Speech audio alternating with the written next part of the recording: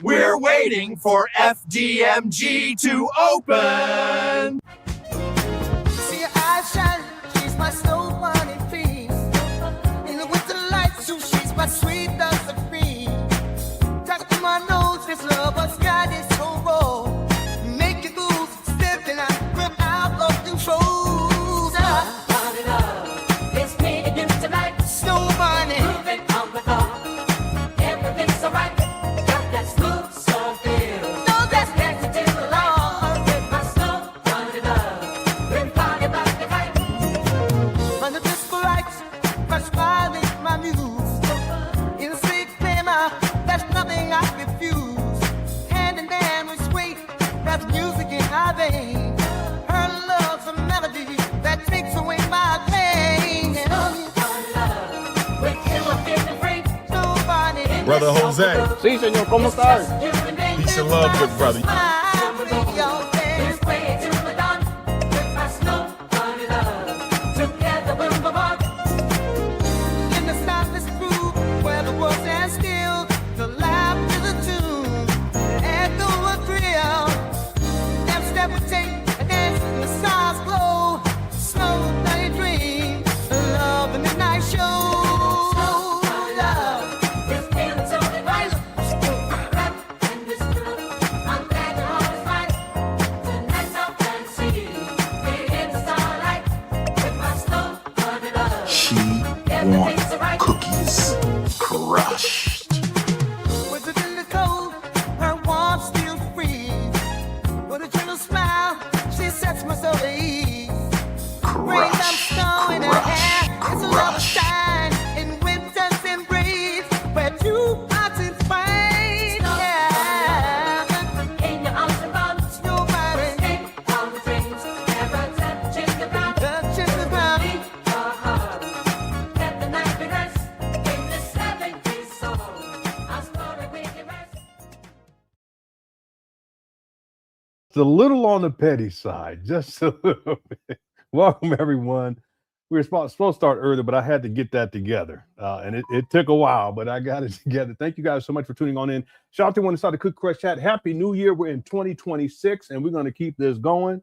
I need to go give my phone to my wife because someone's texting her that to my number for some reason.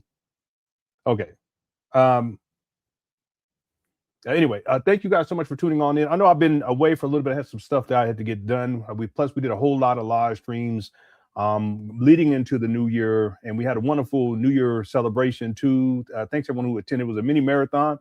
I hope everyone's been doing all right. Everything's going well with me, my family. Thank you guys so very, very much. And we're going to continue with what we've been doing, and that is to do a review of 2025. But before I do that, I want to give a shout out to Dax News on TikTok.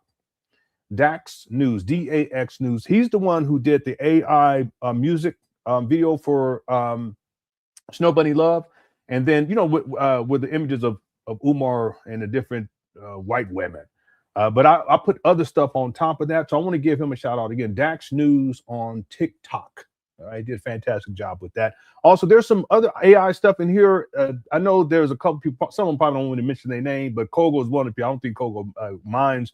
There's other people. There's someone else that sent me some AI stuff that I included in here too as well. So I want to thank everyone who's been supportive of the channel, who's been supportive of me and supportive of my family, all that stuff. Thank you guys so much. Welcome to 2026, and I'm ready to get right on into the swing of things. Okay. All right. So I do plan on live streaming tomorrow, and if possible, Thursday. I'm off of vacation. All right. So we'll get together with the normal schedule. All right. Thank you guys again for tuning on in. So what we've been covering leading into the new year, we've been covering Umar Johnson last year, 2025, and kind of like the highlights of 2025. 2025 by far was the worst year for Umar Johnson, and it's not as if 2026 is going to get any better. What he's done is he's gone ghost. He's not doing what he used to do. His schedule is limited. You don't see him online. He's done a couple of interviews, like the podcast interview, the Art of Dialogue, but they're not asking him any questions about FDMG. Has Umar Johnson updated people about FDMG? No. See, now if you go back There was a time when Umar used to consistently update people about FDMG. Not these days. Why not? Well, there's a couple of reasons. He's facing a lawsuit by donors. Shout out to Mary Ann Laurent. Depending on how that plays itself out, Umar has to be careful with what he's doing, more so now than ever before. So even before the class action lawsuit was filed, Umar wasn't really promoting FDMG like he used to. I think the last time was about 3 months ago, if memory serves me correctly. It was about 3 months ago. It was the toilet video, 2 months or 3 months. I can't remember. It was a toilet videos. But you remember back in 2019, Umar used to promote it all the time. 2020 promoted all the time. You know, send him donations. He's not doing that as much. And part of the reason why is because 2025 was a very rough year for Umar, not just dealing with the FDMG school scam, but also in his personal life. All right. Of course, we've been covering his daughter coming out to expose him as a deadbeat in 2025, earlier in 2025. Then, of course, Umar, he does a rant against his daughter, against his daughter's mother, his second baby mama. And we covered all of that. It was just egregious, way, way over the top. Okay, we finished that part of 2025. Now we're getting into what happens when Sister Mary Ann was after, when Sister Lene comes out onto the scene and exposes Umar. Now, if you guys don't know the backstory, I have those videos already on my YouTube page. I was the first one to interview her. She's been interviewed by Tasha K. There's another brother, I can't remember his name right now. He interviewed her as well. I had her on first, and we covered her story and her experience with Umar. So you guys don't know the backstory. She's someone that did put together an event for Umar. Umar came out, did the event.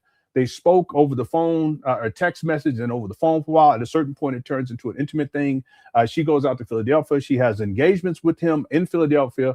He, at some point, asks her to come and take care of his mother, who is wheelchair bound, is bedridden, and is in need of medical care. Right? She agrees to do that. She gets out there, and if everything flips. Okay, living conditions is horrible for the grandmother. There's trash all over the place, at dirt. You know, like when Umar flipped his phone when he had a residence back in 2019. Last time he had a residence, he's been homeless ever since. It was that type of dynamic. She explained how Umar he would leave for extended periods of time, and then she would try to contact him about his mother. He wouldn't respond. The living conditions was really, really bad. The upstairs, Umar took over the whole upstairs is Section 8 housing. His mother took, Umar took over the whole second floor, and there's stuff all over the place. Okay, just like he's a hoarder, that type of situation. And then her experience with Umar on a personal level, and the way that he would behave, she got to see Umar up close, who he really truly is, not the online persona that he presents. Now, every once in a while, he kind of lets loose, like with the SETI rant. We covered that recently. You see more of who Umar really is. But because she comes out and tells her experience, it went viral. Everyone was talking about it, and good. Okay. Shout out to Lene. So Umar, and there's a whole lot more to the story, but I'm just going to leave it right there.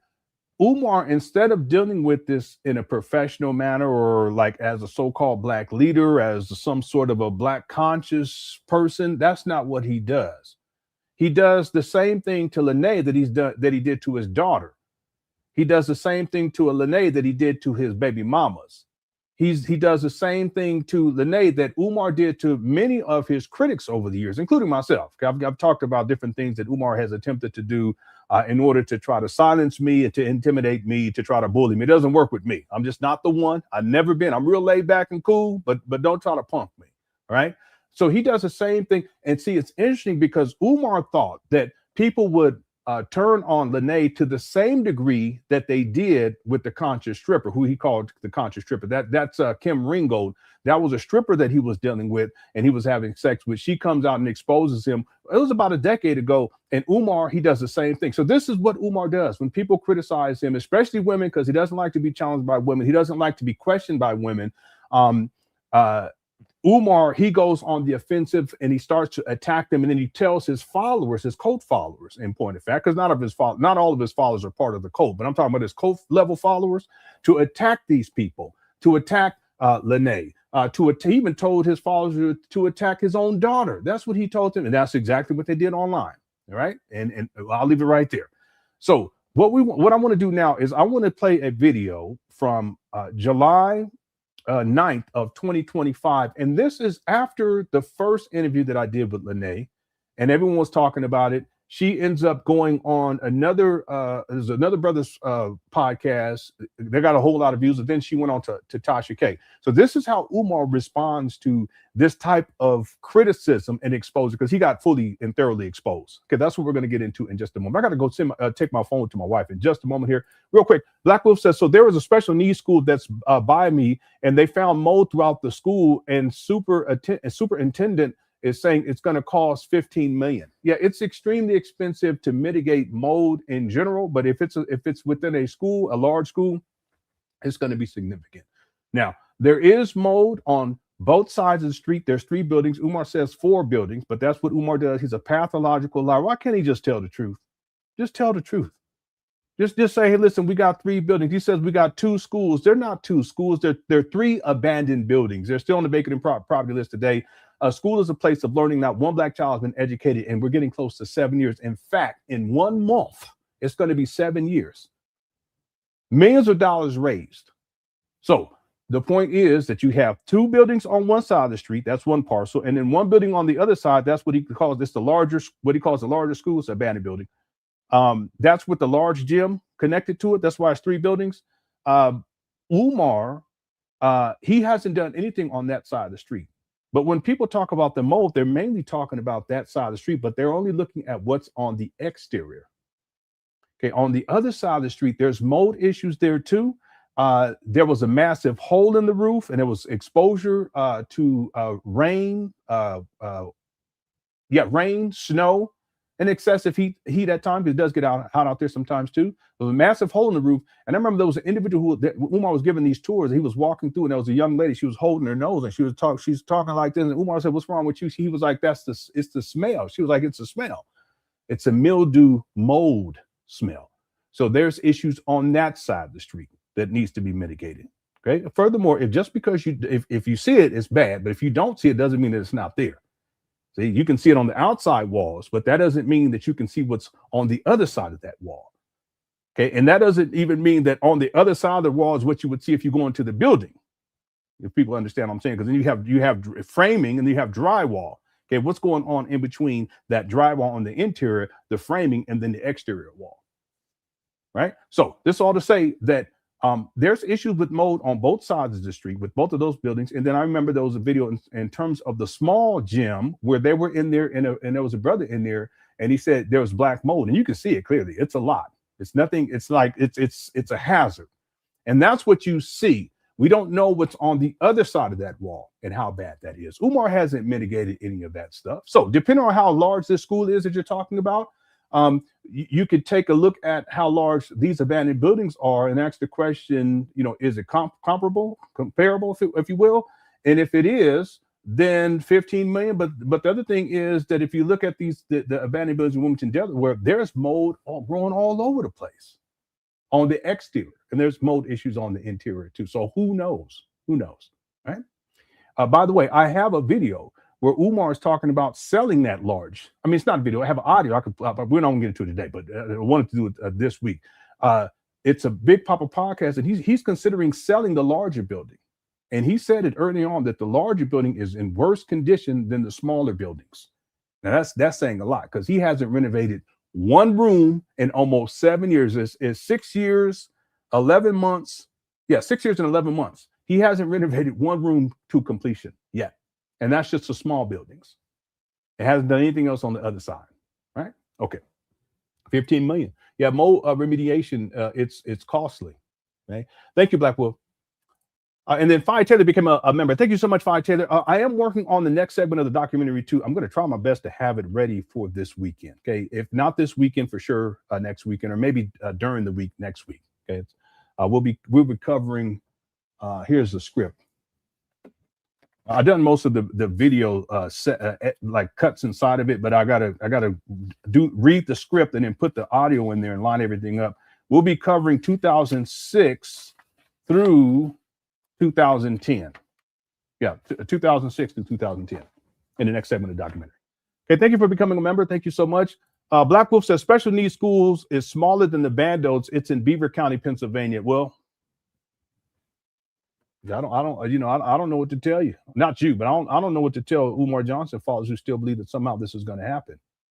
clearly there's no one can deny that there are some serious mold issues on these buildings, on and inside of these buildings.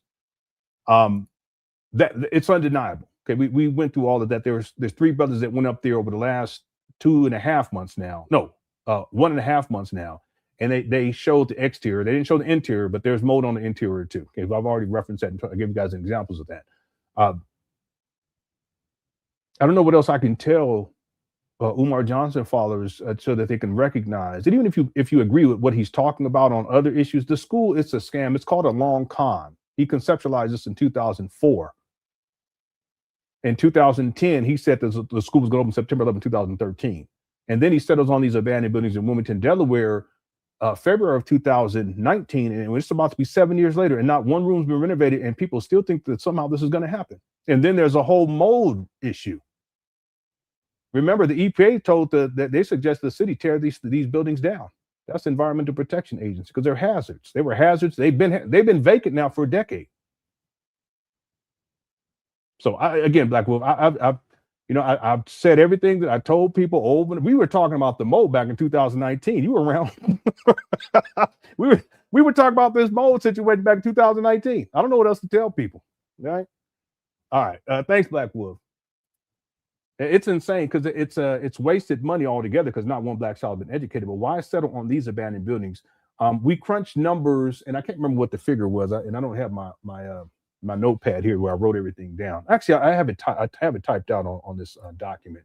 But the point is that Umar, he could have taken.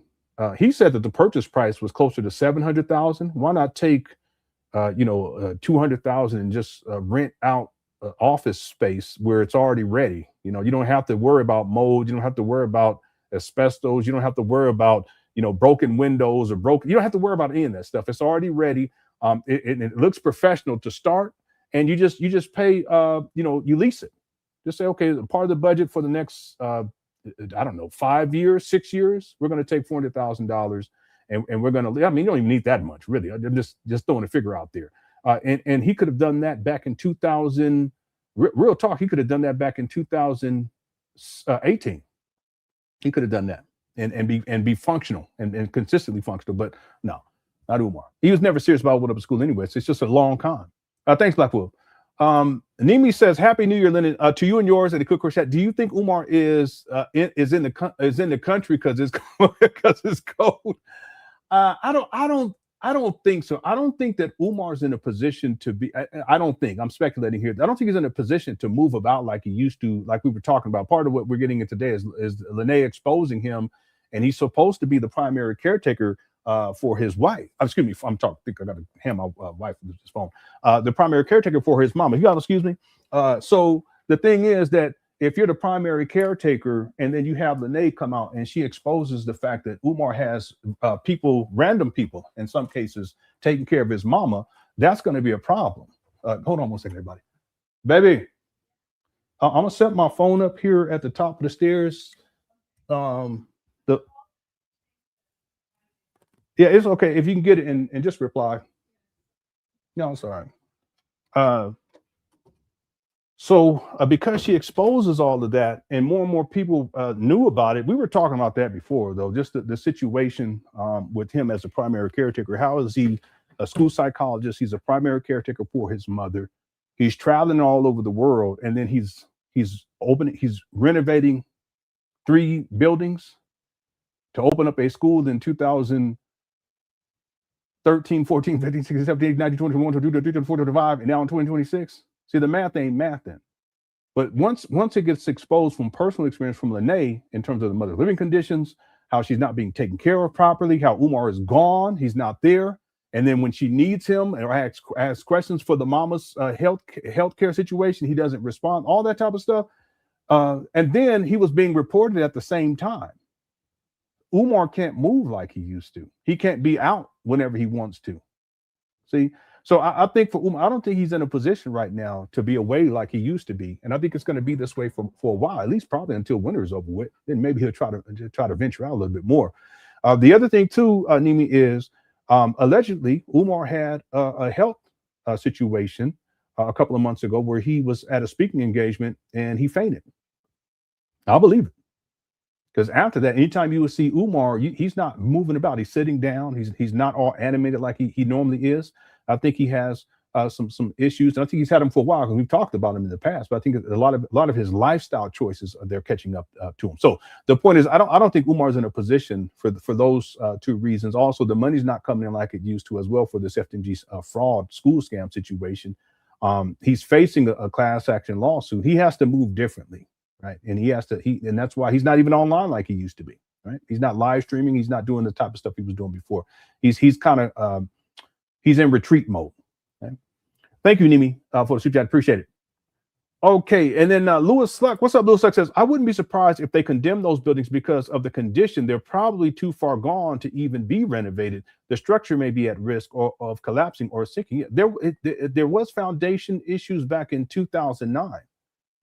So, yeah, it may be a reoccurring issue at this point. And we've talked about this recently about how if you look at that, how the mold is growing down the side of the wall, that's because water is just filtering down to the side of the wall. What those downspouts are designed to do, and they're not there. Umar hasn't repaired them. He should have did that one day, day one, in order to secure these buildings so that the foundation is not exposed to running water. So the water runs down the side of the building and it's not being pushed away from the building. It just seeps down further and further and further until it starts to get down to the foundation. That's a problem. So you got the mold situation. The mold situation isn't mitigated, but the mold situation is the result of improper flow of water. Okay, it's supposed to be downspouts to push it away from the building. Instead, it's running down the side of the building. So that water, it runs down the side, and that's exactly what you don't want to take place. So yeah, that's another issue of concern right there. I mean, I have the audio of Umar where he was talking about selling these buildings. Umar knew that these buildings were in bad shape. He lied about it, and we'll cover it. We'll do the whole video on this will be the 7-year anniversary. It will be in about a month, right? Yeah, it'll be in a month. We'll do that whole video. We'll go through the whole thing. It'll be a mini marathon. And he was talking about how these buildings were in great shape and they're state of the art. And he got on later years, the following year on the Lord Jamar show, or no, 3 years later, he was on Lord Jamar show talking about how they're state of the art and all this other stuff. No, Umar knew that these bandos were in bad shape from the beginning. He visited these abandoned buildings in 2017. I have that video too. He knew, and he was walking through, he knew, and it smelled bad then. You can tell. That's why he was doing his nose, like he was putting his nose up, his lip up, because it smelled bad in there. Okay, nothing's changed. Nothing's changed. So yeah, there's all types of issues with these abandoned buildings, including the fact that they're seen by the community out there as abandoned. So you got homeless people and drug addicts, and they do what they do up there, right? Okay.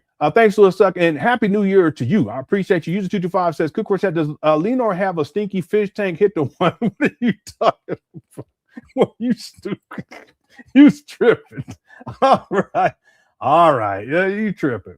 Yeah. Umar said it was state of the art. That's what he said. All right. Thanks for all the super chats, everyone. Let's get into this, okay?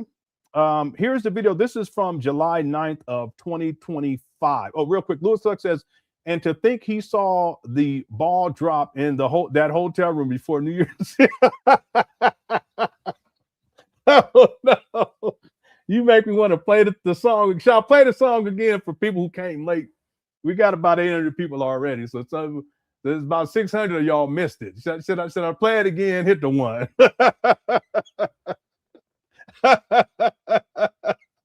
I sure did just shower. Can't nobody tell me that I stink, because I take too many showers. Real talk, I do. If people think something wrong with me, say we're living in the shower again. I don't be in there long though. I get in, but I get clean. Okay. Sweet T said, play it. Okay. Everybody plays a fool. The younger people like, huh? What group was that? Stylistics? Let me see. Everybody plays the fool. That was the main ingredient. Okay. I was way off. Way off on that one. And that was a jam back in the day. Okay, let's get back. Let me, for those of y'all who missed it, let me go ahead and thank you, Heartbreaker from the Bronx. Shout out to the Bronx. Let me go ahead and play this intro right quick. Here y'all go. We're waiting for FDMG to open. See her eyes shine, she's my snow bunny dream. In the winter lights, too, she's my sweet dose of cream. Talk to my nose, this love was God is so raw. Make you lose, stepping out, grip out of control. It's me and you tonight. Snow bunny, Moving on the floor. Everything's alright. Got that smooth soul feel. no, that's Dancing till the light. With my snow bunny love. We're party about the night. under disco lights, my smile is my muse. In a sweet glamour, there's nothing I refuse. Hand in hand with sweet, that's music in our veins. Her love's a melody that takes away my pain. And With you I'm feeling free. nobody Brother Jose, Sí, señor, ¿cómo estás? You and me. peace and love, good brother. Let's play till the dawn. With my snow bunny love. Together we'll move on. In the softest groove where the world stands still, the laugh is a tune, the echo a thrill. Every step we take, a dance in the stars glow. Snow bunny dream, love in the night show. Love. This feeling so divine. Rap and this groove. I'm glad your heart is right. Tonight's our fancy. We're in the starlight. With my snow bunny love. She Everything's wants alright. cookies crushed. With it in the cold, her warmth still freeze. With a gentle smile, she sets my soul at ease. Rain down snow in her hair, it's a love shine in winter's embrace, where two hearts entwine. Yeah, In your arms around. nobody Escape all the dreams. Never touching the ground. touches the ground. Let the night be rest. In the 70s soul. Our story we can rest. Somebody said Captain Crunch two-step. Captain Crunch. Oh my God. I remember I said that a long time when he first got that witch got I said, that's all right. That's crazy. Okay, so the person who did the song they did use AI to create it was Dax News. He's on TikTok. And then he did the AI with the women from the original, but then I overlaid videos on top of that. Okay, and other people sent me AI stuff that I thought, yeah, dirty. I do have another one. I have another one someone sent me called, it's about the Dirty 130. If someone remind me, I'll play that one for you, but it's a little explicit. We all adults here. Just remind me. Right, okay. Okay, let's get going here, everybody. And then Brother Malik says, respect Lenon, respect you, sir, says, Cook CashApp family, I'll be on KKC on Thursday. Okay, so Brother Malik, he will be on King Kong Crazy's YouTube page on Thursday. So he'll probably doing an interview. So people, y'all can check that out. Okay, shout out to Brother Malik and Happy New Year to you, sir. Okay, people say playing for members only. Thank you for super chat, Brother Malik. Someone remind me, yeah, everyone thanks Dax News. Fantastic work. Someone remind me, I can't do it now because we got to get into this video. We have to, yeah, this channel is long since it's no longer family friendly. Okay, let's get going because we got to get going and get into this video. So this video is from July 9th of 2025, and it's about an hour, so it's going to take us about 6 months to get to it. Here we go. Peace in Pan Africanism, peace in Pan Africanism. Peace in Pan Africanism, peace in Pan Africanism. Peace in Pan Africanism, peace in Pan Africanism. This is your big brother, Dr. Umar Ifatunde Oguntade, a.k.a. Nana Payena, a.k.a. Dr. Jermaine Shoemake, the Prince of Pan Africanism, King Kong Consciousness. Don't nobody care about all that. Anyway, there's a poll question. How bad was Umar Johnson's fish tank rant? We have 582 votes so far. 13% said it was bad. 8% said really bad. 11% said extremely bad. And 68% said diabolically bad. Make sure you get your vote in during this live stream. Also, our goal for this live stream is 500 likes. We're already at 237. So we're about halfway there. Thank you guys so much. Appreciate y'all. Cook Cross on the video. Let's go. RB Jesus Intercontinental Ifa Tunde. I want to wish everybody a beautiful Thursday. Excuse me, a beautiful Wednesday, July the 9th. I just wanted to go live because I haven't been live in. You see, this I just want to point something out. You see how Umar don't even know what day it is. Lene exposing Umar because she talked a lot about her interactions with Umar, including some of the, how shall I say it, the intimate interactions. And this is Umar, him crashing out. And you can tell just by how he looks that he's not in a good state. He's disheveled, right? Anytime women come out to expose him, because he done ran through a gang of them.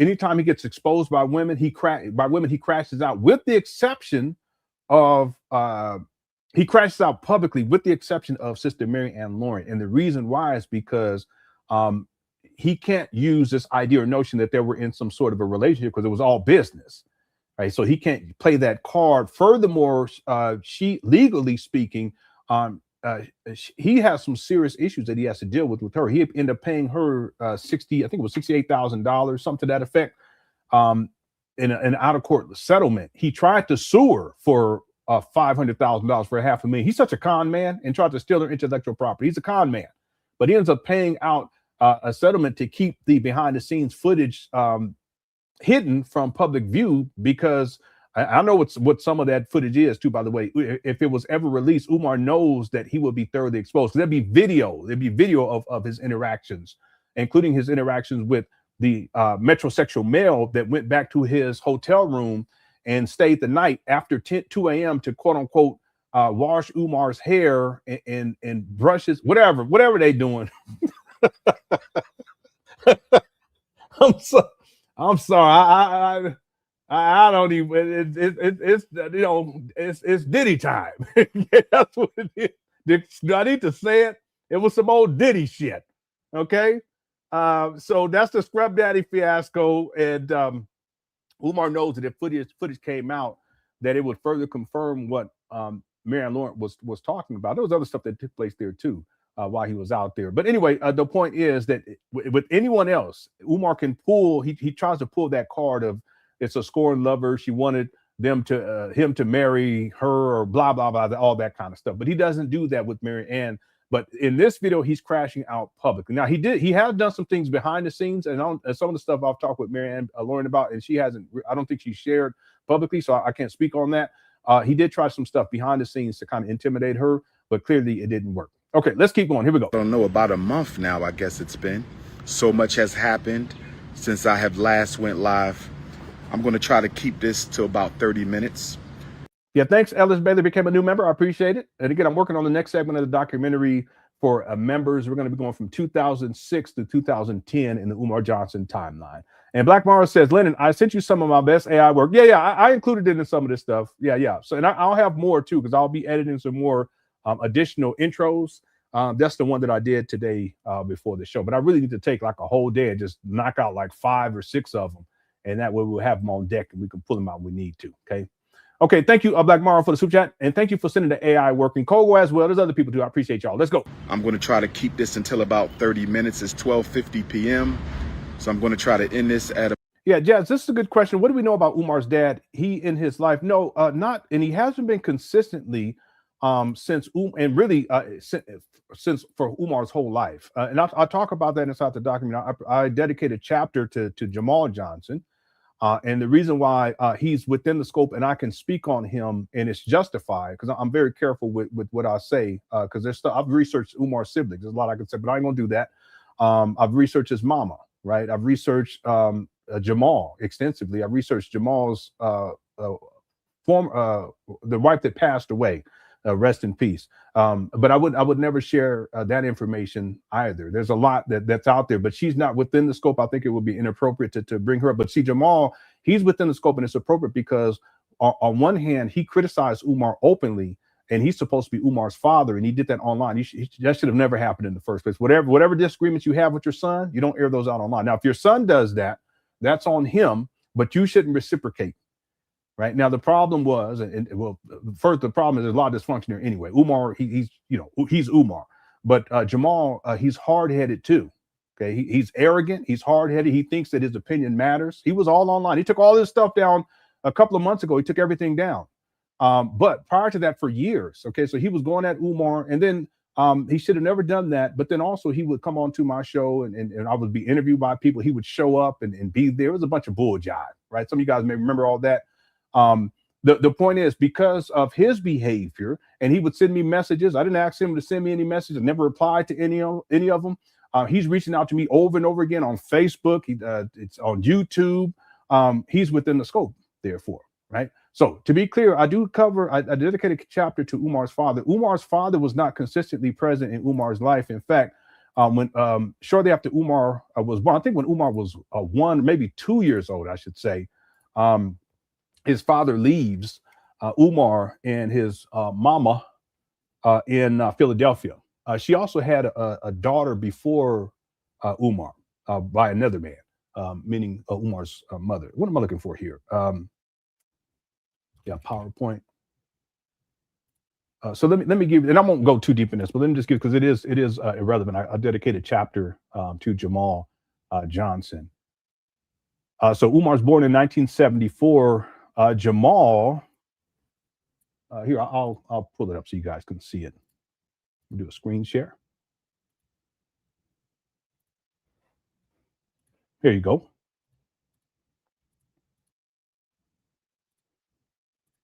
And this is one of the earlier timelines that I put together. I still got to go through and re-edit a lot of this stuff. Not a lot, but there's stuff I need to edit. But Umar was born in 1974. Jamal in Philadelphia. Jamal Johnson, this is down here, him in green. He leaves and he goes to Paris Island to start his military career in the Marines. He joins in 1975. Right, so it's within the first year of Umar's life, he's not consistently present. And what I mean by now, again, when I say consistently present, I'm talking about you there in your child's life every single day to some degree. Again, this is 1974. There's no internet, there's no cell phones, right? There are phones, but 1975, 1977, he's in North Carolina. He was in South Carolina, North Carolina. He was in Okinawa in 1978. Umar's 4 years old. 1979, he's in Virginia. He's 5 years old, still in Philadelphia. He's back in Okinawa in 1980, and that's Umar. He's in the first grade. He's 6 years old.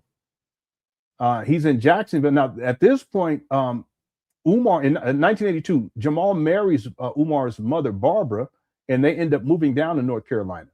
Okay, so, and they stayed there, and it wasn't for a long period of time either. By the way, he was also in Quantico, Virginia, Jacksonville, North Carolina, in 1981 and 1982 to 1984, Paris Island, South Carolina.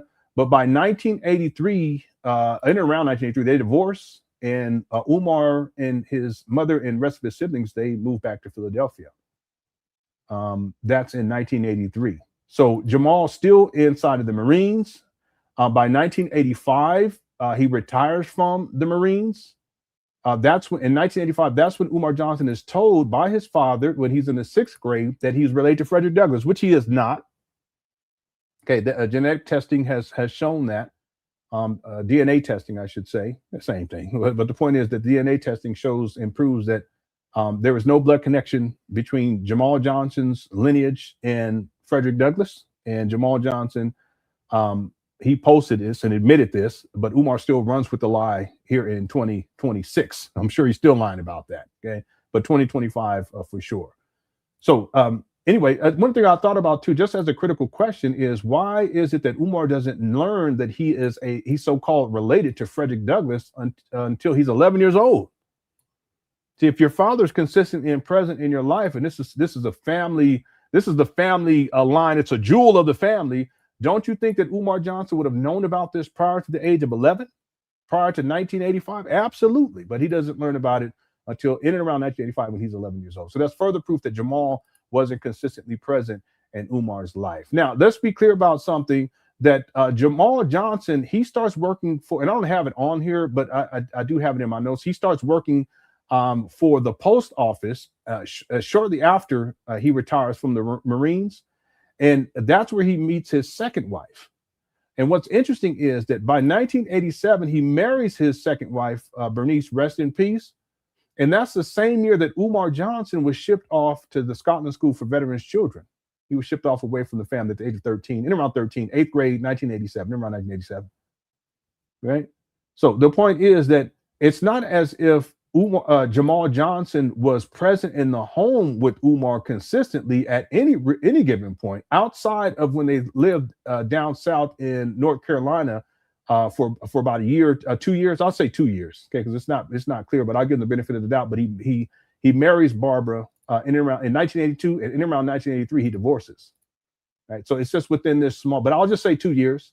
Outside of that, he was never consistently present in Umar's life. Now, one could argue that he was perhaps after he retires, but after this, once he gets into the post office, that's where he meets his second wife, rest in peace.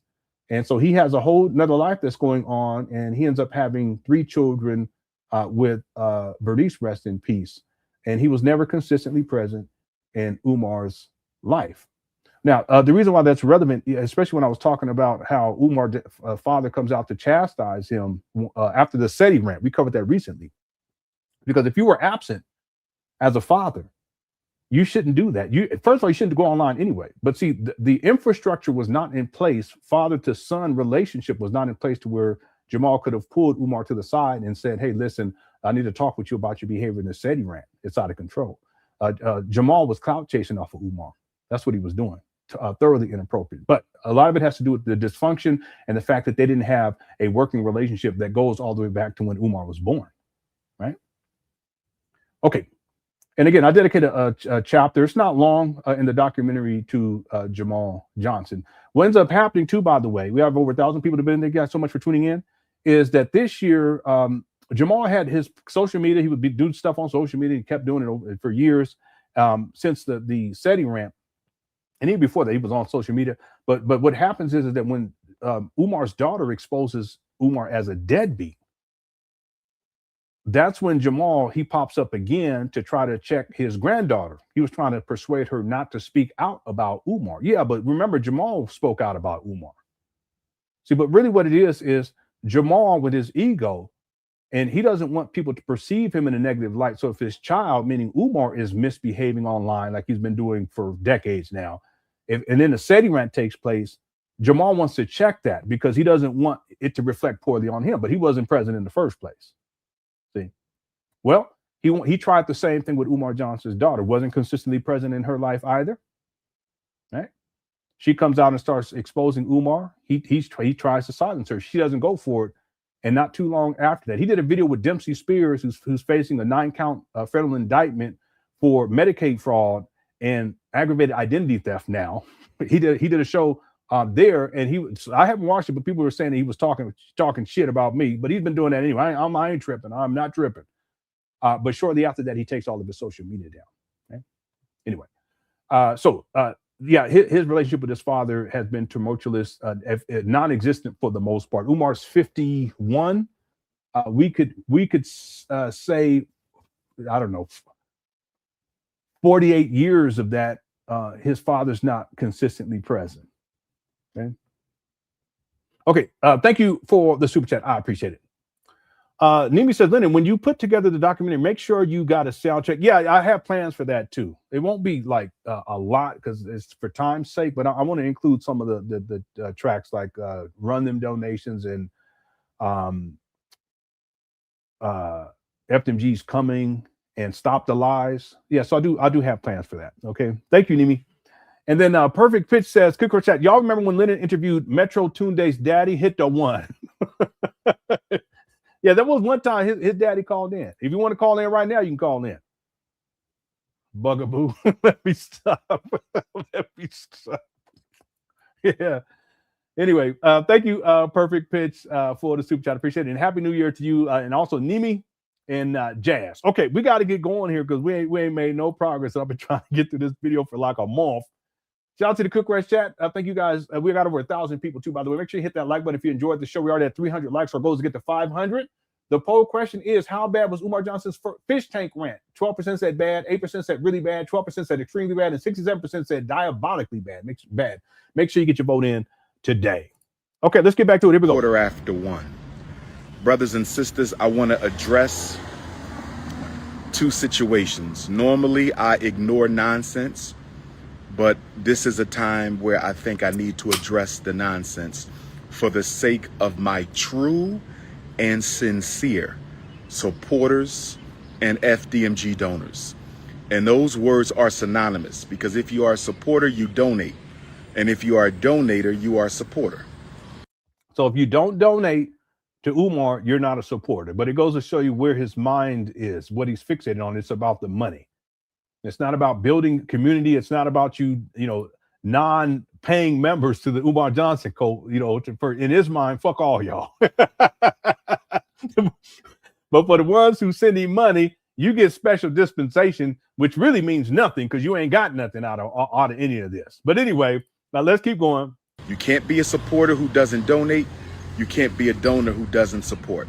So this is for my that's crazy loyal FDMG Academy donors, Dr. Umar supporters. Hit your PayPal.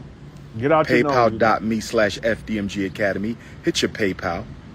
PayPal.me/FDMG Academy. Hit your PayPal. PayPal.me/FDMG Academy. Here he goes. Brothers and sisters, we need to choose the campus name for FDMG Delaware. We need to choose the campus name.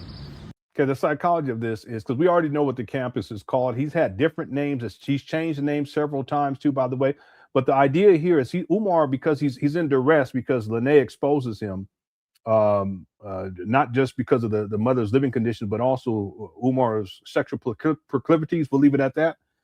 Umar's trying to galvanize his fan base. And so that's why he's talking about if you're a donor, because he's really concerned about people continuing to send him money. He's focusing on those who will send him money. But the other thing that he's doing, he's trying to make you feel, the audience feel as if you're part of something, because now we have to name the campus. But Umar named the campus back in 2019. I could play the receipt. It was in February of 2019. Now, he's changed the name many times. Yes. But see, he's named different buildings, different names. But he did that back in 2019.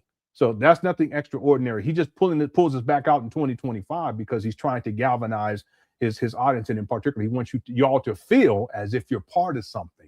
But what he's doing is he wants to funnel that sense of it's participatory, that you're participating in this grand project, the FDMG school scam, that you're involved, that your opinion matters, right? But ultimately, he wants to funnel that into the fish tank rant because he wants you guys to buy into what he's saying as he attempts to discredit Lenon. That's what Umar's doing. He's setting it up right now. For FDMG Delaware. I'm thinking about naming it after one of the grandmothers of black nationalism. That's me in the middle, brother. That's the Honorable Jean-Jacques Dessalines, first emperor of Haiti. Next to him is the Prophet Nat Turner.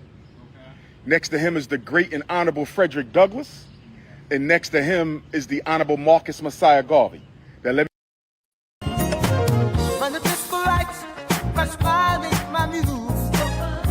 quick history. The Haitian Revolution began on August the 21st, 1791. The Nat Turner Revolution began 40 years later on the same day, August the 21st, 1831. I heard about that. I was born August the 21st.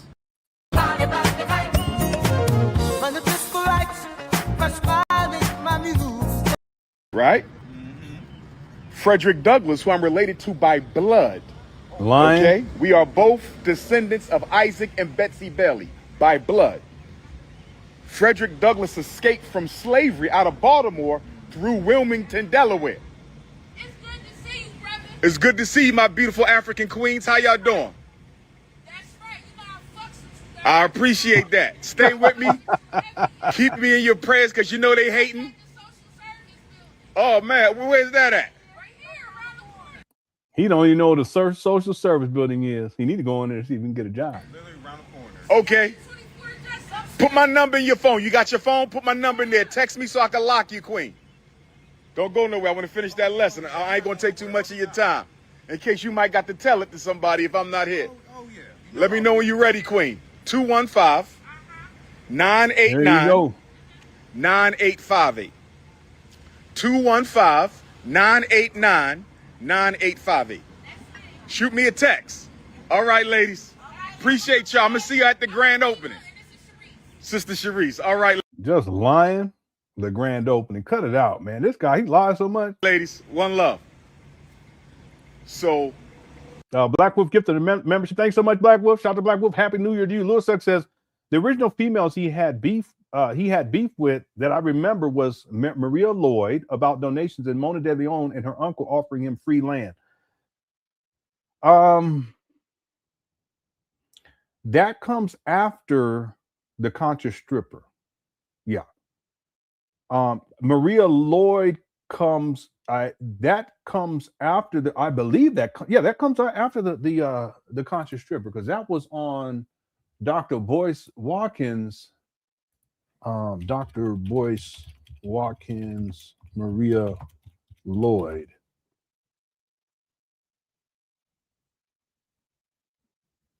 Actually, I'm not sure, because that's a decade ago too. I would have to go into my timeline to see. Yeah, this is from December 6th of 2015. Let me just check, because I'm just thinking about this. Let me try.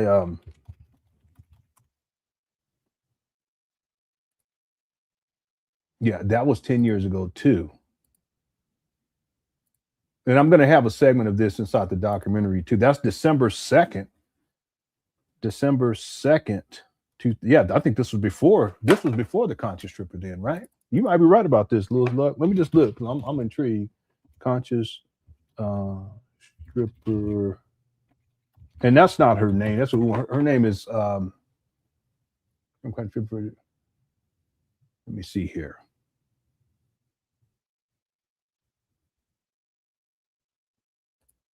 Yeah, the conscious stripper, this takes place the same year, but it's in June. You're right. You're right. So the Maria Lloyd, that situation takes place in at the end of 2015. The conscious stripper takes place towards the middle of 2015. So you're well, no. So what you're saying? No, Maria Lloyd, 2000. No. I think I got it backwards. So yeah, Maria Lloyd, that's December, and then the conscious stripper, that's June of 20. Yeah, so the conscious stripper was before conscious stripper, and then the Mona De Leon, that's around the time where I do the first documentary. That was in 2020. Or was that? Yeah, that was in. I think that was in 2020. So that's after. Now the experience that happened way before that, but in terms of it going public, that's when that took place. Yeah. I didn't think about that. Yeah, that was the same year. Yeah, the conscious stripper was June of 2015, and then Maria Lloyd did the video December. It was in around December 2nd of 2015. Yeah, but there's other stuff before this though too. There's other stuff before this. Going on back to UNIA days. I'll talk about that briefly inside the documentary, because he was causing problems with the women there. Thanks for a second for super chat. User 225 says Umar Johnson eats fish sausages down at the metro station. Okay, all right, thank you. James, what's up, Dave? Says Baba David was hinting with his granddaughter's story and how he doesn't agree with Umar's behavior. Umar disconnected the call. I didn't see that part. James, is it worth me pulling that up during this live stream? I can do that. Do you have a timestamp for it? Let me know. If you have a timestamp for it, I'll pull it up. Okay, just let me, or if you want me to, if it's worth it, you can just email me too. I have the video, but just give me the timestamp and I'll pull it up and we can watch it. Okay. Yeah. And shout out to James, because he told me about this. Umar was on Father David's radio show. You only hear Umar's voice, and from what I listened to, he didn't mention FDMG at all. He didn't even mention it. Okay. Thanks, James. Dr. Nene says, thank you for showing my dancing FDMG mural. Okay. I didn't want to say that it was you. Yeah. That was Dr. Nene who put together the mural. All right. The dancing mural. Here it is right here. And we sweet, that's music in our veins. Her love's a melody that takes away my pain. I got to do a lot. I'm gonna edit in the future when I'll edit in more of that dancing part because that was really, really cool. Thank you, Dr. Nene, for the super chat. Also, thanks for the AI. I appreciate it. Daxter says, Jermaine, a.k.a. Umar, get a real job. Yeah, I think Umar is far beyond that. The sense of entitlement, he feels like he's entitled to black people's money. And if you have that type of mentality, you're not going to do for self. Umar's always telling black people what we need to be doing, but what does he do for himself? Nothing. He uses black people to survive. That's it.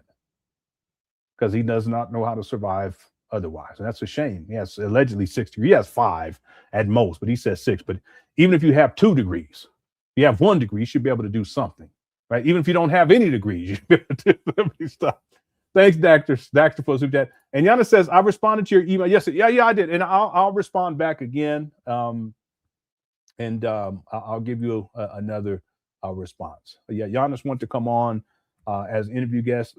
Again, I don't mind having him on, but I don't want to make it an issue with his family dynamic because he has family members who are Umar Johnson supporters. And I want to be careful about that. Okay. But I'll respond, Giannis. Thank you for the super chat. Okay. Simply Complicated says, Happy New Year to you. Lenon, thank you so much. Happy New Year to you, your family, Cook Fresh Chat. It's so hard to keep up with all the Umar shenanigans, but you are one of the few able to capture all of it in 4K. Yeah, and I've been at this a long time. The Umar saga, it's not new at all. There were people who were covering Umar before me. I have a brother who is one of the OGs. He may be the Umar sees him as the OG in terms of getting exposed. And I can't tell you guys the brother's name. In the documentary, I do reference him, especially when it comes to the UNIA situation. And I just referenced the brother as a credible and reliable source. You guys probably already seen that inside the rough draft of the documentary. But he was, he may be the forerunner. Real talk. He may be the forerunner. This Umar saga has been going on for a very long time. A lot of people think that it starts in 2019 when Umar acquires the trap banners. That's when I started covering Umar consistently. Some people think that it starts in 2014 when he starts with the St. Paul's College. That's when I had heard about Umar because I had heard about the Hidden Colors. And I can't say too much because there was a whole big thing about there was another guy who was on Hidden Colors who was in contact with me. And he sold me a copy of, or he was trying to sell me a copy of Hidden Colors, but he wasn't supposed to be because later on he had a falling out with Tariq Nasheed. And then I realized that, what Tariq Nasheed was saying about him was true because he was trying to sell me. It was probably a bootleg copy. Okay, I was like, no, I'm good. But I knew that Umar was on it, Hidden Colors way back then. But 2014, when someone sent me a link to Umar's promo video for the St. Paul's College, I knew something wasn't right. Because he didn't have a team, he didn't have a plan, no budget was, no sense of when this project was going to be completed, if they got St. Paul's, none of that stuff. So it was really, really shady to me. But I wasn't doing Umar videos consistently. I wasn't even following Umar closely, not until 2018, but then 2019 when I started doing videos consistently. What I will say is that in terms of consistent coverage, at least since 2019, that I've been the person that's been the most consistent. I've taken breaks, of course, but I've been the most consistent. And not only that, I've taken the time to do extensive research, put together a timeline and working on a comprehensive documentary as well. And there's a lot that goes into that. There's stuff fact finding, and I've talked with a lot of different people. There's a lot of, well, it's not a lot, but there are people who they know a lot about Umar, including this one brother, but he's not in a position to be public about it because he's doing big things. He ain't got time for all this.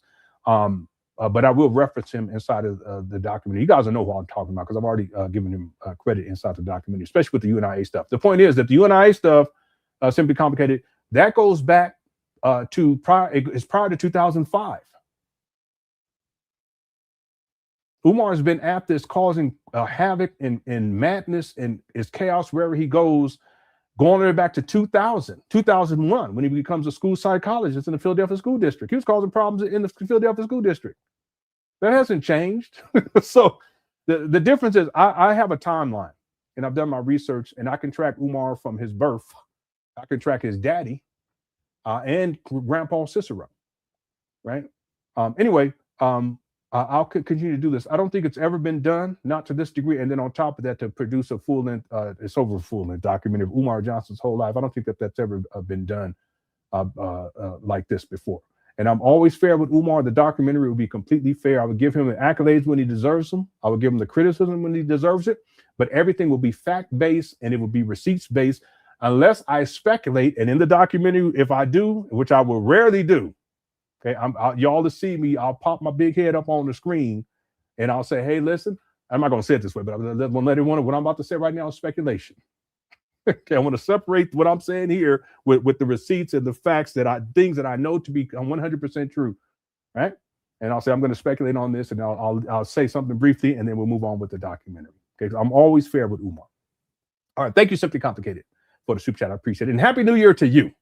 Dreezy says, you know what I just realized is 2026 and no school. I know.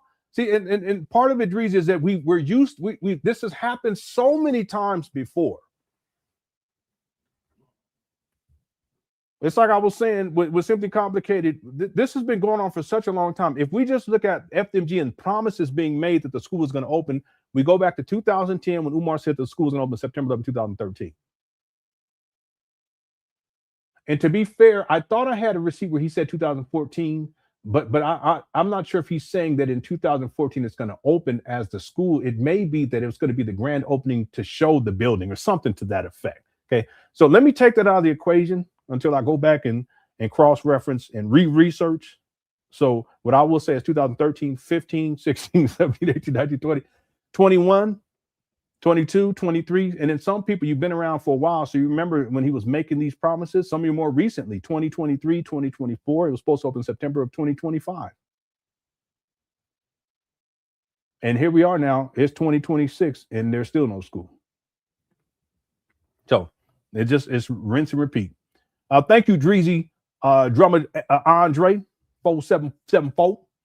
Super chat. Jazz says thoughts on Tariq Nasheed. Yeah, I don't watch Tariq Nasheed. I don't follow Tariq Nasheed's videos. I don't, and I'm honest. I haven't watched one complete Hidden Colors. It's just not my cup of tea. Now, for research purposes, it's probably in my best interest and in the documentary's best interest to watch in full, to watch Umar in Hidden Colors. The first two, I think it's in the first three, first two for sure. And now I think about it, that's something that I need to do. But outside of that, I've never followed Tariq's work. It's just not my cup of tea.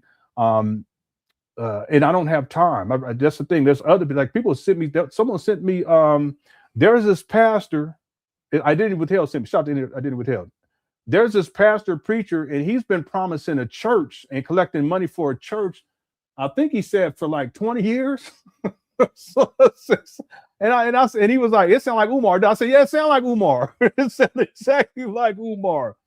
Let me see if I know I'd responded to the brother yesterday. I think it was a couple of days ago. Yeah, it's 20 years.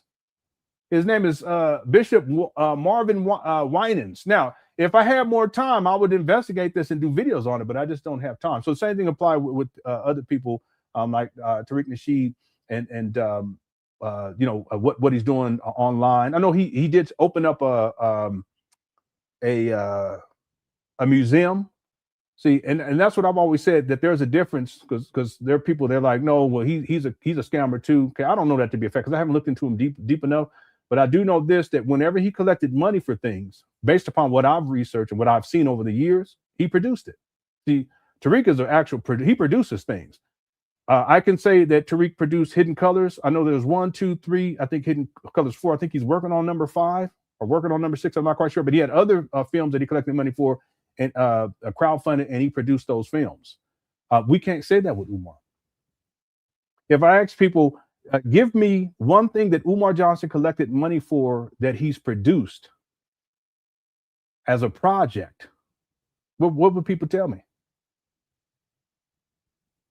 You can't say his books, because that was pre-order. I'm talking about a project that he said, listen, I need money for this, like FDMG, or I need money for this, his documentary that was supposed to premiere in the fall of 2014. Or The Rules of Romance that he was collecting pre-orders for, and the book still doesn't exist. And the list goes on and on and on with this guy. So that's the difference that I see between Umar and Tariq in terms of crowdfunding. Umar never produces what he said he's going to produce, but historically speaking, what I've seen with Tariq is that when he asks for money for Hidden Colors, you produce Hidden Colors. Now, whatever else is going on, I don't know because I don't follow Tariq, and whatever people's opinion about Tariq, you're entitled to that, but I don't watch him. I don't follow him. His information was never my cup of tea. Right? Thank you, Jazz, for a super chat. I appreciate it. Black Wolf says, Quick question, OG Lenon, you have the most in-depth look into Umar and have opened many eyes that has chose to hear the truth. Proud of how far you have come, bro. Thank you so much. And Black Wolf's been around for a very long time. I've really tried my best to not just inform people about Umar, and I've done a fantastic job at that. And that's not being egotistical, but I'm good at what I do. I recognize that's why we can get 1,000 people inside the chat room. And get support, and it makes sense. The numbers we're getting back to where we're getting 20,000 views per live stream or video over time, and then in some cases they get up to 35,000 over time. But that's because of what we built here with the Cook Crush chat and the chat room, and my loyalty is to you all. It's to you guys. Listen, I've seen a lot of people come and go. And one of the reasons why a lot of people went was because they weren't focused on their audience and respecting their audience. See, even me taking the time to put together the intro video, it took me probably about, and I basically took an old one and I edited out stuff and edited stuff in. It took me about 2 hours before we even started the show. Okay, why would I do that? I could just play one of the old ones. And you guys have been cool with it. Well, it's because it's about the audience. It's focusing on the audience, and I have respect for you guys. Okay, the point is that that's part of it. Building the community here, and we have a good time. When people have levels of success, we celebrate birthdays. We celebrate. Sometimes people tragedies strike, and we wish people love and condolences and all that stuff. That's what this channel is built upon. And I have to have respect for that, and I do. So that's where the longevity comes in, because a lot of people, they get caught up on these, what I call side quests. And if you get caught up on side quests and it's not about your audience, it becomes about you, you won't be successful. It has to be about the audience. I'm gonna tell you the most important figure in all of this is Umar. I know people are like, don't say that. No, it's true. It's true. So you focus on Umar, and you don't get caught up on the side quests, because the side quest, most people ain't interested in that bullshit. They're not. But they're interested in Umar, because he's an intriguing character.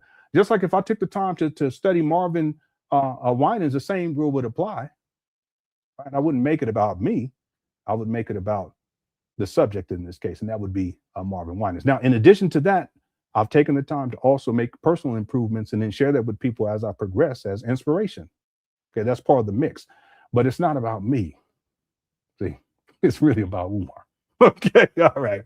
Thank you so much, Black Wolf. And let's keep rising. We're going to keep rising. Thank you, Black Wolf. Butterfly says, at what point does charisma stop being leadership? Yeah, that's a great question. Most people who are put in some cases they seize power, but if they're put in position of leadership, oftentimes charisma is a major component to that. But narcissists can be charismatic.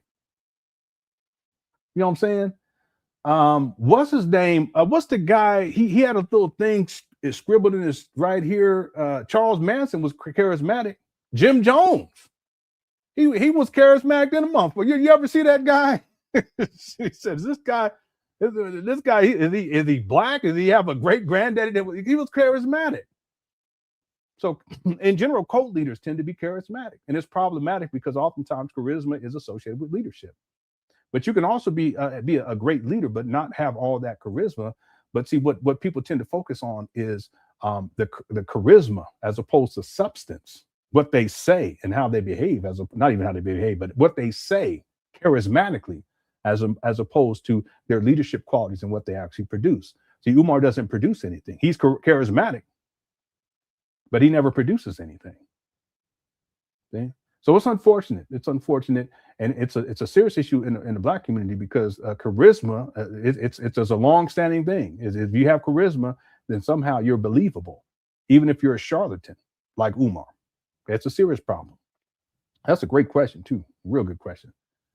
And then Katavet says, "Happy New Year, Lenon. Thanks so much. Happy New Year to you." And Kukrashat, with all your research and receipts, do you think your work could be used in the legal case Mary Ann is leading? Absolutely, especially when it comes to Umar Johnson and the FDMG school scam dates, because I've archived all of that. Any date that he gave, and not all of it, but most of it, enough for years. It's like 23 different times where he's changed the grand opening date. But I would say that it's probably closer to 30, 32 maybe times. But what I have archived, and I have the video evidence of it, is it's about 25 or 26 times. And I have a video, it's inside the documentary. And I'll just go straight there. I call it the grand opening date changes. Okay, well, that's problematic for Umar, because if Umar tells people that the school is going to open in September of 2013, well, there's a couple of things. We're in 2026 and the school's still not open. But furthermore, if he says in 2010 that the school is going to open on September 11, 2013, where is he going to get the money to open September 11, 2013? Well, it's highly likely, and people have reported that they were sending Umar money for FDMG prior to 2014, which makes sense logically, because if the school is supposed to open September 11, 2013, Umar ain't got no money. He has to collect money in advance of 2013. That's why I have people on record saying 2009. There's people who've been online that said they donated in 2008, 2007, and 2006, which makes sense because Umar conceptualized. He states that he conceptualized it in 2004. So date changes would definitely be relevant. Also, where Umar is reporting to people how much money he's raised, and he says it in videos. But if you to see what I'm going to do is I'm going to chart it. I'll chart it. And I'll put it in Excel to where you can print it out, or you can actually pull out a chart. I can't remember what the chart names are called, because when I was in college, we had to do these. But it'll show the figures over time. So down here, it's linearly from my left to my right. It'll be, let's say, 2014, 15, 16, 17, 18, 19, 20, all the way to 2020, really 2020, okay? Because that's the last time Umar gave an update on how much money he raised. He said that he had raised $850,000. In 2025, he says he hasn't raised $1 million, but that's not an update, okay? The point is, that's crazy too, because if Umar says in 2020 that he had $850,000, but in 2025, 5 years later, he says he hasn't raised $1 million. But if you look at the IRS filings, it's over $1 million raised right there. And that's prior, and that includes just 2020, 21, 22, 23, 24, and 24. That's it. Anyway, you'll see on the chart how the money, you'll see that there's these peaks, right? These drastic peaks like early on. You know, he raises $500,000 in 2 years. And I think it was in 2017, he says that by the end of the summer, I'll be at $1 million. I think it was 2017. It could have been 2018, but I played it recently. So you'll see these peaks, but then there'll be times like for years, 2-3 years, where it'll either stay consistent or kind of consistent, and it's not going up, and then it'll start going up. Okay, well, what happens during these 3 years? There's no accounting for it. There's no accounting whatsoever. So as an example, real quick, and then we got to get going. In 2020, when Umar says he's only raised $850,000, which I know is not true. If he says he raises $850,000 in 2020, and then in 2025, he says he hasn't raised $1 million, we have 2021, 2022, 2023, 2024, and 5 more years of collecting money. And he doesn't go from 850,000 to $1 million. You mean to tell me that in 5 years, Umar hasn't raised $150,000? So that chart will show and prove that Umar is lying to people about how much money he's raised. And then when the forensics, when they come in and audit, they'll see it's going to be way more than $2 million. I guarantee you, way more than $2 million. So that chart will be relevant too. Okay? Anyway, thank you, Katavet, for the super chat. All right, let's get back to it, everybody. Make sure you vote on the poll too, by the way. The poll question, ladies and gentlemen, is how bad was Umar Johnson's fish tank rant? We got over 850 votes so far. 12% said it was bad, 8% said really bad, 12% said extremely bad, and 67% said diabolically bad. And we're already at 392 likes, so our goal is to get to 500. Okay, so If you guys are enjoying the show, and at any point you're enjoying the show, hit that like button. Okay, we got 1,083 people here now. Thank you guys so much. Cookie Crush chat is undefeated. Yeah, I would estimate that it's probably around 32 times. I have on record, I think it's 25 or 26, but there's other times where he's given different dates too. Because in some years he's given different dates. He'll say, let me give you a quick example. He'll say one year he said it's going to open August 21st. It's going to open. Black History Month, right? And he also said, which was in February of that same year, and he also said it was going to open in what was it? Martin Luther King's birthday. So that in that one year, he gave 3 different dates, and this goes all the way back to 2010. So we got 15 years of him changing dates, and in one year he changed it 3 times. See, so that's how we get to where it's like, you know, and I have this on the documentary 26 or 27 date changes, but it's probably closer to 35, I would think, right? Because I haven't gone through everything. Right? Okay. You think he never actually intended on opening it? Yeah, Umar never intended on opening up a school. It was the issue was money for Umar. Again, Umar stops working consistently as a school psychologist in 2006. Okay, he works intermittently from 2006 through 2011. He makes a decision, and ultimately he gives up his career as a school psychologist because he wants to, quote unquote, he was speaking before this, but he wanted to go full force as a speaker, right? And he's going off of the success of Hidden Colors too, because that really propelled him in the Black conscious space globally. The point is that he stops working consistently 2011. He conceptualized FDMG in 2004, but Umar says that he starts to raise money in 2014. Now, he was collecting money for FDMG and FDMG related scams prior to that. FDMG just was the way that he collected the most amount of money. He realized this early on, right? In 2014, he collected the most amount of money in the shortest period of time, and back in 2014, 2015. At one point, he said he was bringing in $100,000. I think he said, $100,000 or $150,000 a month. That's what he was telling people. I have all that. It'll be in a documentary. So the thing is that if Umar was serious, even back then, even before, let's say 2000, by 2016, he could have he raised $400,000 just on GoFundMe alone. Let's say by 2016, let's say 2016. He could have taken the money that he had, which is hundreds of thousands of dollars, and just leased a building and started there. Why didn't he do that? In 2013, he stated, and I have it, he stated that land was donated to him to build a school on in California, Riverside County. I used to live out there.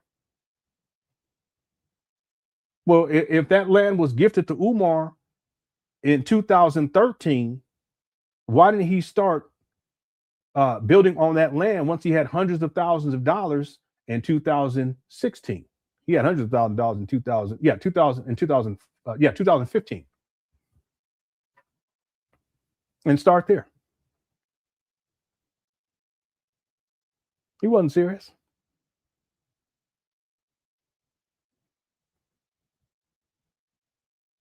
Umar conceptualized this in 2004. You mean to tell me we talking now 22 years. 22 years have passed. He ain't educated not one black child in 22 years. He's serious about he has intentions of you ain't got no intention on doing shit after 22 years. You just talking. You know what I'm saying? That's like me being like, hey, listen, I'm gonna learn how to fly an airplane. Okay. I say that back in 2004, and I ain't even stepped on a plane. You know what I'm saying? Does that mean I intend on learning how to fly an airplane? No, I don't have no intention. Umar, he's a I'm gonna do. He's one of them I'm gonna dudes. You know, I'm opening up a black vegan sports bar. Okay, where's the black vegan sports bar? We gonna teach the boys how to float ships and fly airplanes. Well, we ain't got no kids, no boys. Which boys you talking about? He intended on doing what? He said we're gonna build an observatory on the roof. He don't have no intention of building no observatory. He said we're gonna turn part of the school into a music studio, the main office. That's what he told Maria. I had the receipt. Y'all think he He ain't got no intention. He's like, I'm going to do this. But he don't do nothing. See, real quick, Jazz. Any of you men, if you are a real man and people's giving you millions of dollars, my best estimate, $3 million by now, 3 million. You're going to have some shit to show for it in 2026, right? And you would have been up there to prove that you intend on doing anything for that matter. You would be up there every single day without question, rain, sleet, snow, whether you're feeling good or you're sick, you're going to be up there getting work done every day. Is that what we've seen with Umar? No, because he has no intention. He never had any intention, because he could have, if he really intended on opening up something, he would have opened up something by now easily with all the money that he's raised. See? But not Umar. When's the last time you saw Umar up there live streaming, y'all? It's been about 3 months. He has an intention to open up a school. Now, the real question is, do you think he never? So you're saying he never intended? Yeah, I'm saying he never intended. Because it don't take 22 fucking years to get something started if you intend on doing anything, right? It don't take no 22 years. Listen, y'all. Umar, when he conceptualized this, Umar was 30 years old. He's 51 years old now. Okay. All right. And again, I'm being reasonable. Any reasonable, rational person, if you say you intend on doing something, people give you millions of dollars to do it. And with that money, you could get something started over the course. Let's just go with the St. Paul school scam over the course of 15. What is this? 2014. What about? It'll be 12 years in April. You would have and collect millions of dollars. You would have something done if you intended. And real talk, Umar has not renovated one room completely. Not one room in 6 years and 11 months. Real quick, people get a critical question just popped into mind, and it's reasonable. Well, then if he didn't intend to open up a school, why did he purchase these buildings in 2019? Well, how did he acquire these buildings in 2019? Well, to keep the scam going. That's why he ain't done shit since then. You see what I'm saying? See, it's not a good look if you think about it, because he ain't renovated not one room in 6 years and 11 months. But what it did was, by acquiring these abandoned buildings, it extended the scam to where we're now going into 2026, about to be 7 years later. Not one black child has been educated. Okay, I'm gonna leave right there. Thanks, Jazz. Land in Riverside, do you know how expensive that is? Yes. I used to live out there. I'm from San Diego. I can pull up the video and play it for you guys right now. And I said, this guy, what? He even posted a picture of it. He sure did. He was talking about it when he was down in my hometown, San Diego, at the World Beach Center. Shout out to Makeda Dread. And he told the audience that someone donated land in Riverside. Well, that's a donation, right? Well, Umar said he didn't start collecting donations until 2014, but that video is from 2013. So what? He's a liar. Land is a donation. It's a donated land. I can pull it up and show it to you guys, but he tells people he didn't start collecting money until 2014. Now, what Umar would do with his crafty ass, he says, well, yeah, what I meant was, I'm talking about actual money. Listen, land is land and land is money. The point is, you collected a donation there. Whether you want to play semantics or not, you collected a donation in 2013. He even posted a picture of it. Here you go. Y'all think I'm bullshitting. I ain't bullshitting. Let me see. Here you go right here. Look, this is with Sister Makeda Dread. She know my family and my wife's family too. She probably knew my wife. Yeah, she knew my wife's family before she knew my family. But they go, she go way back. She know my daddy. She's like, oh, your daddy's, oh, I love him. I said, if you don't stop, shut up. Shout out to Makeda Dread. That's the World Beat Center. But let me show you what Umar posted because it's in that video where and I could play the video for y'all, but let me show you what he posted. Maybe it's not coming up in here. Let me see. Yeah, maybe it's the, I wonder, because he posted this. I don't know if this is the guy. Anyone know about this while I go find? So this is down near the Oyo Tunde, what you call it? And I think this brother, he was murdered by his sister. Anyone I think this is the guy, because this was last year. If memory serves me correctly, I could be wrong. Let me take that back. But yeah, I think that's the guy right there. Anyway, I think Umar, maybe he posted that in 2014. Let me see. Let me check my 2014 folder real quick.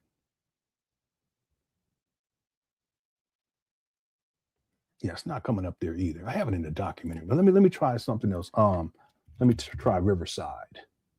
No, it's not coming up there either. Oh, here it is right here. Oh, wait a minute. You guys know what?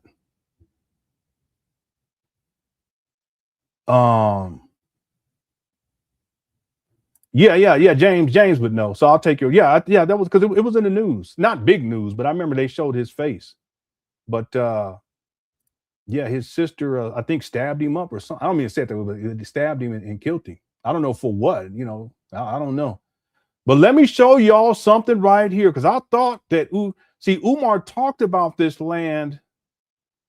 No, I got it. Yeah, that's right. No, I'm right on my timeline. 2013 is when he talked about it, but he posted that he got it in 2012. This is what he posted right here. Y'all see this? This is from December 24th of 2012. So it can be stated now that Umar collected a FDMG donation, because this is donated land, in 2012. Got him. Yeah, man, I thought this was 2013 for some reason, but that's just when he mentioned it, when he was at the World Beat Center, where he actually talks about it. But let me see if I could find, here's the full post right here. There you go. December 24th, 2012, Dr. Umar Ifatunde. We live in a world of spiritual paradoxes. A, if you want to live in the heart of the people forever, then you must die young. What are you talking about? B, if you really love someone, you must give them the freedom to leave you if they so choose. Okay. And C, to be at, well, what about your mama? How about that? Hit the one. Hit the one.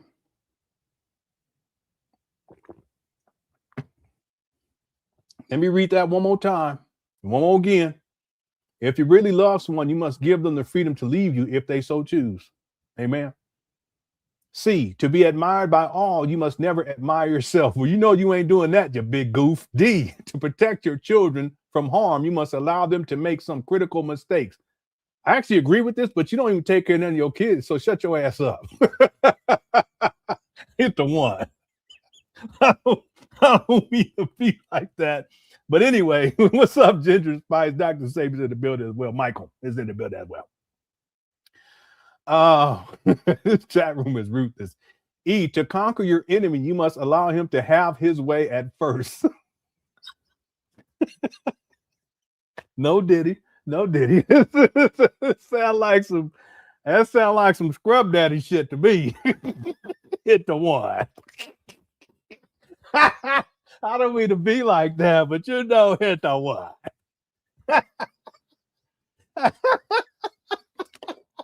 To protect, to conquer your enemy, you must allow him to have his way. What in the world?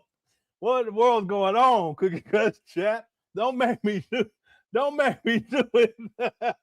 No, I should do it. Oh man. Here we go. Shout out to Kogo. Turn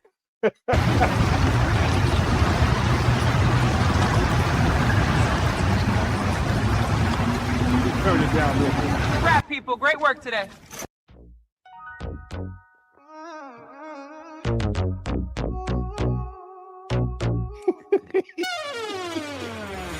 That's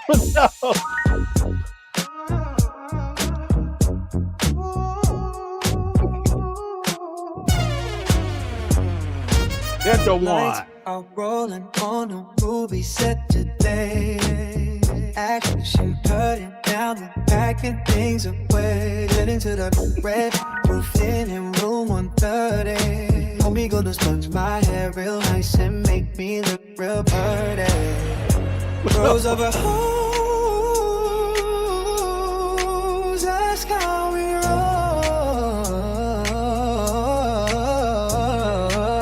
Turning down the heat, you know where we meet. At the red roof inn in room 130. My guy gonna do my hair and make me look real pretty. Ain't no couch where he can sleep, but the bed real sturdy. So come and stay the night. Oh, yeah, all right. We're gonna stop it right there. All right. Maybe at the end we'll play the rest of it. And maybe at the end we'll play the rest of it. I don't want to get too sidetracked. All right. That's very petty. Okay. But see, Umar 2025, how you behaved and how you treated these women, in particular your daughter, you deserve it. Okay. Anyway, we'll come back to this. We'll come back to this at the end. I'll play it at the end. We'll play the whole thing. Then it goes down in room 130. It goes down in room 130, allegedly. Okay. Thank you for the super chat. Be highly opinionated said this is top tier cop. Yeah, I know it's absolutely hilarious. Cookware Chat's undefeated. Shout out to Kogo. And I'll play the rest at the end of the live stream. We'll close out with the whole thing. Yeah, and then Hans. Yeah, it's so. Let me get back to this. Thank you, Hans. This is the post right here. My God. To conquer your enemy, you must allow him to have his way at first. True beauty is invisible and cannot be seen with the naked eye. And then Umar types here, Dr. Umar, potential site of FDMG Academy in San Bernardino, California. 6 acres have been gifted this past week to Team Pan African for those purposes. So Umar posted this in 2012. At the end of 2012. So he says here, what he says, 6 acres have been gifted this past week. So the week prior. Okay, so we can say now conclusively that Umar received an FDMG donation in the form of land in 2012, December of 2012. But Umar tells people he didn't start collecting donations until 2014. And what he would do is try to play semantics. Well, money. No, Umar, if you're going to say that you were going to open this school September 11, 2013, and you didn't have no money in 2010 when you said that it was going to open September 11, 2013, you best believe that you were collecting money, just like you were collecting land in 2012. You would have to have been collecting money so you could have money to actually build or open up a school. Right. And again, like I said, I have people on record 2009. I've seen people online say 2008, 2007, and all the way back to 2006. They said they were donating Umar for FDMG. All right. Yeah, dudes died out. That's allegedly. That's alleged. Okay. Thanks, Heartbreaker from the Bronx. I'll play that. I'll play the whole thing for the closeout for this show. Okay, something for us to look forward to. And shout out again to Kogo for putting that together. The song too. I mean, it's AI, but again, AI it's out of control. It really is. Sometimes you can't even tell the difference. All right. Yeah. Someone and thanks, Heartbreaker from the Bronx. Shout out to the Bronx. Someone asked, what happened to those 6 acres? Yeah, Umar could be lying here. He lies all the time. He said the school's open 2013. Maybe he's saying that the land, now he has land in 2012 in preparation for September 11, 2013 to get people to continue to send in money. And he's been at this for a long time, a really long time. It didn't start in 2014. All right. Yeah, it's wild. Room 130, boy, it's a hit. Ain't no telling where it's going to go from here. The dude's night out. Pause. Okay. Thank you, Heartbreaker from the Bronx. And TJ, thank you so much as well. Let's get back to the main video. And rest in peace to this brother, too. He passed. He was murdered last year. And then shout out to Sister Makeda Dread. Yeah, I remember she came out. Yeah, this was when we were living in San Diego. Yeah, she had, I think it was after our first daughter was born. She came out and hung out with us for a while. Yeah, but I knew her way before that from the World Beat Center. Okay, let's get back to the video, y'all. I showed y'all the receipts that I was talking about, and I can pull up the video where Umar's talking about that land too, and that was in 2013. But the land allegedly was donated in 2012. Right, so we can say no, it wasn't 2014, 2012. We got the receipt. Right. Okay, let's get back to it. Here we go. Marcus Garvey, right? And I'm a Garveyite, former Minister of Education for the UNIA. Marcus Garvey's Black Star Line Steamship Company was incorporated from Wilmington, Delaware. Wow. You feel me? Wow. So that's the connection. I didn't even know we had that much. It ain't got nothing to do with nothing. So on my right side is the August 21st connection. On my left side is the Wilmington, Delaware connection. Now I'm gonna give you one more. And I was tempted to put her on here, but I said, let me just do the fellas. Oh, God. I was going to put these two queens who almost went up there. One of them is Queen Mother Harriet Tubman, and another one is Queen Mother Mary Ann Shadd. Have you ever heard of Mary Ann Shadd? I haven't heard of her. She's from Wilmington, Delaware. Okay. Check this out. She's the first female newspaper publisher on the North American continent. Wow. Feel me? I believe that's first. Goosebumps, you feel me? She was born here. Her mother and father were Underground Railroad. Goosebumps. What in the world's going on here? Boy, everything sounds a little, I don't know. Now that after the room 150, everything sounds. Station masters. Yes, she opened up a school in Wilmington, another one in Chester, and then another one somewhere in PA. Yeah. She's one of the grandmothers of Black nationalism. Her newspaper, which was called the Provincial Freeman, she published it out of Canada because her parents moved to Canada because during the Underground Railroad, as you know, the fugitive slave law allowed you to track a runaway slave anywhere. So you wasn't safe unless you moved to Canada. Yeah. So she moved to Canada and started a newspaper, and the motto on her newspaper was, self-determination is the road to independence.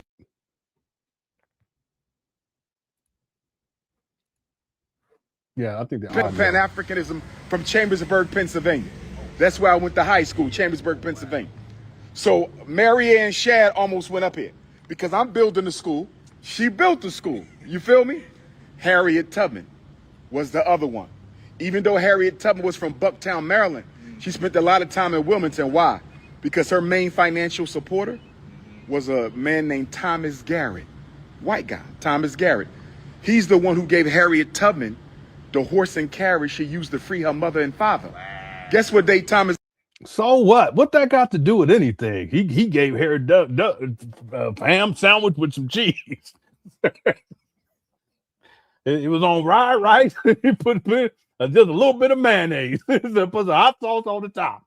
He used to put the hot sauce on top of the bread. Yeah, put the hot sauce on top of the bread. Umar, what that got to do with anything? Umar, he be telling some stories, don't he? And then she had a cat. This cat had 3 legs. so Umar, what does this got to do with anyway? Garrett was born on August the 21st. You feel me? See, what he does is, in order for him to make, I'm sorry.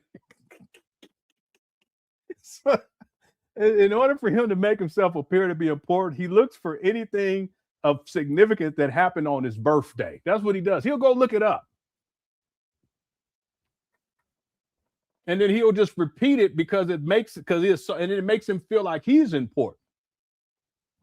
What's his birthday? What happened on August 21st in history? And you can do that for anybody. And you're going to find, well, you all look up your birthday. Nat Turner slave rebellion, the start of the Lincoln Douglas debates, the theft of the Mona Lisa. See, Umar, you ain't brought that one up. Hawaii becoming the 50th U.S. state. Umar going to talk about how he's Hawaiian now. My Hawaiian Africans. Them Polynesian women, though, they fine. They so fine. They the big ones. Boy. The assassination of Filipino politician Benigno Aquino Jr. Okay. Shout out to the Filipino. The collapse of the Soviet coup attempt in 1991.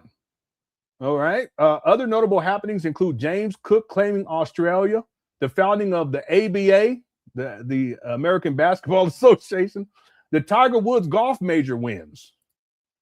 Pueblo Indians capture Santa Fe. Captain James Cook claims Eastern Australia. Nat Turner leads a violent slave revolt, the first of 7 Lincoln Douglas debates. Vincent Peru got stills Leonardo da Vinci. Anyway. By the way, the American Bar Association was founded on that date. American Aviator is rescued during a World War I mission in the Adriatic Sea. The iconic album Be Here Now by Oasis is released. 2000 Tiger Woods wins a PGA championship, the 3rd major in a single year. Yeah, I remember that too, by the way. All right, anyway, but Umar, he does that all the time.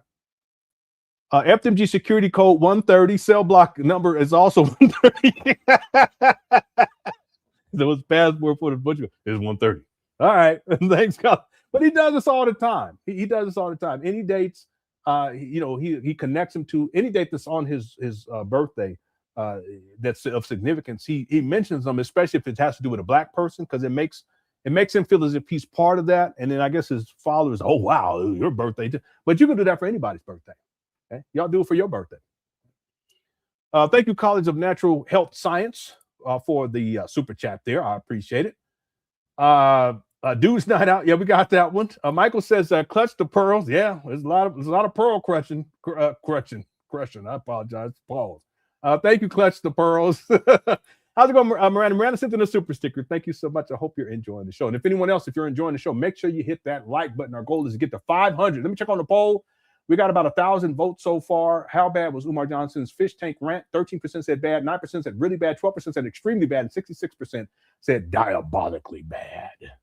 All right, let's continue with Umar talking about nothing. Here we go.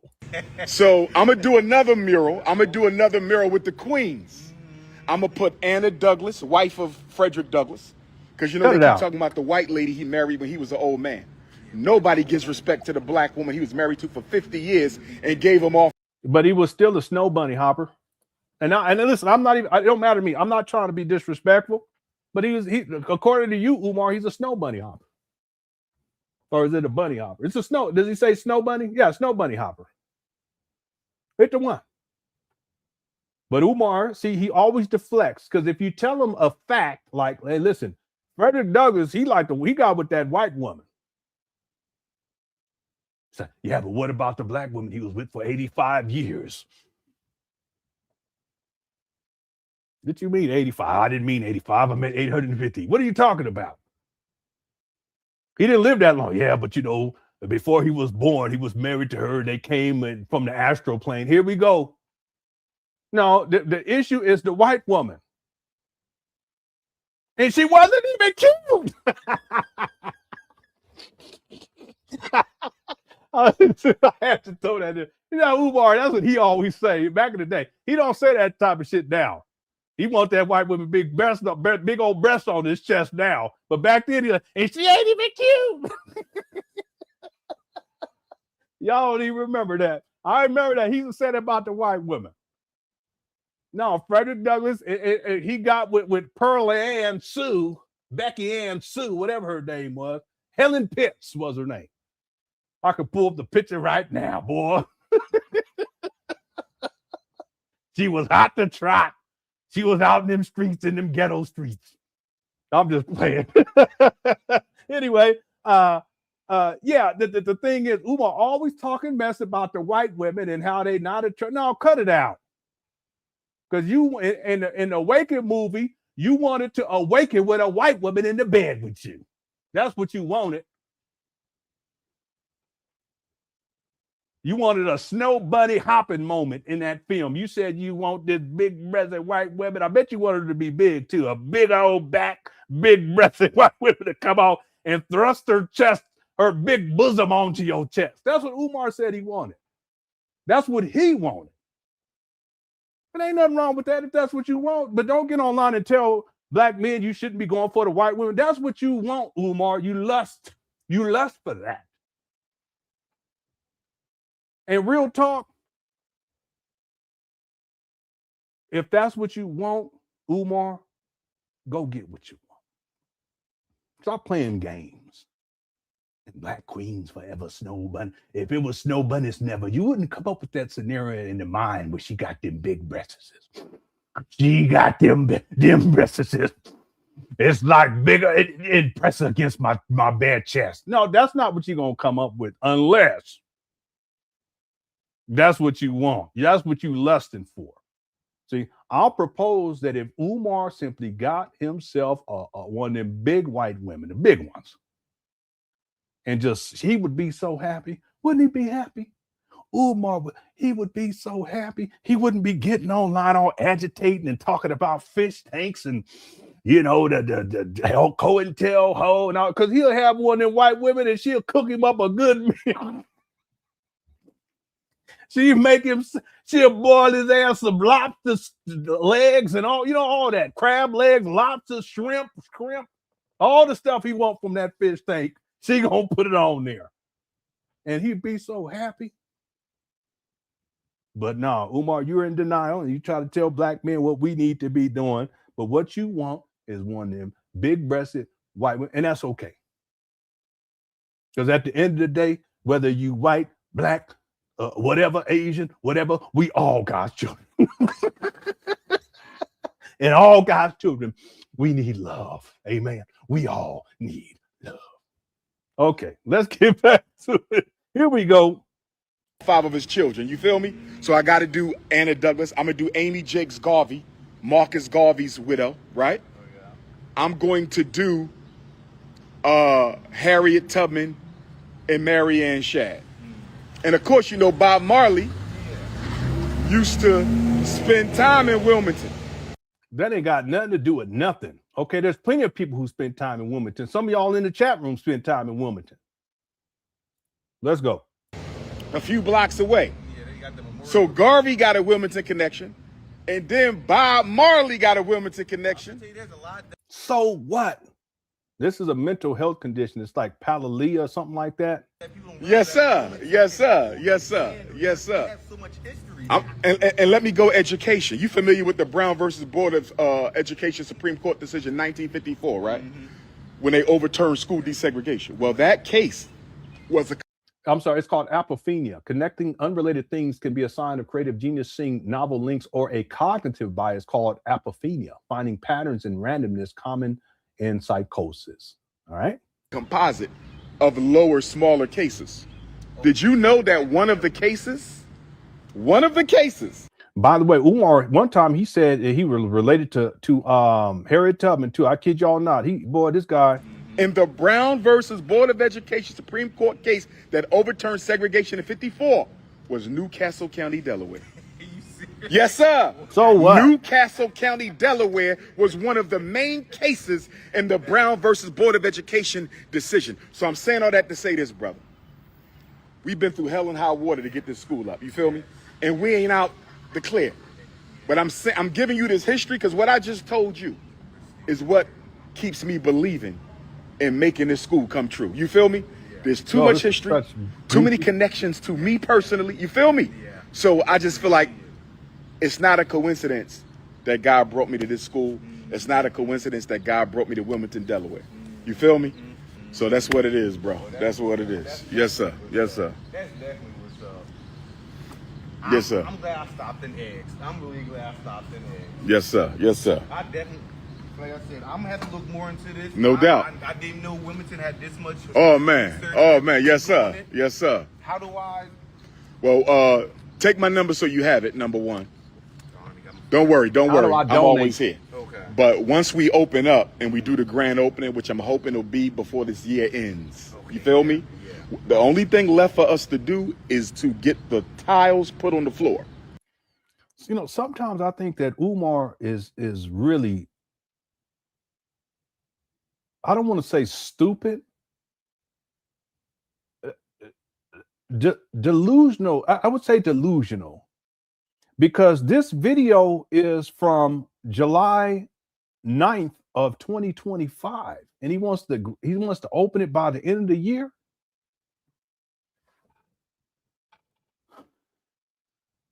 It just, I mean, listen, the thing is that it may not, in this case, because there are times where he's delusional. Like I'm gonna play a video where he's talking about how he's related to somehow to I was gonna say Mahalia Jackson, Harriet Tubman. I'm gonna play that right after this.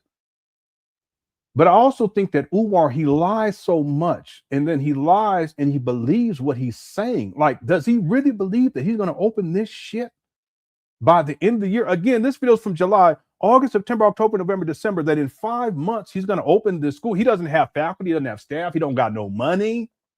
There's mold all over the place. Renovations are not complete, clearly. He said renovations were done back in 2023. But that's another lie with this guy. Madness. Okay, y'all help me out. Maybe he's a compulsive liar. Yeah, crazy foolishness. I'm just trying to figure it out. Yeah, there's something wrong with him mentally. Someone said he's stupid. Maybe he's stupid, but when he says it, it's like he believes in it somehow. Delulu. Well, there you go. That's what it is. He's Delulu. And he does it over and over and over again. He's been doing this since 2010, just throwing dates out there. But there's no way that he has no faculty, no staff, no money. He has no curriculum. Nothing's passed inspections. They got mold growing all over the place.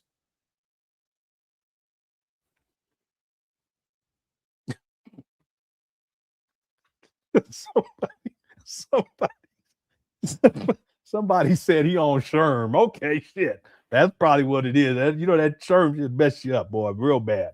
Y'all don't mess that and meth. Don't do that. If you want to smoke crack, yeah, if that's what you want to do. But don't. I'm not condoning it. But don't do the Sherm and that meth shit. All right. All right. Anyway, I'm not condoning any drug use. I just want y'all to know that. All right. Umar's related to Malcolm X, Martin Luther King, Marcus Garvey, Tony Braxton, Eartha Kitt. All right. What's up, Booberella? Simply Complicated Asians in the building as well. But yeah, that's the Umar Boom Boom Room Academy. What's up, Blondie and Indigo? Island Gal is in the building as well. Okay, let's get back to it. Let me play all this video right quick though. This is from 2000. I think it's 2014. Let me find out for sure. Give me 1 second. Nope, that's not it.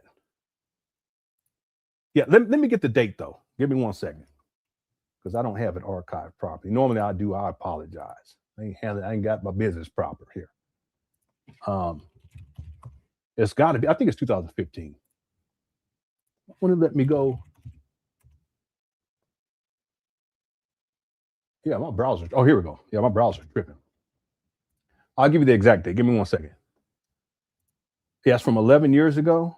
So this is the exact date, July 7, 2014. Yeah, so I was close. Yeah, so 2014, July 7. Now listen what he says here.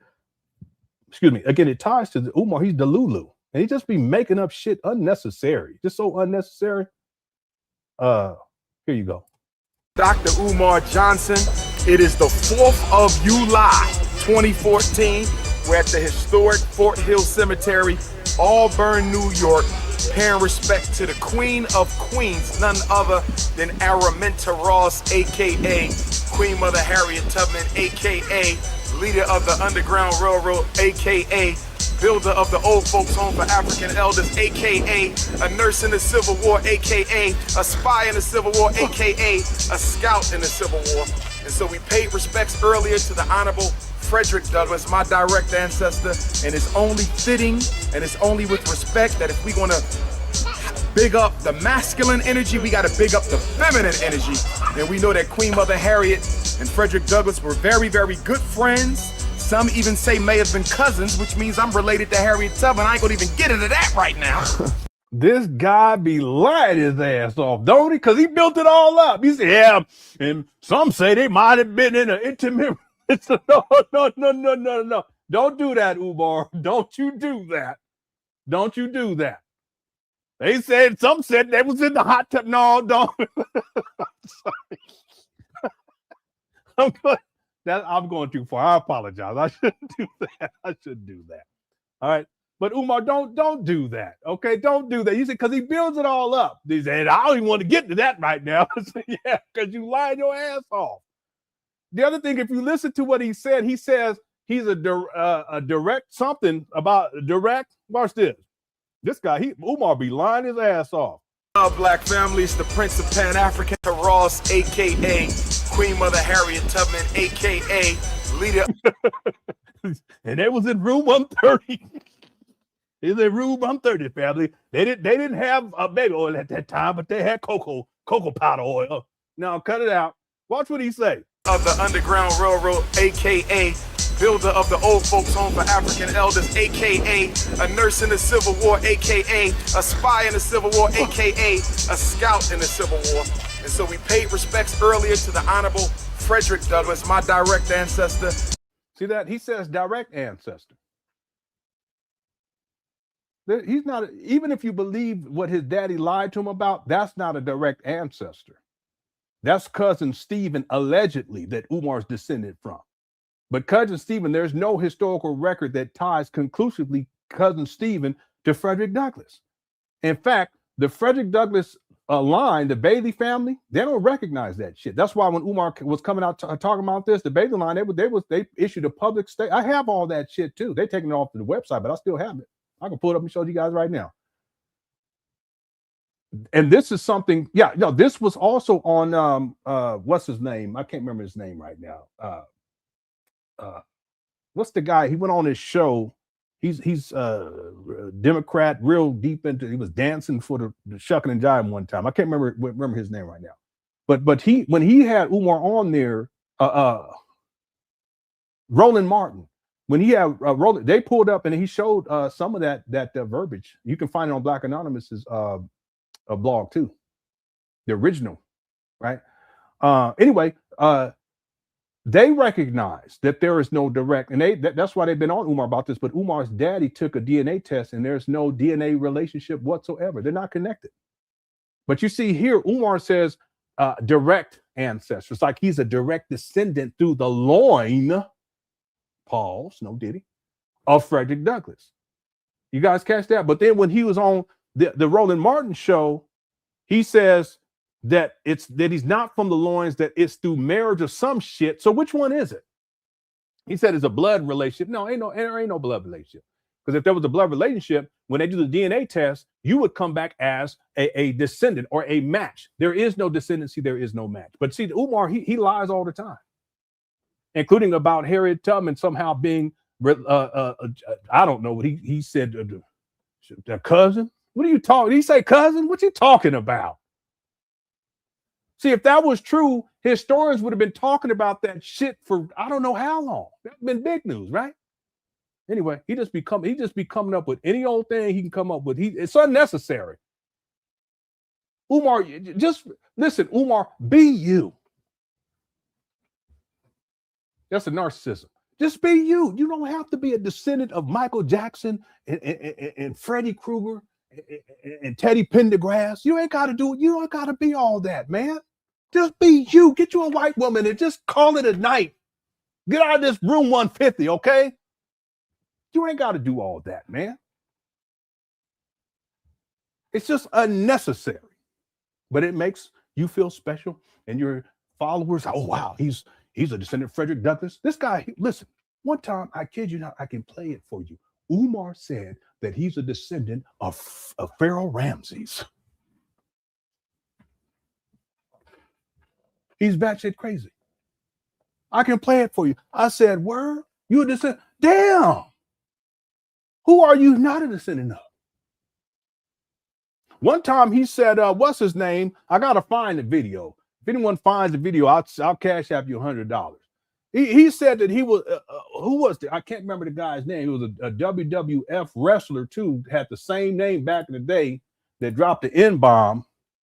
Black WWF wrestler. That was funny too. Wrestler who dropped the N-bomb. Booker T. One time, Umar said he's the descendant of Booker T. Washington. He said, "This is my ancestor. He's my ancestor." No, he's not your ancestor. Cut it out. Just be you, Umar. You're born from Philly, okay? All right. No, I'm serious. Which one? I'll pull it up. I don't remember the Booker T one because I can't remember, but this was fairly recently, like over the last 3 years.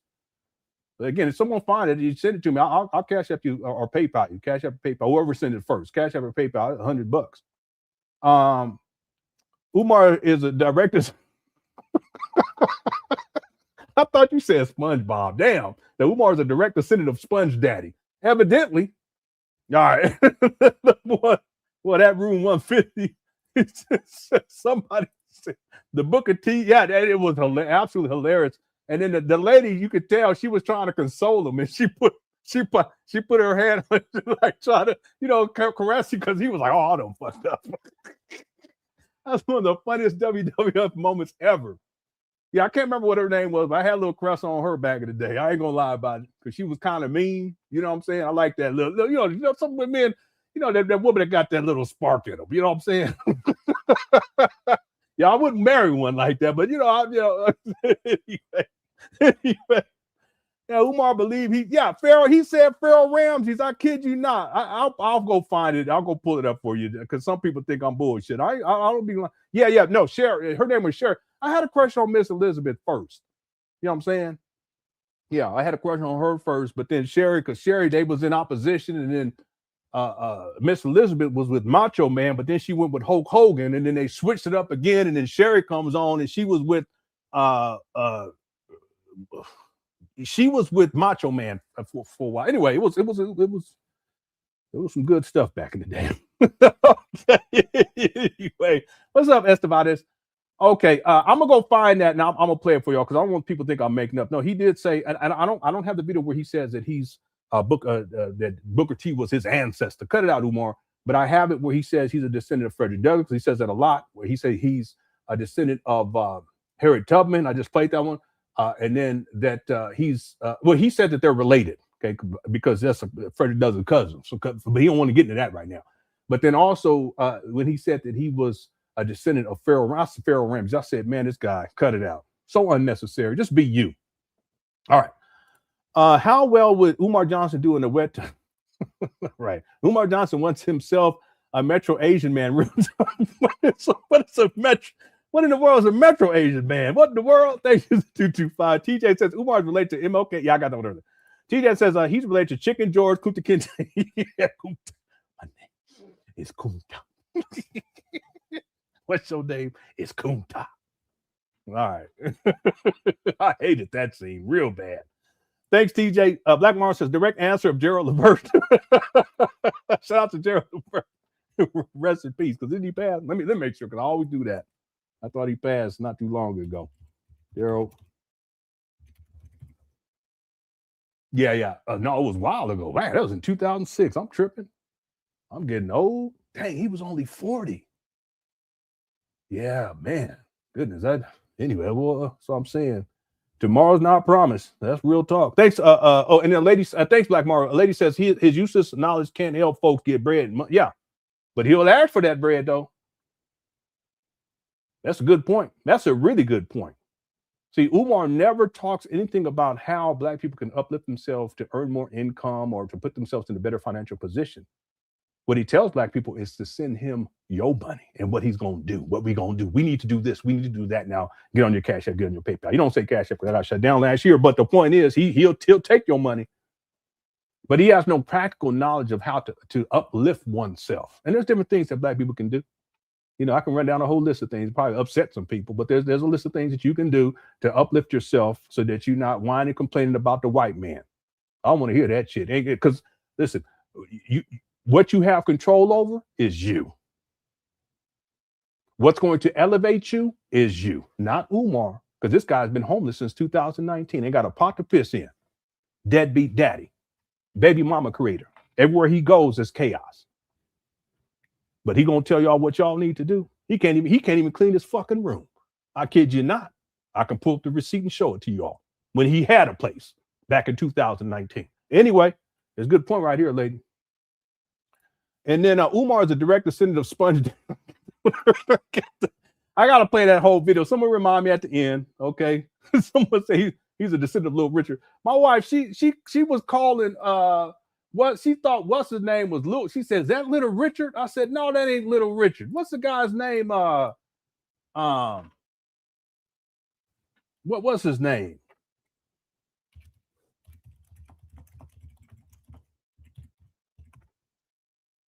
Rick James. He said, "Who's that song that sing that song? That Little Rich?" I said, "No, that's Rick James." I said, "What you talking about?"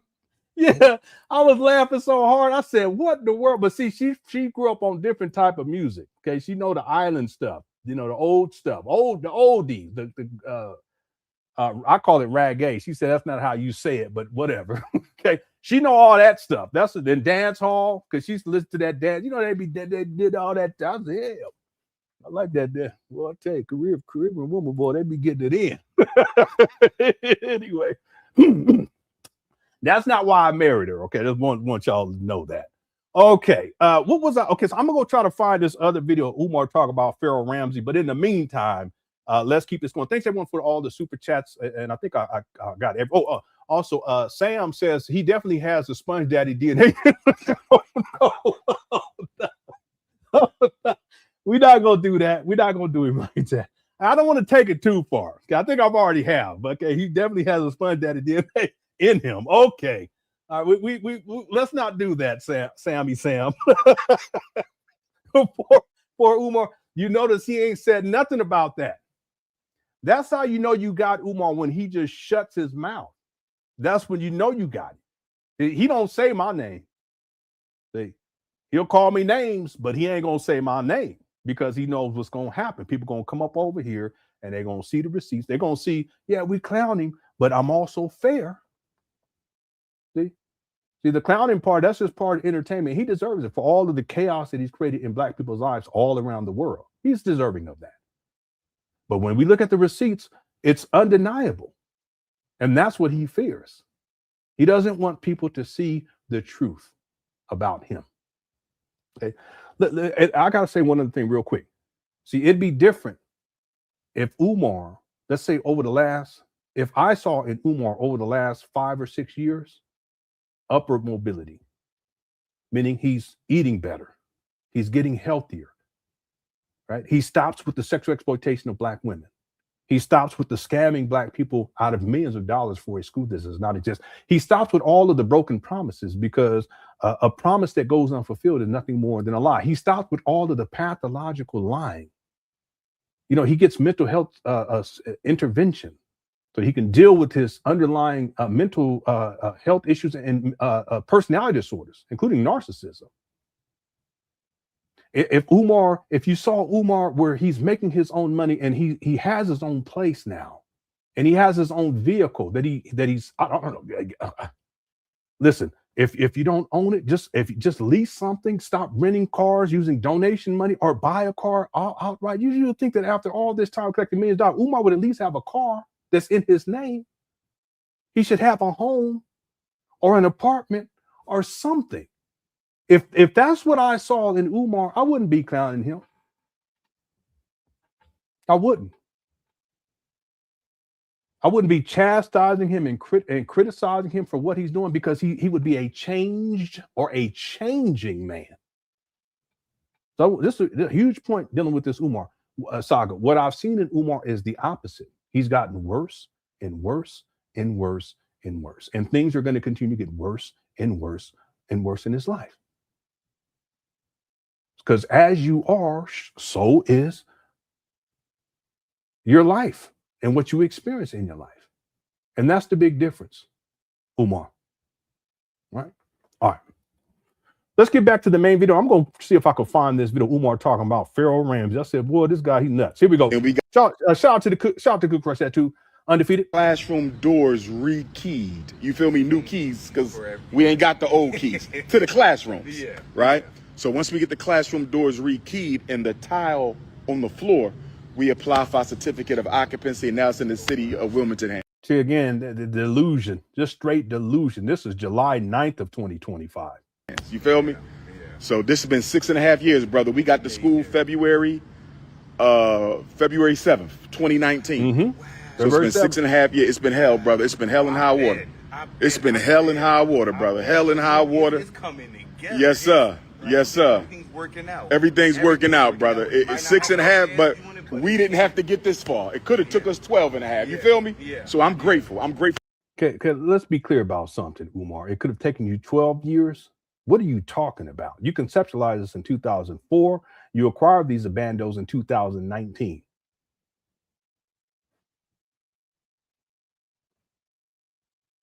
That's 15 years right there. What are you talking about? To the Almighty for where we at, bro, and we just gonna keep on pushing. I'm definitely telling my daughter because every For time sure. I walk her. Man, that them rims on that car. Anyway. Yes, sir. Always asking questions. Yes, sir. Yes, sir. So now I can finally get Yes, her sir. answer. Yes, sir. For So sure. I For definitely sure. give her an answer. No doubt, brother. I appreciate I you. appreciate you. Appreciate you, man. All right, here we go. You too now. You too. No doubt. You good. You good. You good. You good.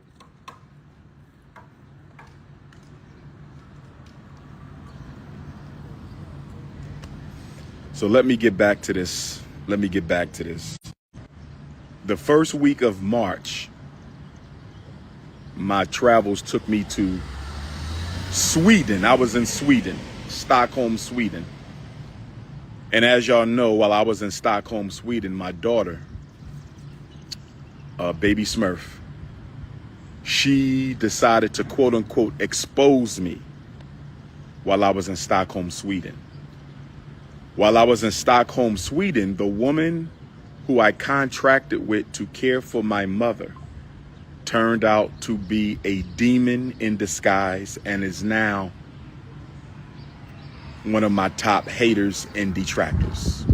Okay, so to be clear, he's talking about Sister Lene right here, and shout out to her. I haven't seen her around. Hope everything's going. I should probably email, make sure everything's okay with her.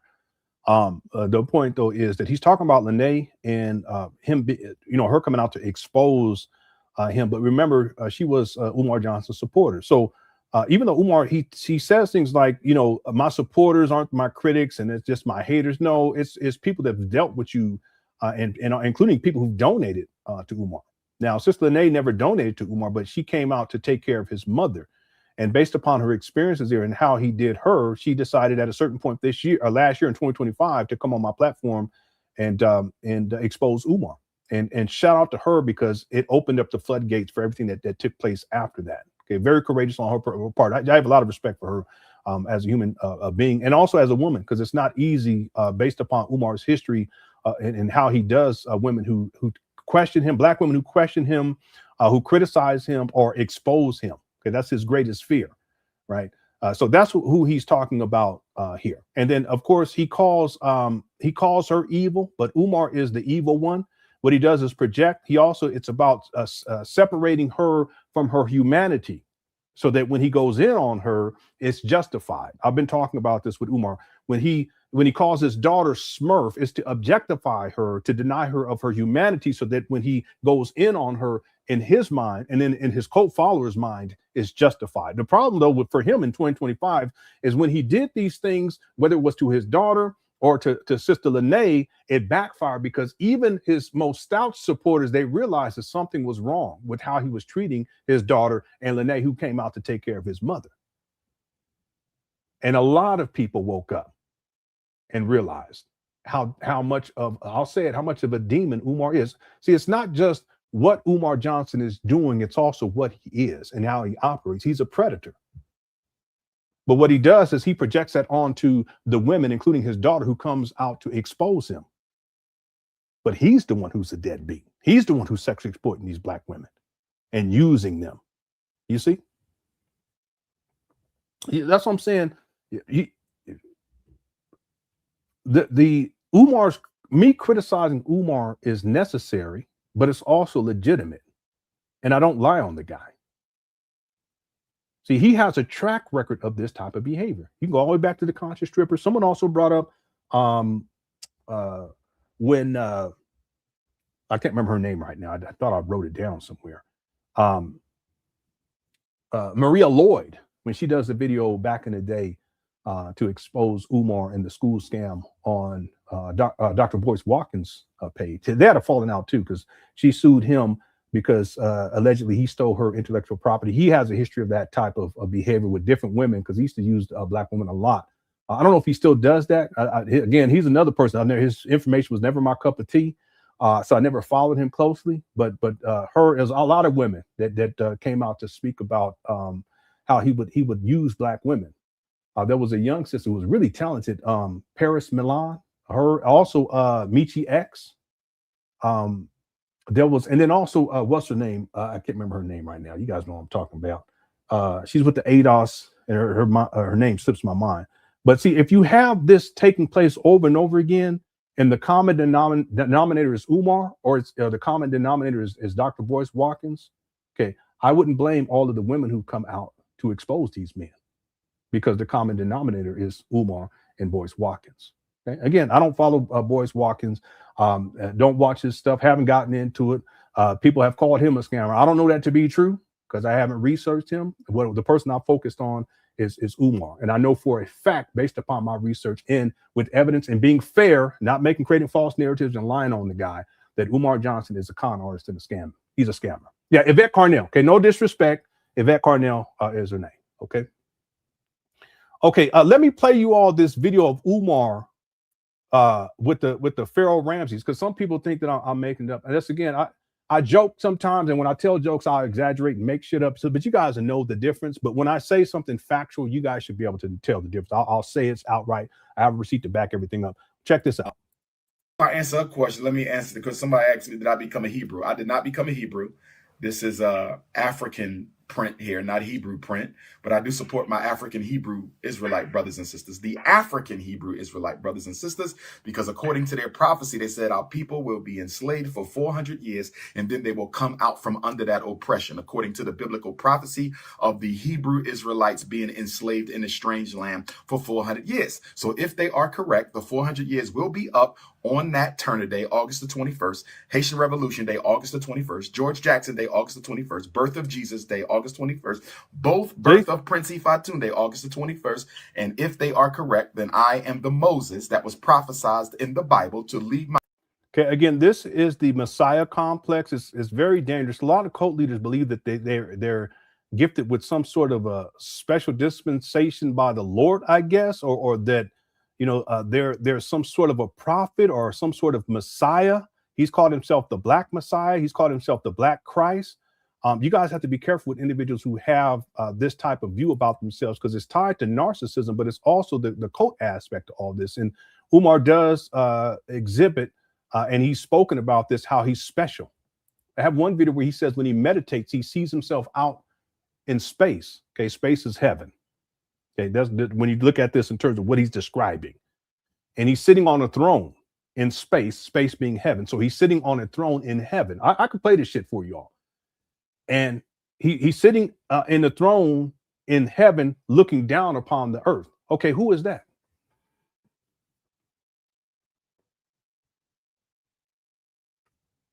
If you Christian, you ain't got no fucking business following Umar or defending Umar.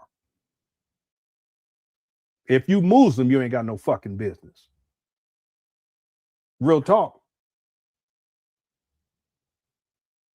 I can play the video. I played it for members. And boy, Umar, he believes that he's this Christ figure. That's why in his UNI letter, he was talking about how, you know, I have to sacrifice on the cross or some crazy shit, like he's some sort of Messiah figure. Man, cut it out. He ain't nothing but a bum from Philly. Narcissistic ass. To believe that you the Black Christ, the Black, you got some nerve. Who talks like that except crazy people? Out of bondage into freedom, and that's why I got the Hebrew look. Shout out to all the Hebrews out there who affirm their Africanity. If you don't affirm your Africanity, I'm not talking to you. I'm talking about my African Hebrew Israelites. My African Hebrew Israelites, I'm hoping the 400-year-old prophecy is true, because I am the Moses. Harriet Tubman was the first Moses. Marcus Garvey was the second Moses. Prince Ifatunde will be the third Moses. Well, somebody said, would you rather be Moses or rather you be the Messiah? That's a tough question.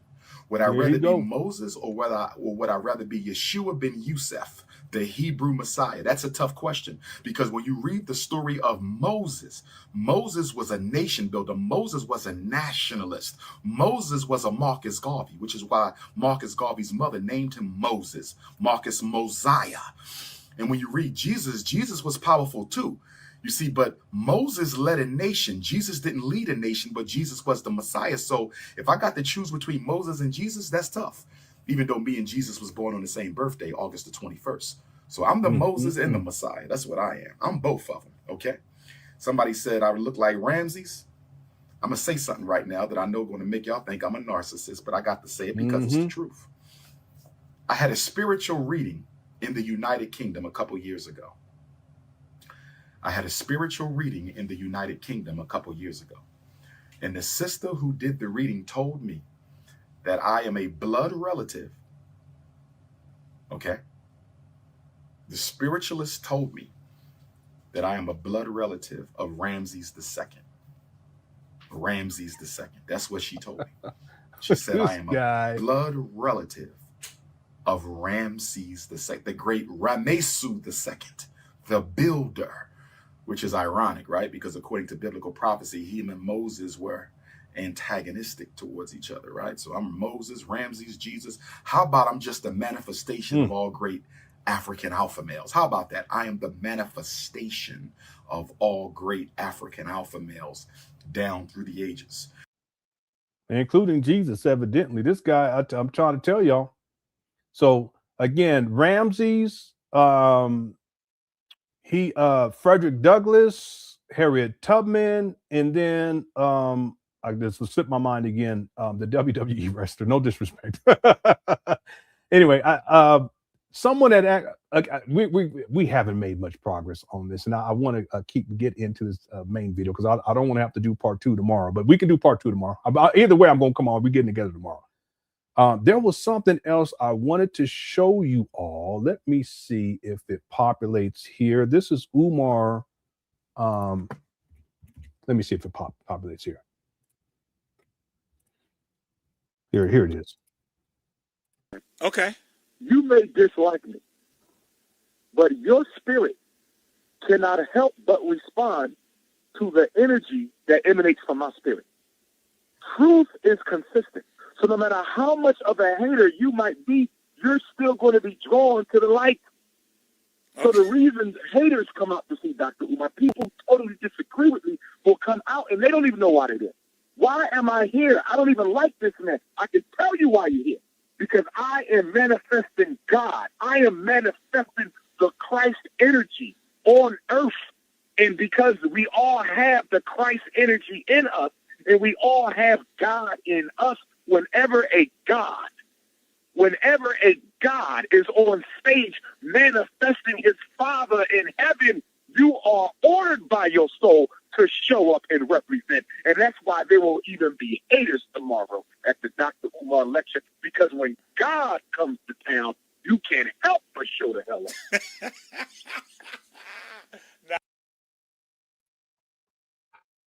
And that ain't the video I was talking about. I got this other, it's audio, but I have it in video format because we covered it for members only. But Umar sees himself as God sitting on the throne in heaven, looking down upon the earth. That's what he said.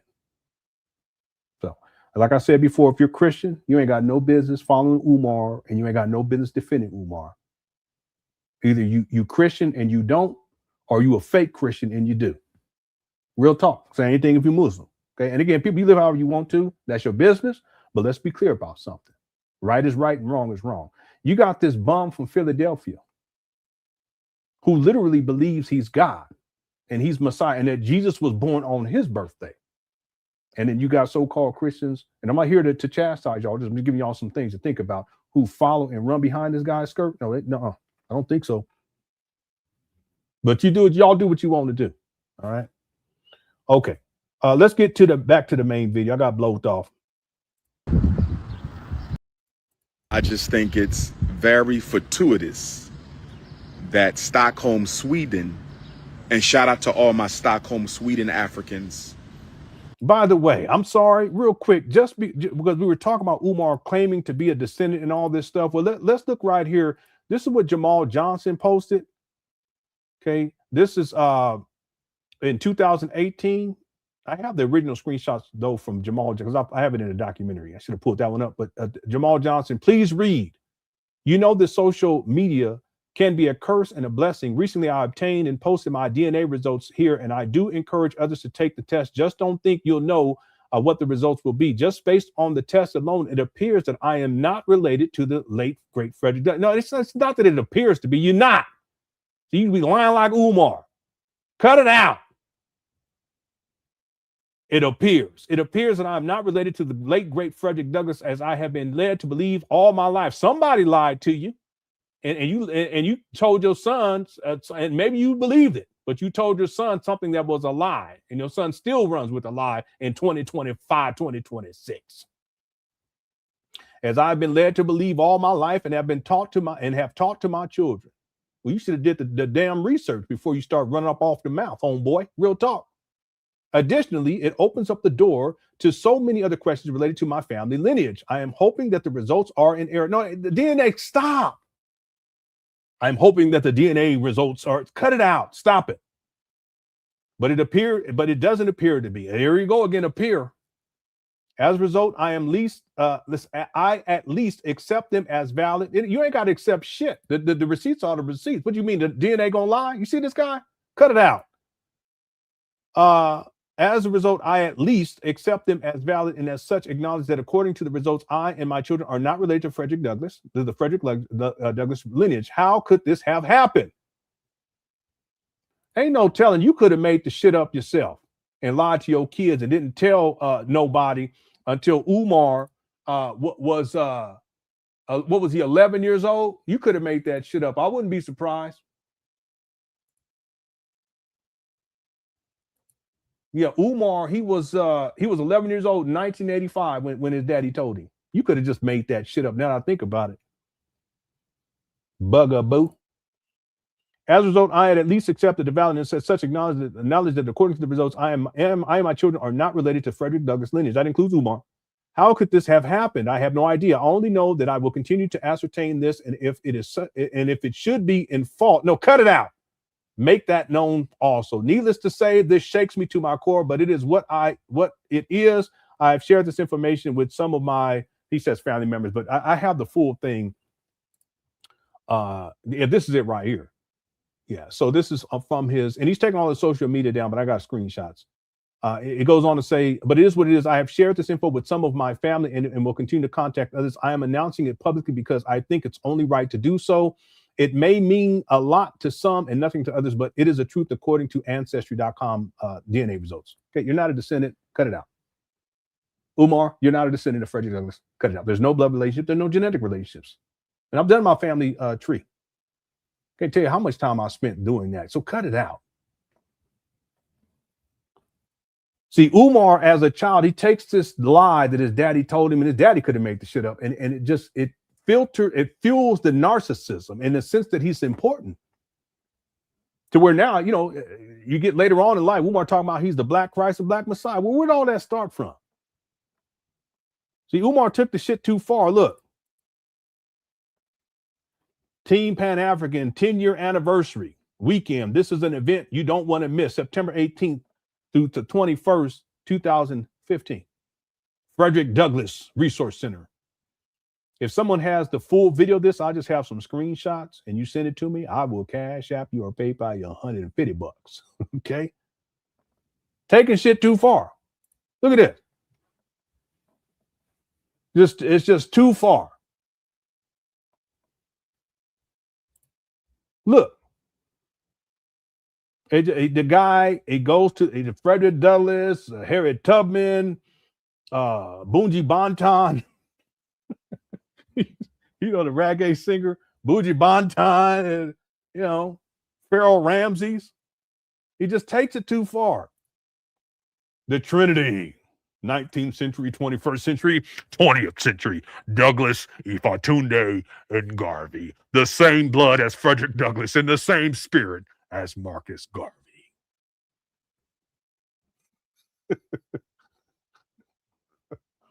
And that's why my head is a box. It's a fucking box. I don't know why. if you wanted to store some belongings and put it in storage, if you could put it in my head. All right. I should play that video where Umar was talking about how the spirit of Marcus Garvey jumped in him or some shit. And he said another spirit of somebody else jumped into another one's, and that one's got to another spirit's body. And then that one got into Umar. I said, what in the world are you talking about? Boy, he wild. Okay. So I said, Umar, he crazy.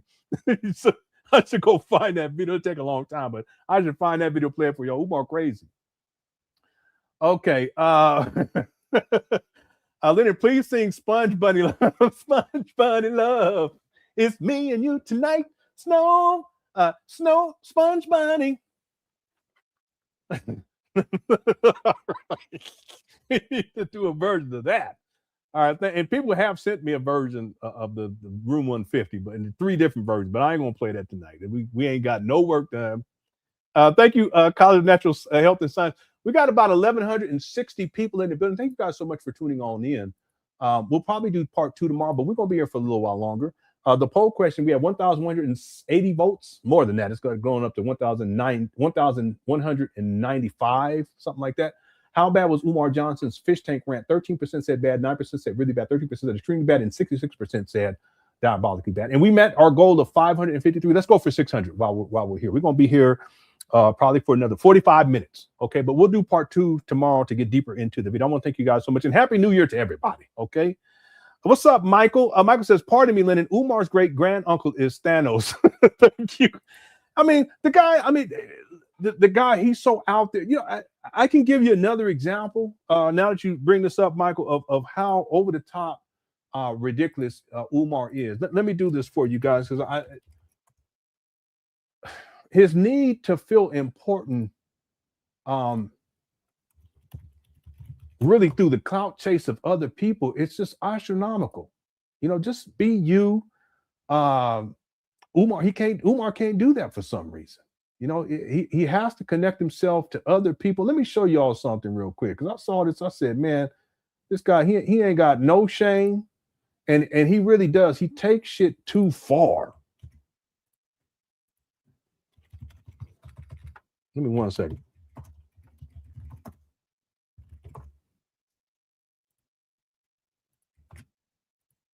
And it's like he lives in this alternate reality. He's like a child too at the same time. And then he believes in this food. But this is another example. You bring up Thanos, but look, it's not too far from this right here. Watch this. Because not only does Umar do that to clout chase off of other people, but he'll include other people inside of his own little self-perception. He just lives in an alternate reality. He really does. Check this out. He posted this the other day on his Instagram page. Look at this. Nana, Paniana. FDMG is coming. And look who he got up on here. He has himself in front, dressed like a Viking and shit. Umar, why are you dressed like a Viking? You guys know what I'm talking about? That show, because I watched a couple, I think the first 2 seasons of that one show. This is your king? This is your king? Isn't that guy? I can't remember what this, I think it's called Viking or Vikings or something like that. It had a fine white woman in there. I ain't gonna lie about it. Don't tell Umar. Or you was fine in the mother.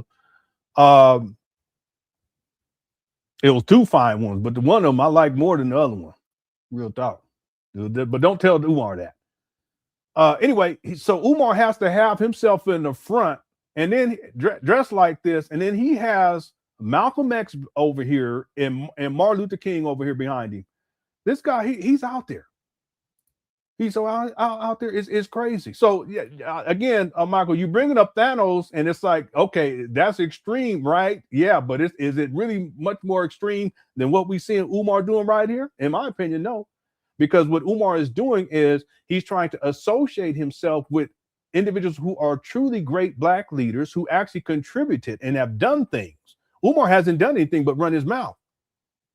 Furthermore, he includes them into his fantasy of being this Negro, I shouldn't say that, this Black Viking. And they're going through and burning shit up. I don't know. You see the burning buildings in the back, and the mist and the fog of war. Nana paniana with the ill nana pause no diddy. FDMG is coming on Monday. See, so he includes them into his foolishness. That's diabolical. Okay. Thanks, Michael, for a super chat. Harriet, don't do that. Don't let's not do that. That's too far. Okay. All right. Thank you for the super chat for One Shot Gaming. My goodness. And thank you, Michael. YouTube defies brothers braids. I'ma need you to replace Lene's fingerprints with your nappy-headed goodness. Now get up in. All right. Boy, y'all. Jazz says he uses his dad's last name for marketing purposes.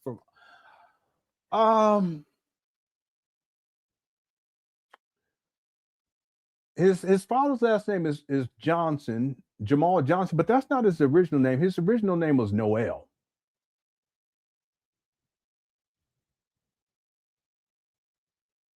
And I have his full name because I have the whole thing, the lineage thing that he was talking about. I can show it to you. I have the actual book. I ordered it off of eBay a couple of years ago.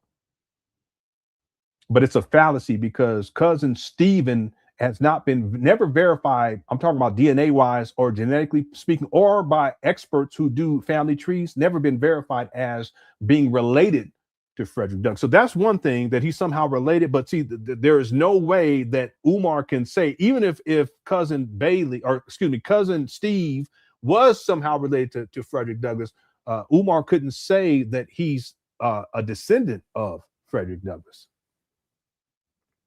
That's why when he gets checked on this issue on the Roland Martin show, he says, I'm not from the loin of Frederick Douglass. See, but for years, he's been talking as if he's a what? Direct descendant. He's actually said that. I played that today.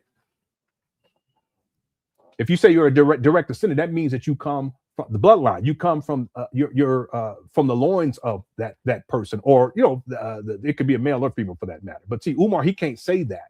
But even if there is a relationship, he still can't say that he's a direct descendant of Frederick Douglass. But he was running with that lie for a long time. So the reason I'm bringing this up is it could be stated, if we buy into the notion, it's a fallacy that Jamal Johnson is a descendant of Frederick Douglass, then yeah, Umar could, for marketing purposes, say, hey, listen, my name is Umar Johnson and I'm a Johnson, and the Johnson line goes back to the Bailey line, and therefore I'm a descendant, direct descendant. But then Umar also sometimes says through marriage, and I've heard him also say that it's not through the loin of Frederick Douglass, but that his great uncle, whatever, Stephen, or great grand, I don't even know, because he mixes that up too. That somehow that is, Uncle Stephen or whatever, cousin Stephen, I heard him say cousin Stephen is related to Frederick Douglass. That's how he's related to Fred Douglass through that line.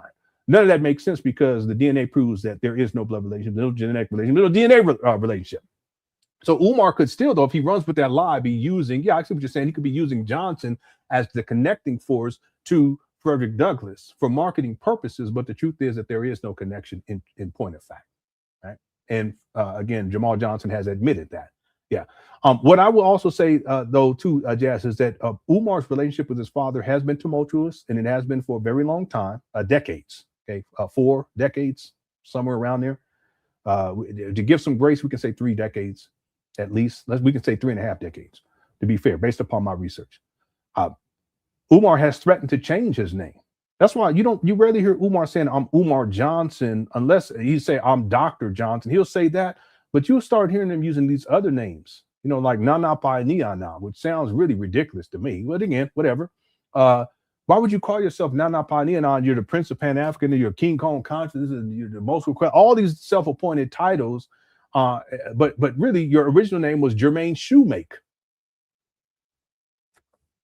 He all over the place. Like I said, talk about this in the documentary that Umar, he has an identity crisis. He doesn't know who he is. Real talk. Anyway, thanks, Jazz, for super chat. And the lady says it's a family trait. His nephew did the same thing. Yeah, I noticed that too with his nephew, but I didn't call that out during the interview because I tried to be as professional as possible. And then what I tend to do is I tend to protect my guests. Even if they're saying stuff that I don't necessarily agree with, I still protect the guests. So I'm not going to confront them on things. They may say something that I know that's not true, but I just let them go because that's not my role, is not to critique them live on air, just as a form of professionalism, but then also so that they know that that it's a safe space. You know, there's people, they've left comments for some of the guests, and I just delete them. I don't want to hear all that. It's about the guests. It's not about your opinion of the guest. It's about their experience with Umar Johnson. That's what matters to me. That's what we're exploring here. And my job is to protect my guests. Right. So, but I did recognize that when I interviewed him, but it was courageous for him to come on. And so that needs to be acknowledged in the first place. Okay. All right. Thank you, a lady. Yeah, trust me, Lenon, we've noticed. If you notice me doing that, hit the 1. Okay. All right. Let's get back to the main video. We're going to go for another about 30 more minutes here, and then we'll do part 2 tomorrow to get deeper into the fish tank video. Okay. All right, thank you guys so much, and thanks everyone for the super chat too. I'm thankful that you guys come on back. We got still got about 1,161 people in the building. Thank you guys so much for tuning on in. If you enjoyed the show at any point, make sure you hit that like button. It helps tremendously. Okay. All right, let's get back into the main video. We got blowed off, but hey, Cook Cortez on the feed. Let's go. Thanks to all my Stockholm Africans. I just find it interesting that my daughter and this Kansas City hood rat that okay, that's another one he calls a hood rat. This is what he's done traditionally in the past. He called the conscious stripper, if memory serves me correctly, he called her a hood rat too. He called her a hood rat, and he called her a maggot, amongst other things. But again, Umar slept with Lene. He slept with the conscious stripper. I shouldn't really, because it's really objectification. What he's doing is he's separating her humanity. So I shouldn't do that either. But that's what she's known at. Kim Ringgold. That traditionally that's what Umar does. But remember, he slept with these women. So while he's sleeping with them and doing what he does, he has no problem with them. He's done this with, I mean, it could be thousands of women now, black women all around the world. It could be thousands at this point because he's been at this shit for over 20 years. That's why he has at least 3 baby mamas in Philadelphia alone. And a 4th one in Philly that tried to put him on child support. All 3 of the ones that put him on, they did get him, it was successful, put him on child support. He's been like this for a long time. But see, he doesn't have a problem with you black women as long as you're giving up the cooch, the punani. As long as you're giving it up, he ain't got no problem. But as soon as you come out and expose him as someone who is manipulative and is sexually exploiting y'all, now you guys are a maggot. Now you guys are COINTELHO. See? Now y'all are he called y'all thoughts too, that hole over there. So when he's in them sheets with y'all, you know, it's all good. But when you expose him, now you guys are the worst thing. Just like the woman that he stole the $6,000 from out of her bank account. She had 4 children, and they're taking food out their mouth. And when he's confronted on it by Sister Mary Ann Lauren, he starts to demean the woman that he stole the money from. Oh, well, she got 4 kids and 4 baby daddies, and so she's the worst thing.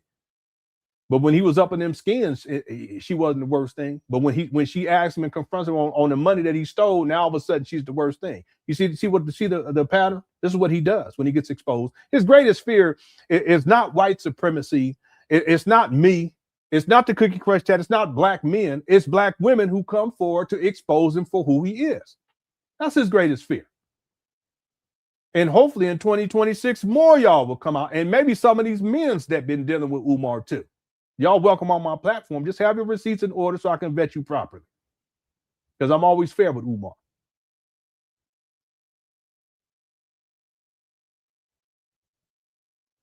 Y'all, the worst thing once you expose him for how he did y'all dirty. But as long as he's up in them guts, it's all good. As long as he's up in them guts and ain't nobody talking about it and ain't online, he cool with y'all.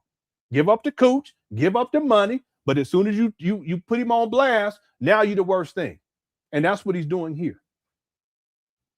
It gets worse. Let's go. both of them were in the works against me at the same time. Now, I do care for my mother, who I love more than anything in this world. Okay, he's saying this because Lene exposed him in the mother's living conditions, which is consistent with Umar as a hoarder. And now Umar took up the whole second story of the Section 8 housing. and this is his mother's place. Okay, she's on Section 8. Umar moves in 2020 and takes up the whole second floor, and that's where the bathtub and bathroom is at. There's only one bathroom, and the mother can't even get up to get a proper bath because the thing that carries her up is non-functional. Why didn't Umar fix that? You care for your mother, had her living in filth and physically in really bad condition. Okay, I don't even want to speak to how bad it was. Lene talked to me about it, and I've never gone that far with talking about what she described. Horrible. But see, Umar has to get up here and act as if he really cares about his mama. If he cared about his mama, he would let other family members see her. But he hasn't done that since 2017. Because that's when he becomes the primary caretaker. To give him some grace, we can say 2018. Because he was kicking other family members out who was taking care of it. So let's say 2018, just to give him some grace. You got family members that ain't seen her in about 8 years. But he takes care of his mama? No, he hoards his mama. She's a hostage. But the reason why Umar, he comes out in this video is because he's trying to paint a narrative that goes against what Lene described, right? And for those of you who care for your parents, you understand where I'm coming from. This is information that I didn't want to share, but I think it is appropriate to the conversation. And if I don't finish this conversation now, I'll finish it later because we do have some things getting done today. So. He's talking about things getting done at these abandoned buildings, but you don't see anything getting done. He always says that we working, blah, blah, blah, but you don't ever see nobody working. Very rarely. I do not know if my firstborn is still with us in the flesh or not. People have been texting me that she may have unalived herself. God forbid. I'm going to hope for the best that no such thing has happened. What do you mean you're going to hope for the best? No care, no empathy, no sympathy for his own daughter. You're going to hope for the best? So that goes to show you what type of a deadbeat Umar is. If your child is going through something this serious and potentially that she's unalived herself, you shouldn't even be online running your mouth. Big funky. Get your big ass up and go find your daughter and help her. How about that? Or go find out if she's, well, I tell you, Umar Johnson followers, you guys, I don't get y'all. Y'all fucked up real time and real talk. Y'all fucked up. I don't know if she's unalived and I hope God will. What you mean God willing? What kind of man? What kind of father? That's sick. By the way, after Umar told his followers to go and get into his daughter's DMs and go at her, she had an emotional and mental breakdown and had to be admitted because she became suicidal. Why? Because Umar knew what he was doing. He says, y'all get into her DMs, because he does that to people, women who come out, including his own daughter. Shows you how diabolical and evil Umar is. He does this. He did it to Lene, right? He did it to the conscious stripper. He does it to his own daughter. And she had to be admitted because she became suicidal from all of the Umar Johnson followers going at her, threatening her, blah. She talked about all of this. And then here we go, not too long after, Umar does this video a couple of months later, about 2 months later, he does this video and he's, I don't know if she's alive or not or blah, blah, blah, because there was reports that she had unalived herself. This is again later after she had been admitted and got released and all this stuff. She became homeless, right? The big whole backstory. I want to get into all of that, but look at Umar and how he responds to all of this casually as if it doesn't matter. My Stockholm, Sweden Africans. Thanks to all my Stockholm, Sweden Africans. I just find it interesting that my daughter and this Kansas City hood rat, that both of them were in the works against me at the same time. Now, I do care for my mother, who I love more than anything in this world. And for those of you who care for your parents, you understand where I'm coming from. This is information that I didn't want to share, but I think it is appropriate to the conversation. And if I don't finish this conversation now, I'll finish it later because we do have some things getting done today. So, I do not know if my firstborn is still with us in the flesh or not. People have been texting me that she may have unalived herself. God forbid. I'm going to hope for the best that no such thing has happened. And I'm going to speak to Baby Smurf's situation in a minute. I'm going to speak to that. But I just want to lay the groundwork by saying that all of this began while I was in Stockholm, Sweden. All of this began while I was in Stockholm, Sweden. All of this began while I was in Stockholm, Sweden. So I've been taking care of my mother for the past 7.5 years. Okay, so to be clear, this is 7.5 years would go back to around 2018. We did some math. I think it was 2017. I didn't believe him at first, but I have it on record in my notes. I think it's actually 2017 when he first mentions that. I could be wrong. I can go back and cross-reference, but it could have been 2018. Anyway. Spring of 2018. Many of y'all know that in January of 2018. Okay, so again, let's go with what he's saying here. Spring of 2018. After returning from my second trip to Japan and China. But he didn't move in until 2020. Okay, well, I shouldn't even say that. He didn't start live streaming inside of his mama's closet. I should say it that way, until 2020. And what you see, what the video evidence shows, is that he was live streaming a lot in and out of hotels and motel rooms and living in motel rooms from the end of 2019 through part of 2020. And then you start seeing him live stream inside his mama closet. Okay? And using donation money too, by the way, for motel rooms. In January of 2018, after returning from my second trip to Japan and China, I had to stand trial with charges that were put upon me by the Pennsylvania State Board of Psychology that were motivated by YouTubian struggle streamers and Dr. Umar detractors. Y'all remember that? Well, shortly thereafter, my mother was hospitalized. My mother has multiple sclerosis. Okay, she's diagnosed. And now Umar he's referring to all this now because Lenon already talked about it. So this is his way of kind of taking control of the situation and kind of sharing information that Lenon had already exposed in terms of Umar Johnson and how his mother is living and her health conditions. And a lot of it has to do with Umar having her living in filth too, by the way, and how it's more difficult for her to get better in this situation because of the environment that Umar has her in, right? So that's why he's trying to kind of talk about it now, but this is after it's already been exposed, her health condition, but more importantly, her living conditions based upon what Umar has done. With multiple sclerosis. We've always known that, but it didn't begin to affect her until more recently. So anyway, when my mother was hospitalized. Yeah, good point, SH Play. Invoking the names of famous people is just a part of the hustle. Absolutely.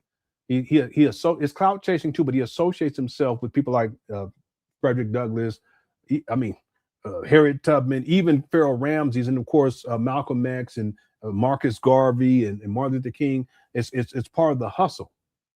He hasn't done anything that's tangible or meaningful that a so-called great black leader would do. And if I ask Umar Johnson followers right now, put together a list of 10 things that Umar Johnson has done that's substantive, that's not virtual,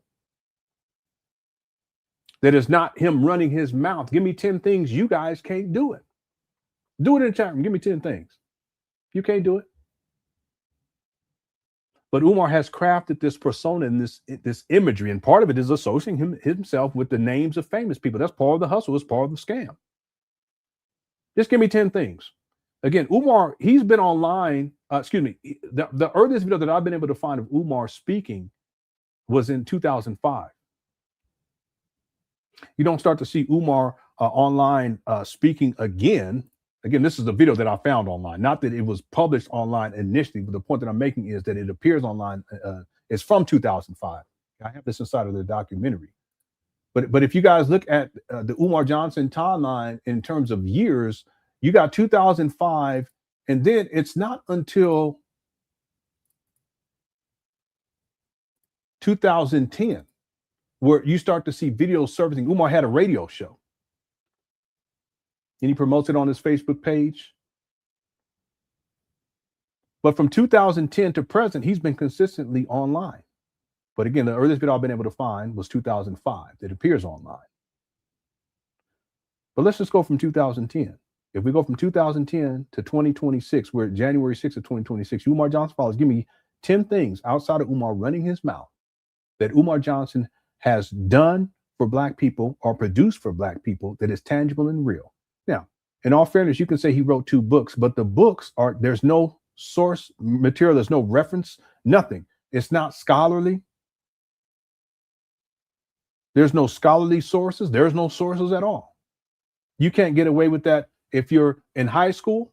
You couldn't get away with that if you're an undergraduate, if you're pursuing a master's, or if you're pursuing a PhD or a PsyD in Umar's case. So I don't want to hear that shit. Give me 10 things. You can't do it. Okay, in all fairness, you can say, well, Umar, he had 2 block parties. I'm talking about something that's tangible and real that is beneficial to Black people.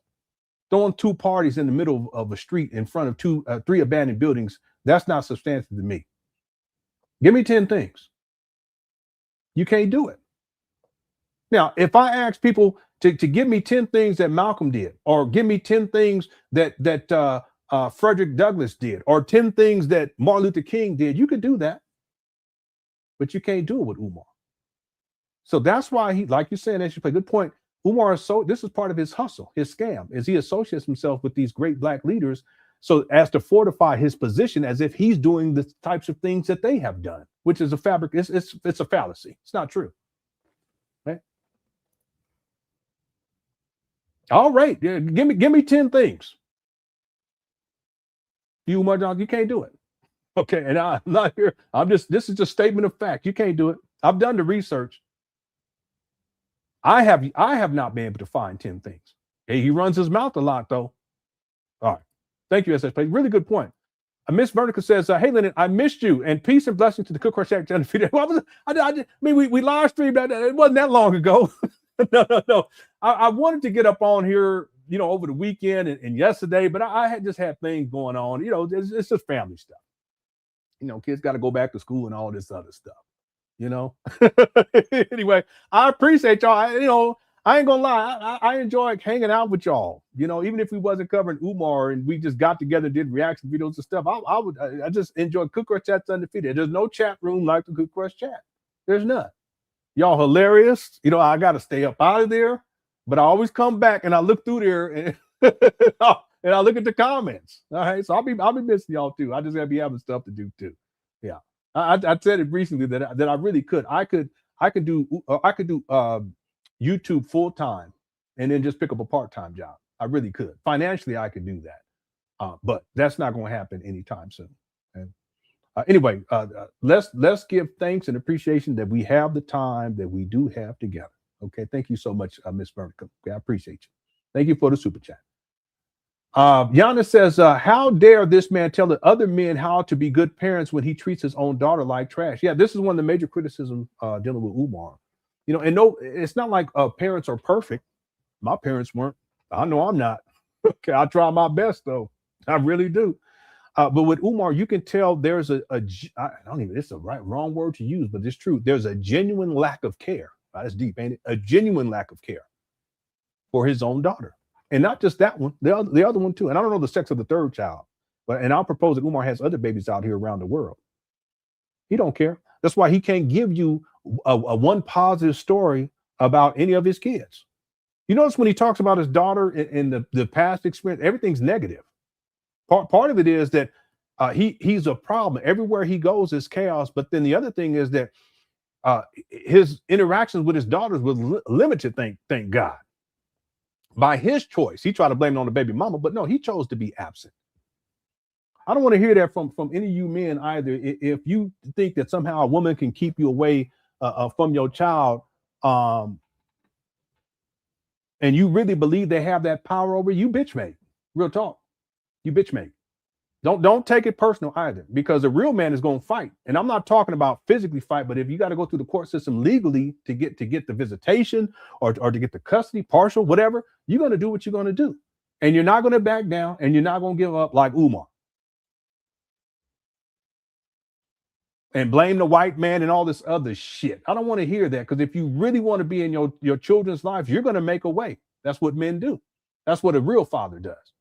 Okay, and I'm not here to chastise you men who ain't in your children's life, but you can't get up on social media or anywhere for that matter and try to blame everybody else for why it is that you're absent in your children's life. It's a choice. Now, you may have a baby mama that's batshit crazy. Okay, all right, I get it. But you a man, right? You love your children? It's a yes or no question. You love your children? Not yes, but no. It's a yes or no. It's just a yes or a no. And if you say yes, then you do what you have to do within the law to be an active participant in your child's life, even if the baby mama's batshit crazy.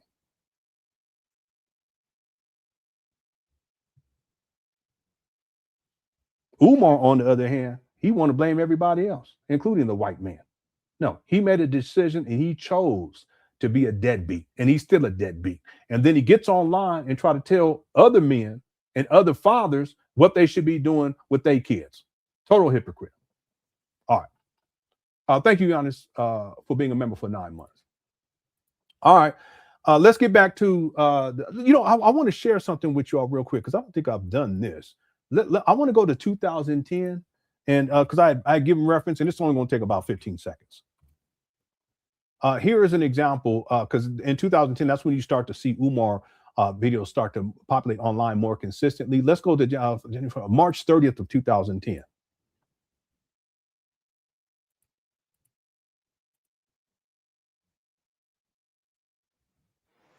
Today I want to talk about the predicament of black boys being overdiagnosed with learning disabilities that they do not have, and being placed in special education that they do not need. For those who don't know, historically, special education was started with Public Law 94-142 being passed by the United States Congress in 1975. Public Law 94-142 was designed to make sure children with disabilities received a free and appropriate public education in the least restrictive environment. Prior to the passage of PL 94-142, a child with a learning challenge, be it deafness, blindness, or anything else, could be told to stay home. A school in many states could simply tell parents, we are not properly prepared and resourced to educate your child, so they need to stay at home with you. See, this is what I mean. Look, it says kinsman to Frederick Douglass. It's bullshitting, but I just want to point out, in all fairness, Umar in 2010, he could present himself and maintain his composure to a degree. Okay, he was still foul, because you can look at his experience in terms of how he dealt with women and baby mamas and so forth and so on. Prior to this video, this video's from 2010. Right, to be clear, his first child was born in 2002, and there was a lot of chaos associated with that. Okay, so at least he was able to kind of control himself and present himself as a sort of professional. Look at how he's dressed, kind of like the nerdy type. This is Dr. Umar. But see, the irony is that if this is 2010, we're in 2026, and we're looking at a video from 2025. Look at the difference. Look. See this? In 1975, all that changed with the official. I knew that That's not by accident. See, man, we're all charged with this, and women too, but I don't want people to think it's sexist, but we're charged with this. It's a duty to do better. It's our duty to do better. You know how people take oaths? Well, that's part of being a man, is you do better. None of us are perfect. All of us fuck up. I was a fuck up myself. Real talk. Okay, now was I out creating all these baby mamas? No. Was I a deadbeat and an absentee father? No, been there but there are so many things that I could have done differently in life and that I should have done differently. But the thing is, I didn't know. Okay, you get lost. So our duty is to do better. Now, some of y'all, you did better, way better, but that doesn't mean that you can't do better. You see what I'm saying? But if you look at Umar and you look at the trajectory of his life, what do we see? The degradation. That's not by accident either. It's a choice.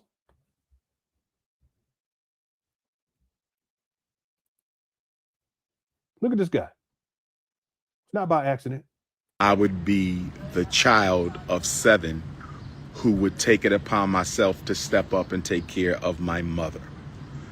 Now, he's saying a child of 7. What he's referring to is out of his siblings, okay, because his mother has, just real quick, because when I did the rough draft for the documentary, I hadn't had this figured this out. And shout out to James, because he's the one that sent me this video where Umar breaks this down. So Umar's mother had a daughter before she had Umar. So he's counting that one. She also had 5 children altogether with Jamal. So that gets him to 6. And then she had another son outside of Jamal. So 2 children outside of Jamal. That's where he's getting the figure of 7, right? He's not counting Jamal's other kids, which would be a child that he conceived when he was in junior high school, and then 3 children with his second wife, which would get Umar to 11. And that's why I've heard Umar say he has 10 siblings. I've heard him say 11 siblings. The count that I go with is the 11 based upon the research that I've done.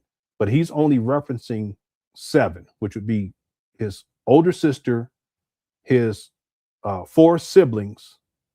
Yeah, 4 siblings plus himself. That gets him to 6. And then the 7 would be the son that his mother had outside of Jamal, because she had 2 children outside of Jamal, her firstborn, and that's that son. Okay, so that's why he's coming up with this figure right here. It didn't begin to affect her until more recently. So anyway, when my mother was hospitalized, I knew that I would be the child of 7 who would take it upon myself to step up and take care of my mother. And after 60 days away from home, my mother finally came home the day before baby Smurf's birthday. Yeah, and I wasn't sure about what he was saying here. What he's saying is that she was hospitalized for 60 days. Okay. 2018. And I've been caring then back in 2018 for my mother for 7.5 years ever since. I have done a great job caring for my mother. Okay, that's not true. Boy, it's crazy. When my mother came home, she was on all these meds. The doctor got her off of all the meds. No, that's not what happened. I think what Umar is doing here is trying to justify why it is, because he's a control freak, why it is that he decided to take the meds away from his mother. So the point is, why would the doctor all of a sudden get her off of the meds if the doctor is the one who prescribed the meds, unless Umar intervened somehow as the primary caretaker? This makes sense at the one? See, I see what Umar is doing. It's crafty. I see what he's doing. He's framing this as if it was the doctor's decision to get her off of the meds, but it was the doctor put her on the meds in the first place. No, Umar was the one that didn't want her taking the meds. Just like he talks about medication that children receive for different diagnoses, he doesn't want them on those meds either. Y'all see the parallel here? When she came home, mom had different situations going on. She got off of all that. Medications no longer necessary. Boy, this guy, he's something else. I'm not perfect, but in my 7.5 years, I have done a great job with my mother. No, absolutely not. And I'm going based upon what Lene talked about. And she sent me receipts too, including text messages. because she was texting Umar. I don't think we covered. She talked about it, but we didn't cover. I didn't show the receipts. She was texting Umar about one of the health related situations with Umar's mama that had to do with her sitting still for days on end, and then not having access to a proper bath to soak, and you know what I'm saying, to get a proper clean up and to soak. And she showed me the receipt. Umar, he doesn't even care.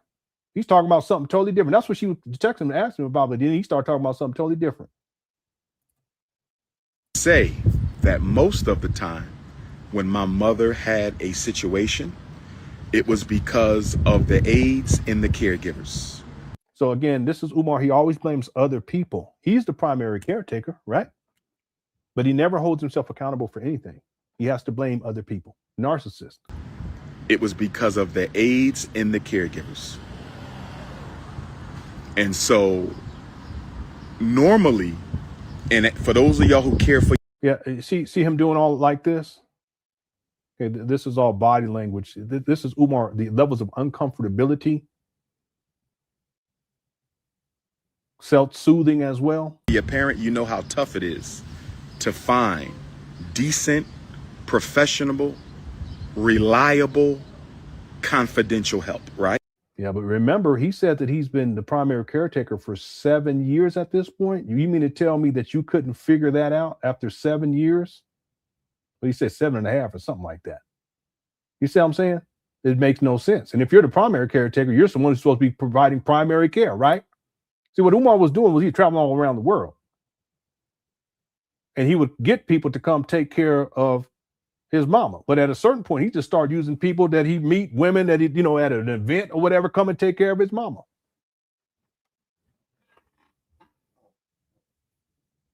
He's the one that's supposed to be caring for her. As the primary caretaker, primarily, you're the one who's supposed to take care of her more than anybody else. But that's because he's traveling all over the world. He's back to see nowadays he can't move like that because phone calls been made and people don't come to check on the mama and all this other stuff. Agencies. Decent, professional, reliable, comprehensive help, right?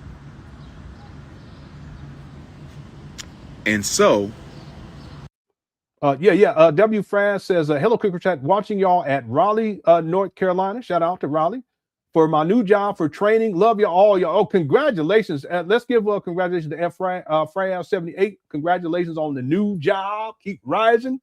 Keep doing what you do. Love you too. All right, get that training in and then get going and then make that buck. Make them bucks. That's what I'm talking about. This is what I mean, upward bound. See, we can't say that about Umar. I can say that about myself. I'm not where I would like to be, not by any stretch of the imagination. But I can say that I've made some progress. That's for sure, right?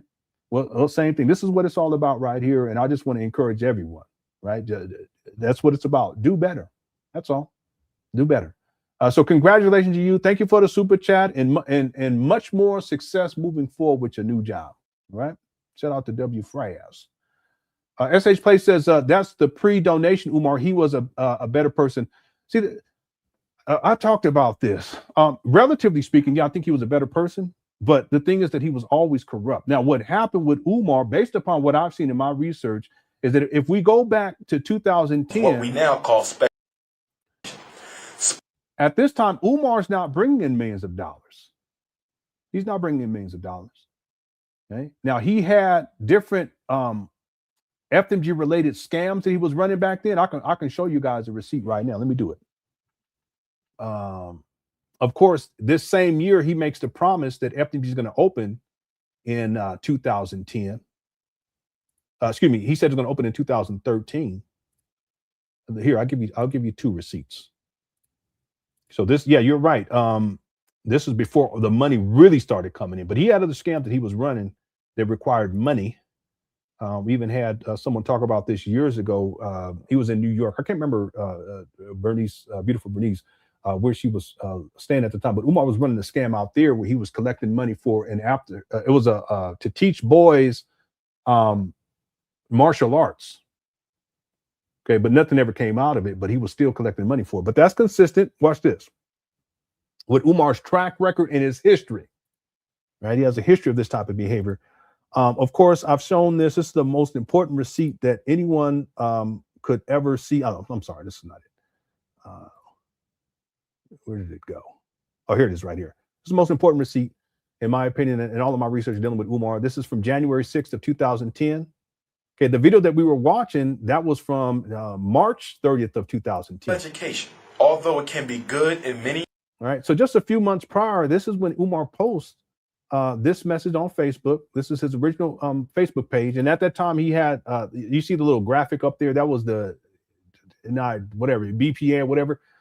January 6th of 2010, Umar Abdullah Johnson, he says, promises in 2010 began laying the groundwork for the Frederick Douglass and Marcus Garvey Pan African School for Black Boys, specializing in learning disabilities and disruptive behavior disorders. This will be a private school, and yes, you will pay in order for your son to attend. Grand opening September 11, 2013. This is Chestnut Checkers. Right? So he's given a grand opening date in 2013, for 2013. Right?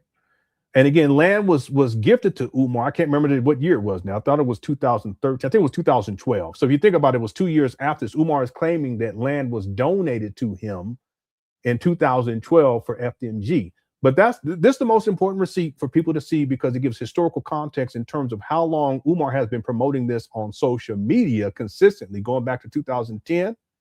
But he conceptualized this in 2004 based upon his own words, FDMG. But I want to give you guys another example of Umar.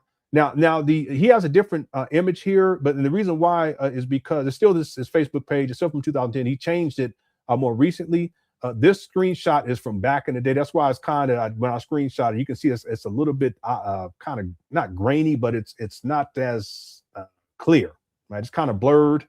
It's the same Facebook page. It's that this was probably taken right here back in 2019, and this was last year.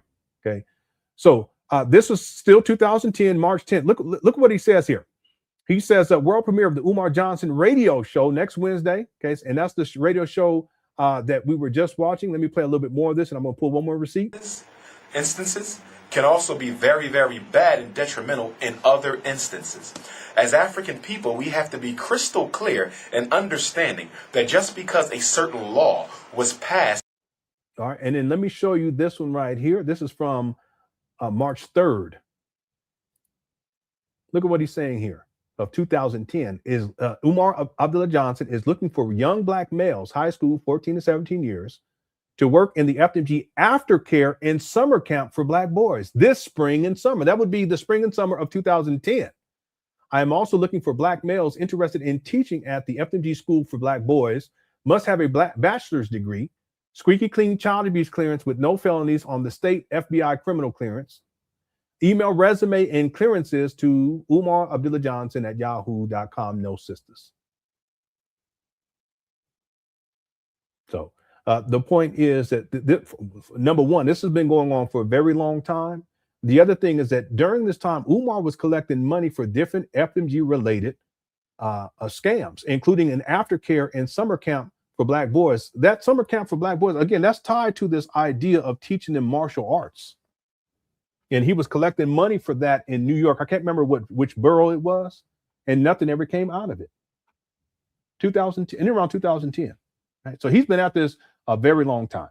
Okay, but the video that we're watching, it is pre-donation Umar in the sense that it wasn't until he starts with the FDMG school scam in full force in 2014 that money really starts to roll in. Right? He sets up a PayPal. He's receiving checks and money orders to his P.O. box. And at the time, it was in Philadelphia, but he got a cease and desist letter for that. So he stopped using that one. Now he used, since that time, around that time, he started using the one in Wilmington, Delaware. So you got in 2014, when the money really starts coming in, he sets up a GoFundMe where he raised over $400,000 for that. It was a matter of 2 years and 10 months, I think, $400,000.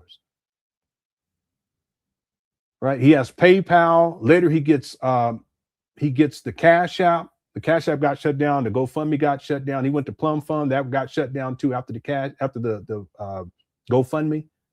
And then, of course, this whole time, including up until the present, he's still collecting money to his P.O. box, checks, money orders in cash, raw cash, as Umar says. So he's been at this a long time. Now, the pre-donation Umar, different Umar.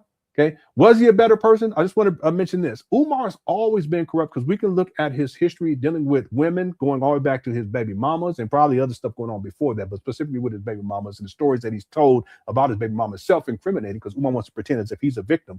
But a lot of what he's saying, he actually exposes himself as someone who's an abuser on different levels. The thing is, and this is something about the money part, that when that money really started coming in, that's when Umar he begins to indulge in more of the things that he's always wanted to indulge in, but he didn't have the finances to indulge in it, if that makes sense to people. And what happens is that as money comes in like that, people, who you are, it becomes more and more clear, and you use the money to be who you are. In Umar's case, he's corrupt. So he became more and more and more corrupt. Now, as I've made more money, you guys see me driving in a fancy car or, dressing in, I don't know, Versace or whatever. I would never do no shit like that. And even if I had millions of dollars, that's just a waste of money, whatever. Okay. No, I take care of my family. And I've gifted a lot of, I shouldn't be talking about it, but I've gifted over the last 3 years, I've gifted money to people who were in dire straits because I've been there. And I've had people email me and they say, can you say, no, that's not how it works. I talk with people and I see where they're at, or if they got like a GoFundMe or something like that, and I'll look into things. So the difference is that Umar became more corrupt. What I've done is I've become more giving because in the past, people gave to me.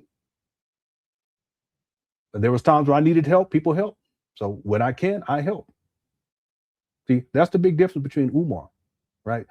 He was always corrupt and corrupted. It's just money and power allowed for that corrupted spirit to manifest itself more and more into his everyday life. And that's why SH Place, we go back and look at Umar back then, what we can call the pre-donation Umar, and then you look at him in 2025, look at the difference. See, that he was enabled to become what he has become because of the money. And you would think that if people come up on money, that they're going to do better. They present themselves, they look better, they're healthier, they're doing better, they're doing things for other people that help other people. Not with Umar. That's what I told people recently. Said I used to think that money solves problems. Yeah, some of your problems, yeah, financial ones, shit. But if you got other problems, that money's gonna feed right into them other problems and make those other problems worse. Real talk. Okay, thank you, SH Play. Unless you're upward mobile and you doing better, you're attempting to do better. Umar hasn't done that. He's gotten worse and worse and worse. Okay, thanks, SH Play. SH Play says he wasn't goods back then, but better than now. So he wasn't good back then, but better. Yeah. No, you're right. You're absolutely right. That's what I was explaining as I was going on my diatribe. Yeah, he was better, and I can see that with Umar, and on different levels, even health wise, you can tell. See, you don't get to where he was at 15 years ago and then where he's at today unless you're not living right. And he ain't been living right. He hasn't been. Okay? Thanks, SH Play. User225 says, remember the young lady, Umar Johnson supporter, who came on your show acting polite to debate? Yeah, but she cursed you out like a thug the second you asked questions. Yeah, I remember that. Yeah, and I was real cordial until she started going off the deep end. And I was like, okay, because I could be like that if I had to be. Especially if it's a young lady, I wouldn't want to do that. And you all remember that hit the one. She was tripping. Real talk, she was tripping. And again, Umar Johnson supporters, you cannot debate me dealing with Umar because you haven't done the research. If you have done the research and you knew Umar, his true character, you wouldn't be fucking with Umar in the first place. That's how I know you can't debate me. Okay. I only need to ask maybe 3, maybe 4, maybe 5 questions that you guys would not be able to answer and give a legitimate answer to prove that you guys are ignorant as to Umar and who he is. But I've done all the research. And like I said, when I say I've done the research and I'm fair. I'm not creating false narratives. I'm not lying about Umar. And when I speculate, I say that I'm speculating. Y'all can't debate me on Umar. Not one of you. Okay. Thank you, user 225. I remember that though. Yeah. Okay. And thank you for super chat, user 225. ISO Focus says, Lenon, we should make a list of all the people he blames. Plumbers' fault. Yeah. Black people's fault. bad care workers' fault, baby mom's fault, grandma's fault, always someone else's fault, the bank's fault. Yeah, you're right about that. Lene's fault, Lenon's fault, Cookie Crush Chat's fault. He called y'all Boosie Chat, Boosie Crush Chat or something, some shit like that. That's what you're talking about. P. Diddy ass.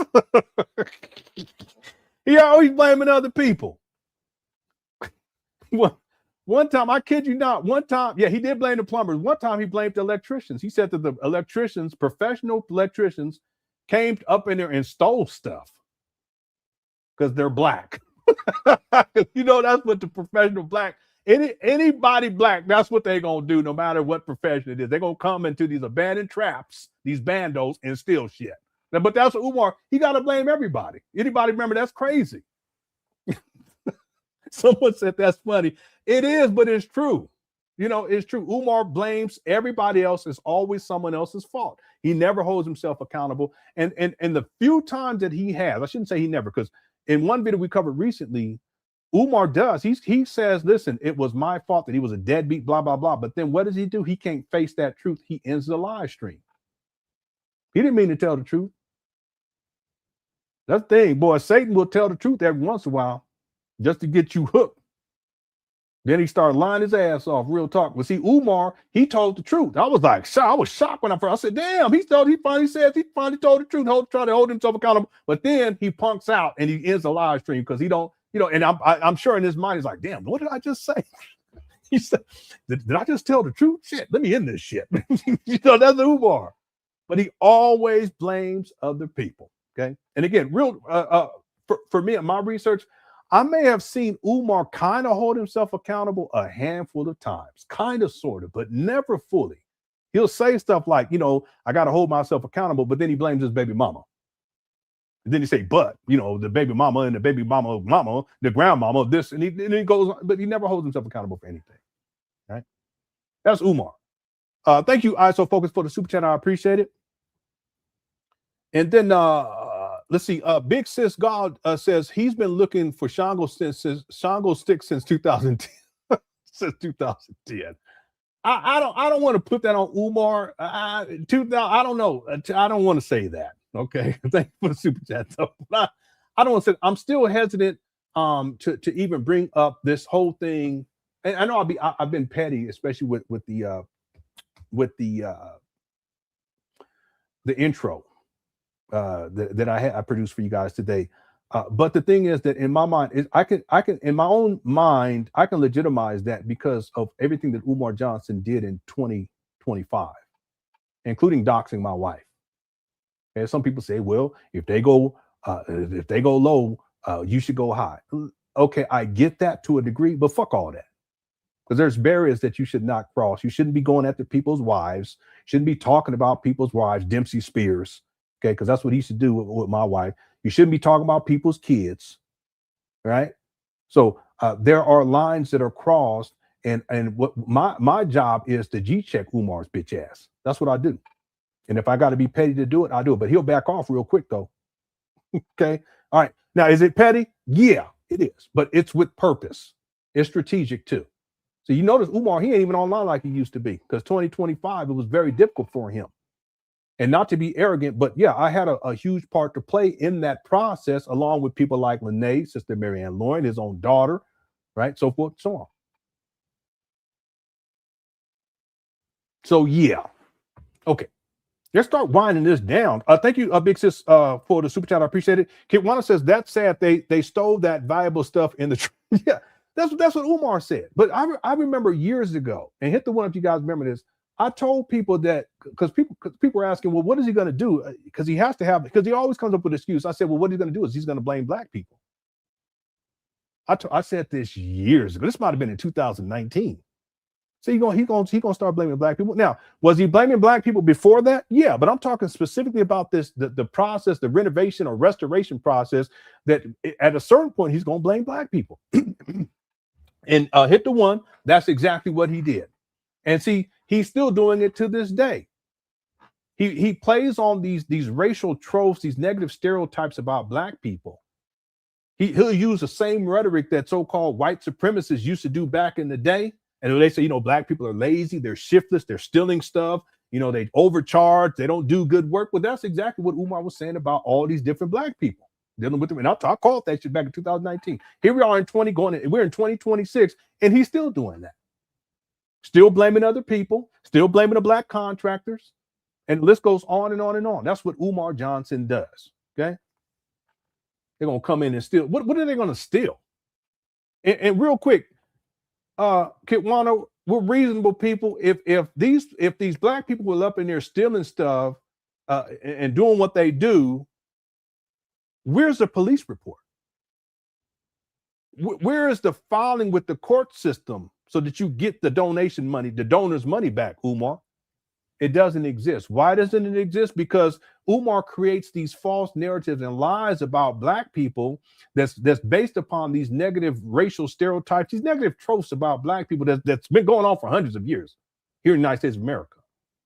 Lazy, shiftless, they all steal, they overcharge, they don't do good work, they're always trying to scam.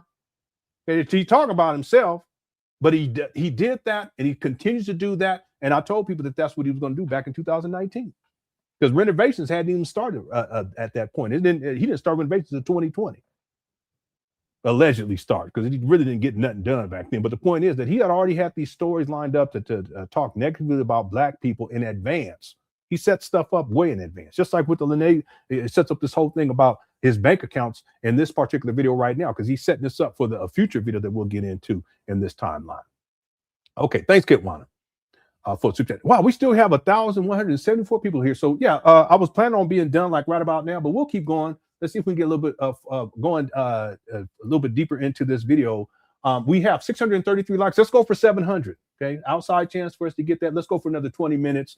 Thanks everyone inside the Cooker chat for being here. We had 1,335 votes. How bad was Umar Johnson's fish tank rant? 13% said bad, 9% said really bad, 13% said extremely bad, and 65% said diabolically bad. And we haven't even got deep into it, but we about to. Okay, here we go. Something here. Yeah, shout out to Black Anonymous. I'm going to turn off the comments, brothers and sisters. Black Anonymous and Lenon Fields. I'm looking forward to seeing myself in the Book of Negroes. Listen, you might be on the first page.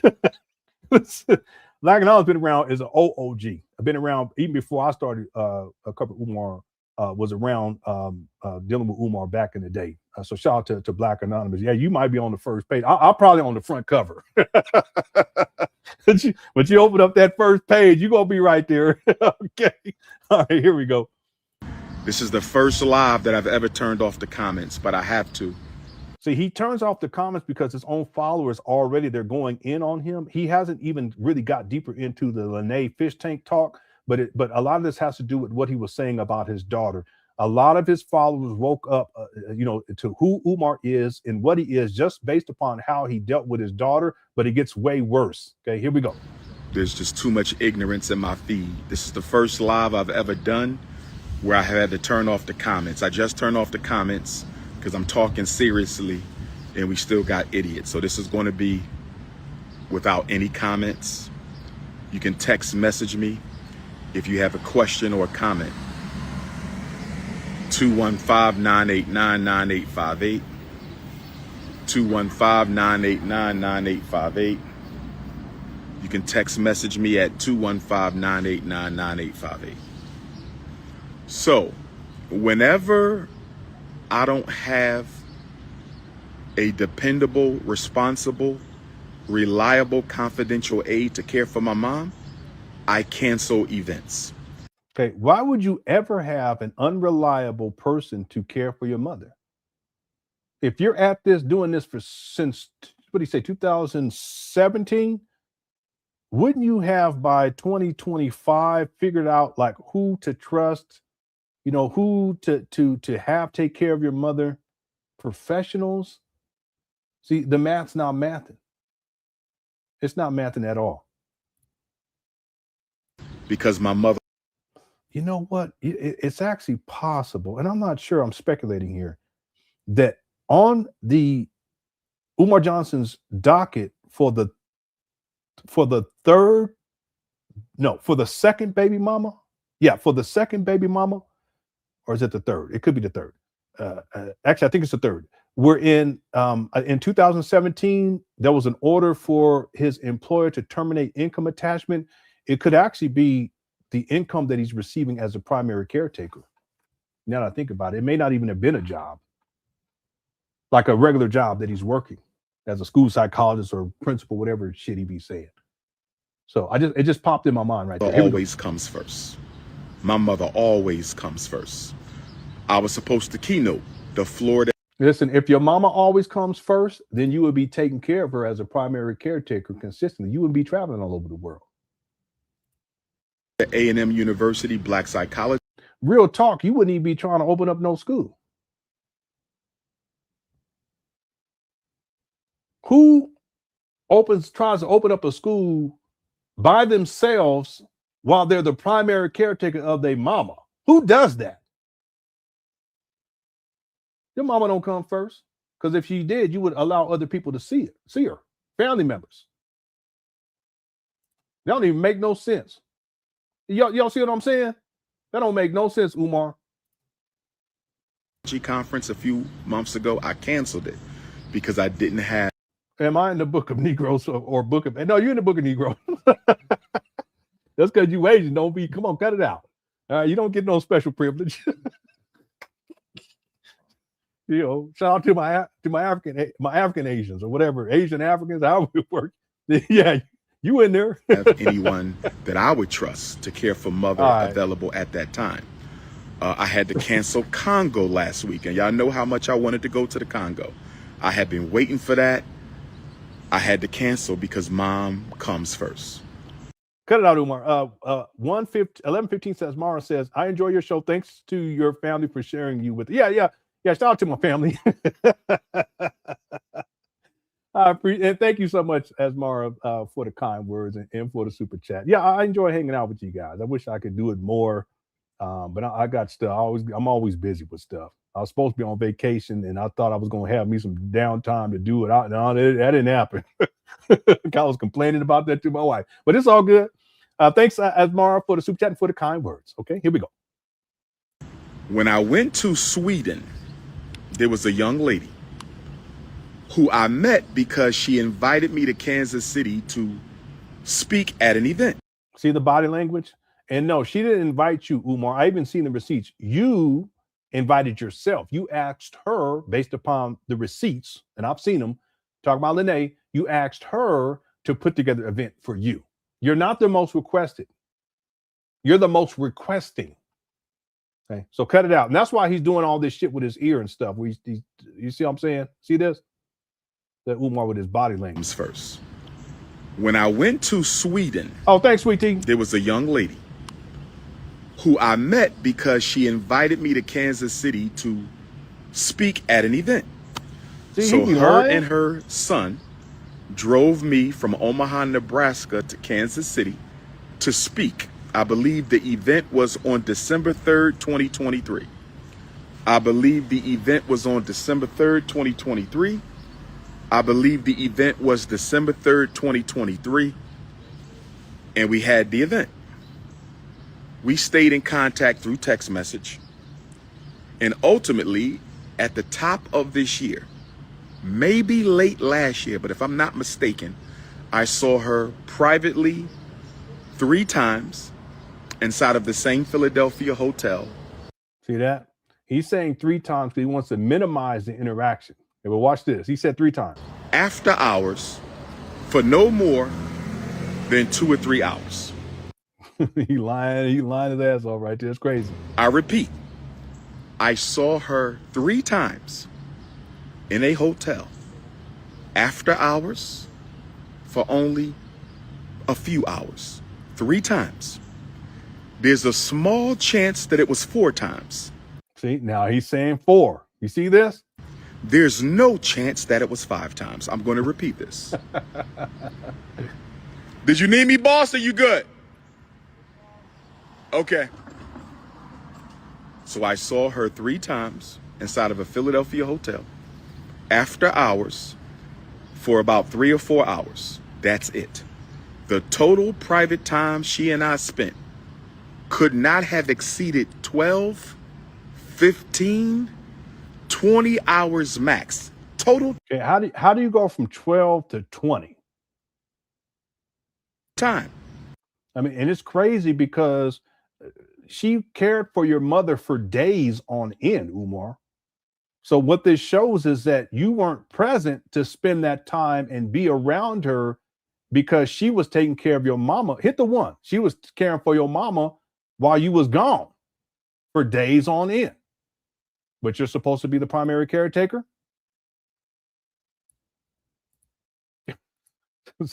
You saw her 3 times. You saw her 3 times. 3 times, 4 times, 58 times. I know. Real talk. What's the difference? Anyway, let's go. Across these 3 visits, maybe 4, but I'm almost certain it was 3.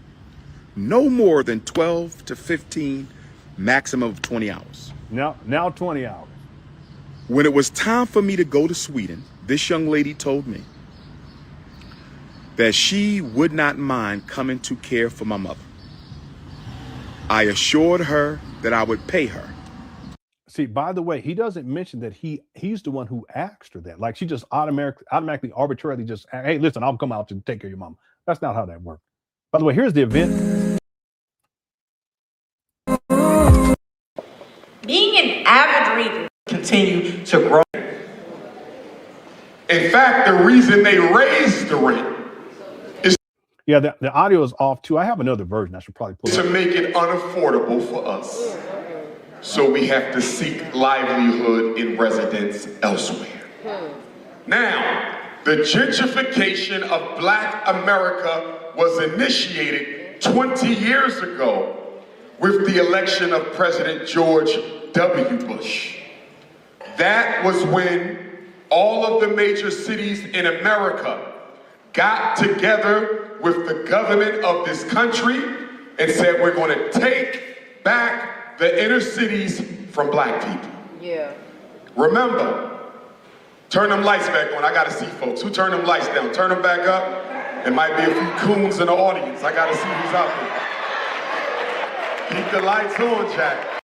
Boy, I tell you, Umar, he's something else. And here's Sister Lene right here.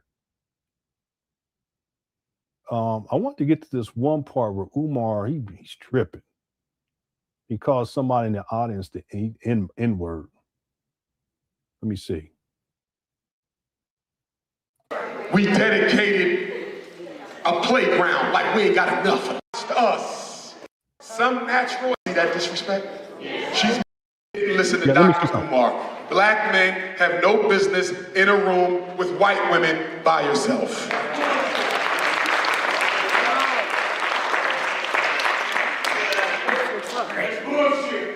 Well, if that's your opinion, so be it. You don't know what you're talking about. Sure, whatever. I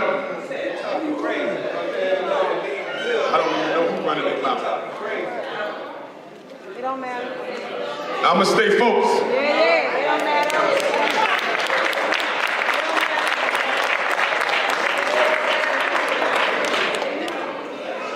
What has always bothered me in my work is when people don't care for Dr. Umar, why do you bother to bring your ass out to my lecture if you got a problem with me? He doesn't know how to manage his emotions. Listen, watch what he says. Watch this. Your dusty ass home.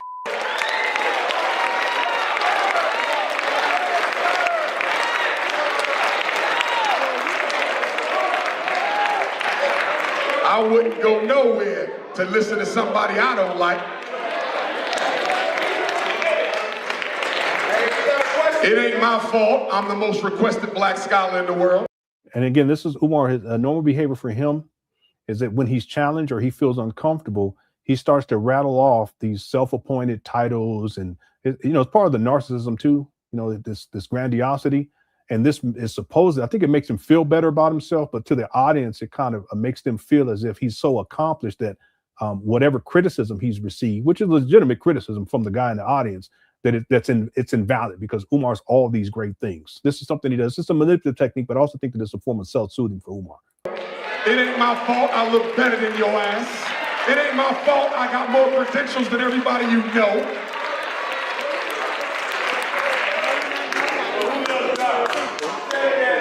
Hey, if you got a question, ask your question.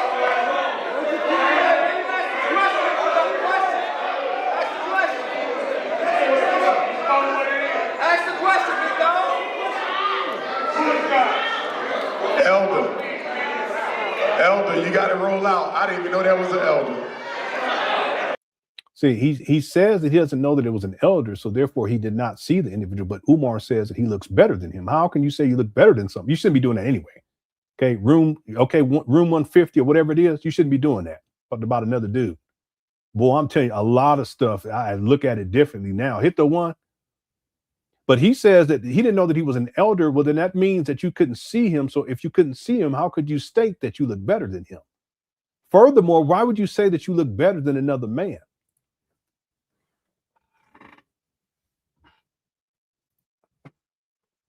Critical thinking. See, that's room 130 behavior.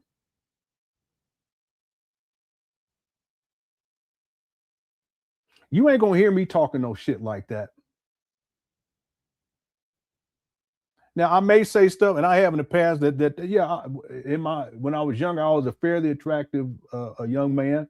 I never had issues with, like that, where I felt like I wasn't. I know what it is, because I dealt with. I know women, they hey, look, and for my age, I look halfway decent. I'm 50.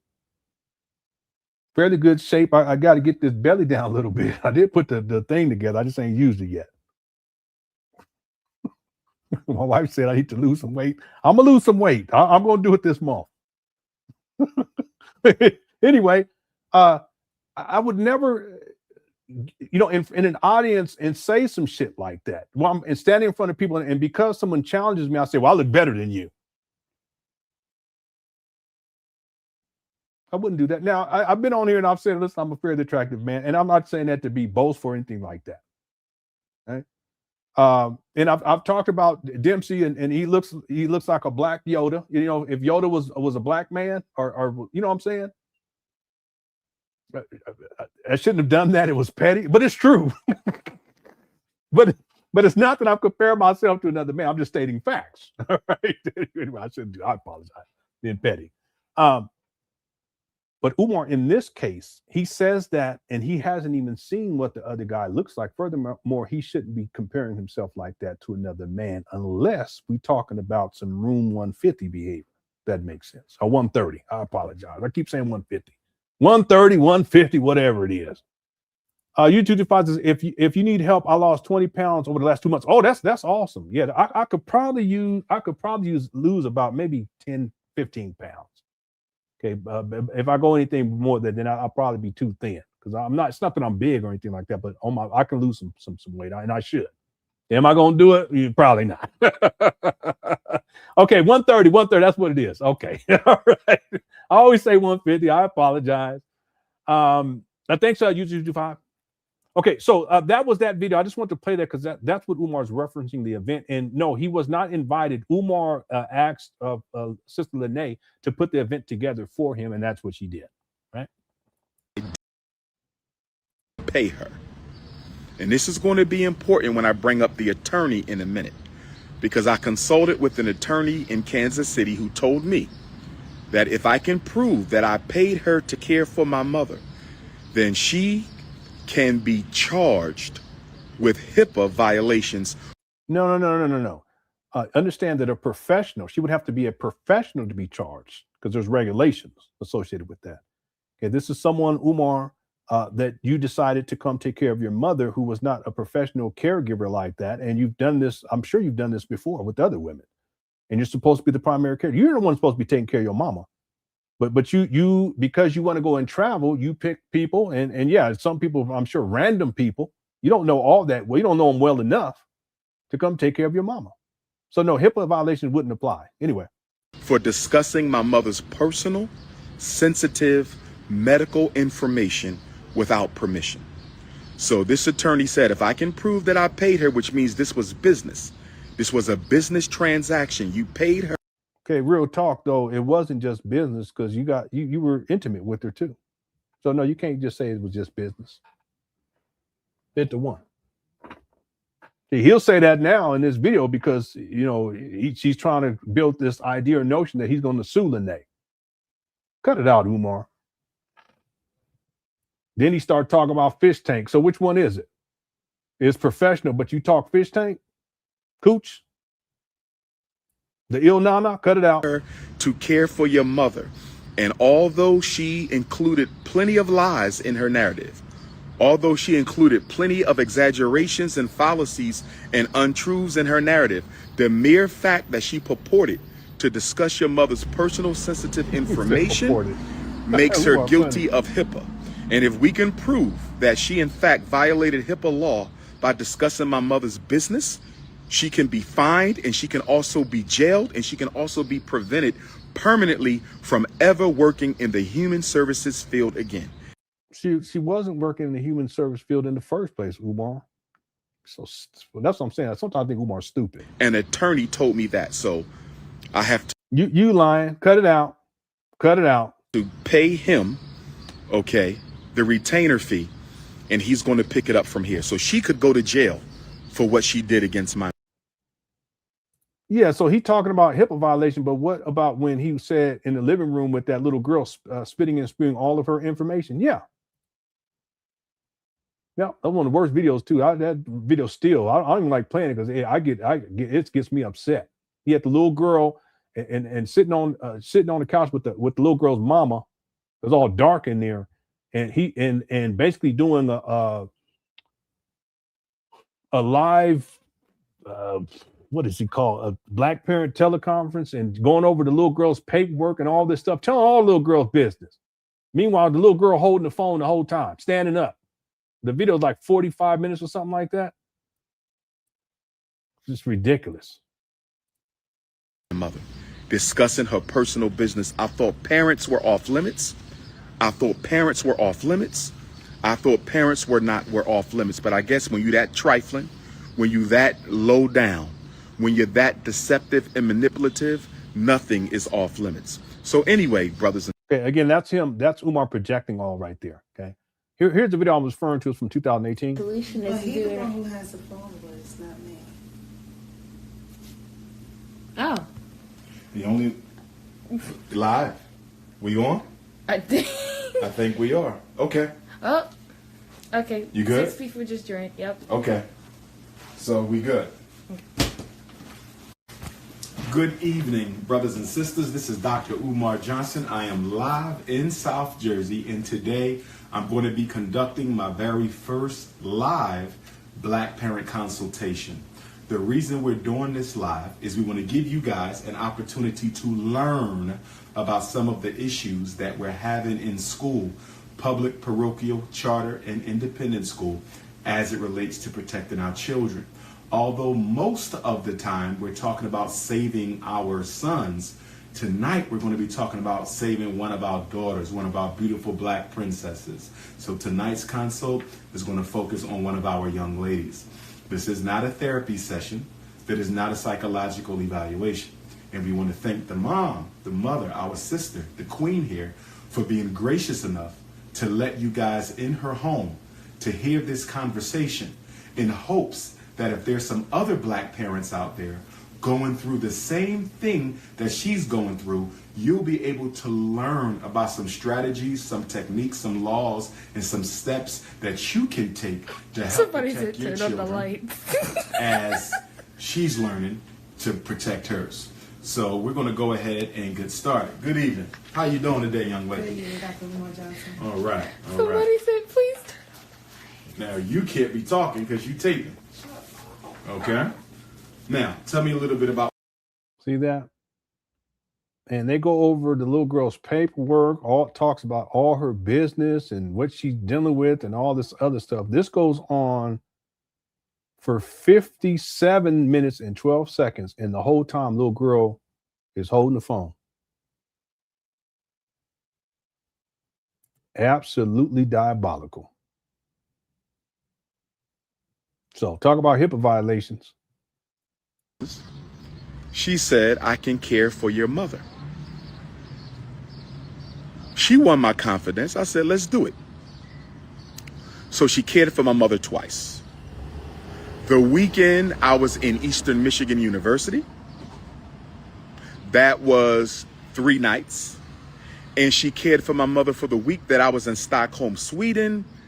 I believe that was 5 or 6 nights. Okay? Eastern Michigan University, Stockholm, Sweden. I paid her both times. She never spent time with me in my mother's house because I don't spend time with women in my mother's house. All right, that's a lie. She talked about her experience while she was there. He did come through. He was there. He wasn't there all the time because he was traveling. But she did talk about how Umar was trying to have sex with her inside of his mama's house. In fact, his own nephew talked about how the grandmama was aware of Umar having women come through to hit it and quit it.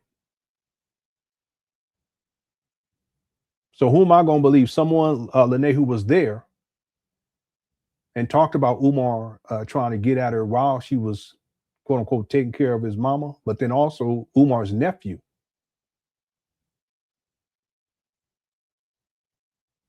Because from what I remember, the grandmother had, back when she was able to talk with other family members, complained about Umar having different women come through. Umar lies so much, it's incredible. Business, personal is personal. I got her a hotel. I Ubered her over to the home. When she got to the home, I went over instructions with her. I went to the airport. See the ear? When I got back from both trips, I Ubered her to a hotel. And then she flew out. I paid for her flight. I paid for her hotel. Business was business. Personal was personal. So, after returning from Sweden, I was very disappointed in the care that my mother was given. After returning from Sweden, I was very disappointed in the care that my mother was given. I'm not going to go into detail over the egregious lack of regard and concern she displayed for my mother. I'm not going to go over that. That's too personal. But I was very disappointed and I was guilty. Whenever my mother isn't properly cared for, I take on that shame. I take on that blame. But I said to myself, you can never use this woman again to care for your mother. So I began to distance myself from this woman. So let me back up again. She saw me 3 times. Privately, she cared for my mother 2 other times. 5 total contacts. 3 of them were private. Brothers and sisters, without being too vulgar, those 3 private contacts basically consisted of her gummy bearing my Shango. There he goes. This is y'all's principle. It's ridiculous. Part of what Umar is doing, he wants to minimize what his sexual interaction was because Lene was telling the business with what Umar's proclivities were. Dealing with fingers and man-jaw talk and all this other stuff. We'll leave it right there.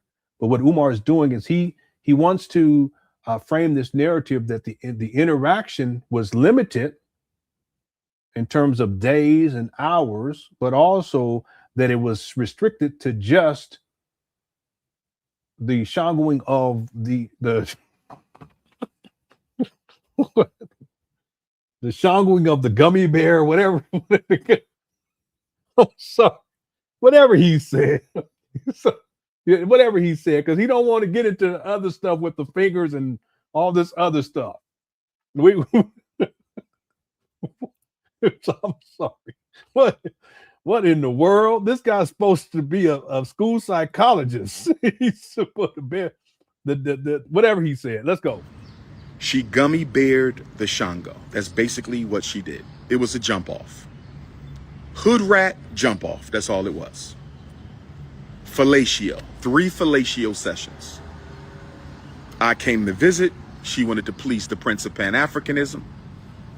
So it happened. 3 fellatio sessions. I'm not proud to say that. And then, of course, quote unquote caregiver. I put caregiver in quotes because she did anything but care for my mother. Anyway, this was the first week of March, Sweden. I come back from Sweden. I'm disappointed. Can't work with this woman no more. Can't take care of my mother. I can't mess with you.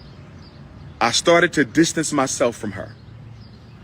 On June the 25th, the last moon that we had, I do my Art of Dialogue interview. I'm coming out of my Art of Dialogue interview and my phone. Okay, we're going to go for 14 more minutes, everyone.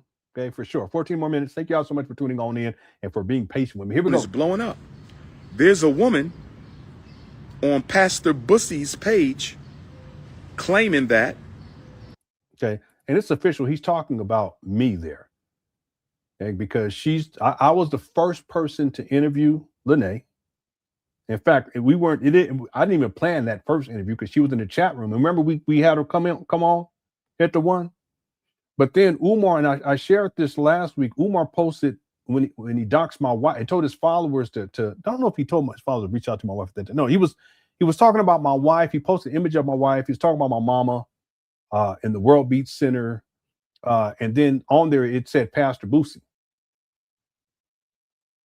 in reference to me. So to be clear, it's already been proven. I'm talking about factually with receipts that's who he's referring to when he says Pastor Boosie. He's talking about me, right? Y'all was in a 2.5-year relationship, that you were in love with her. Okay, listen, Umar, Lene never said that you guys were in a 2.5 relationship. 2 years, and well, he looked bad, smoked out. She never said that you two were in a 2.5-year relationship.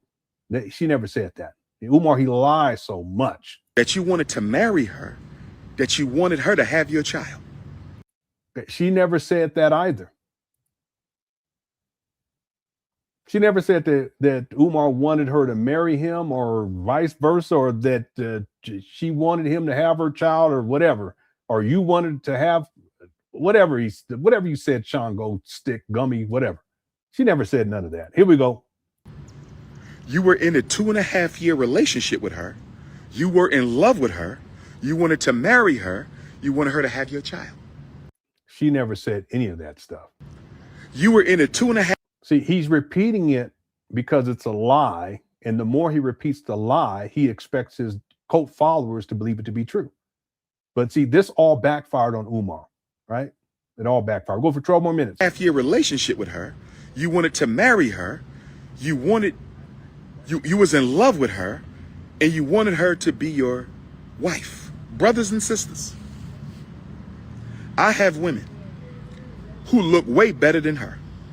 Here he goes. Remember, he was talking about the man and how he looks better than the man. Well, this is what he do with the women too. Who have done more for me in my life than she ever could. Who I wasn't in love with. Mm-hmm. And you ain't committed to not one of them, and you ain't married to not one of them because you used and abused. That's what you do. Who I didn't want to make my wife.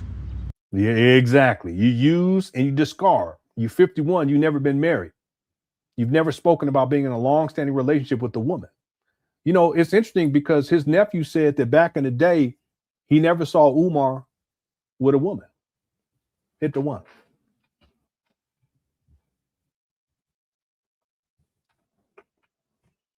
That's what I'm saying. I have to reassess things now after the whole room 130 or whatever it is.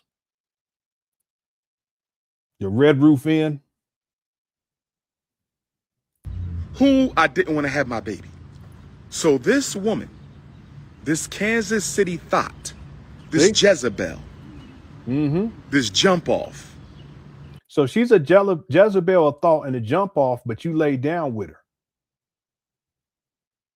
And you doing this with, at this point, it could be thousands of women. So what does that make you? You get a pass because you a man? You've been living sexually promiscuous for decades now, Umar. So what does that make you? I don't know. I know society is a man, so that's what men. No. You a male hoe. Okay. You stank. You a male hoe. You a skank. You a skeezer. Real talk. This smash and grab. See, why would you call a woman that you dealt with a smash and grab? Because what you're doing is you're self-exposing, you're indicting yourself because you're admitting that your approach to this woman was that she was someone that you were going to smash, grab, and discard. See that? That's why this video backfired on Umar. It's not just what he said about her, because it gets crazy. We'll get into the crazy part tomorrow. But it's also how he's admitting to his lifestyle as being a sexually promiscuous Jezebel. Umar, you the Jezebel. What's the male version of a Jezebel? Let me go look that up. What is a male version of a Jezebel? Oh, it says Umar Johnson. Okay. Okay, maybe perfect. Let's go. Spent 3 times with me, not 3 nights, because I never spent the night. I never spent the night with her in my life. He's lying. I have the picture.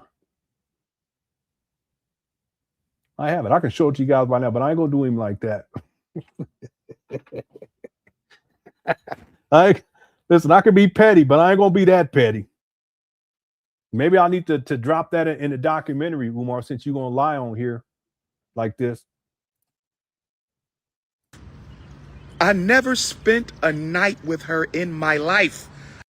He lying. No, he ain't he's a jiggle-hole. That's what he is. That's not a gigolo. I saw her 3 times. And 3 times, all of which, if I'm not mistaken, were during the first quarter of 2025. 3 times, and I'm in love with her. 3 times, I want to marry her. 3 times, I want her to have my baby. She never said any of that. This guy lies so much. 3 times, and we were in a 2.5-year relationship, brothers and sisters. She never said that they were in a two. Brothers and sisters. Brothers and shout out to Kogo, Jezebel. Guys, I gotta stay out this chat room because we got 7 more minutes. Jezebel Caretakers LLC. Sisters, but it gets worse. Hey, how you doing? Hope She told Pastor Bussy. She told Pastor Bussy. And let me say this about Pastor Bussy. What you got to say, Umar? Room 130. What you got to say now? And again, if there's any men's out there that's dealt with Umar and you want to come forward and share your story with me on my platform, you're welcome to do so. Have your receipts in order so that I can properly vet you before I have you on. If you ain't got no receipts, don't even bother. See, Lene provided me with receipts. She's credible. Marianne Lauren provided me with receipts. She's credible. I have a primary source that I was referring to earlier who was in the UNIA back in the day and dealt with Umar even outside of that, outside of you, who's credible.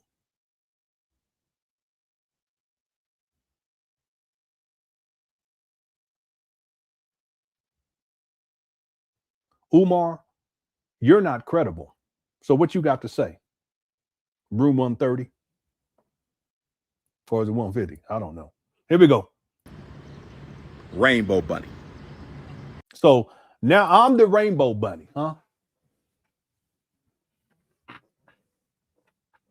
You the one who be talking all this Boosie talk, homeboy, which is a violation if you're a heterosexual man. Now, I think Umar is bisexual at this point.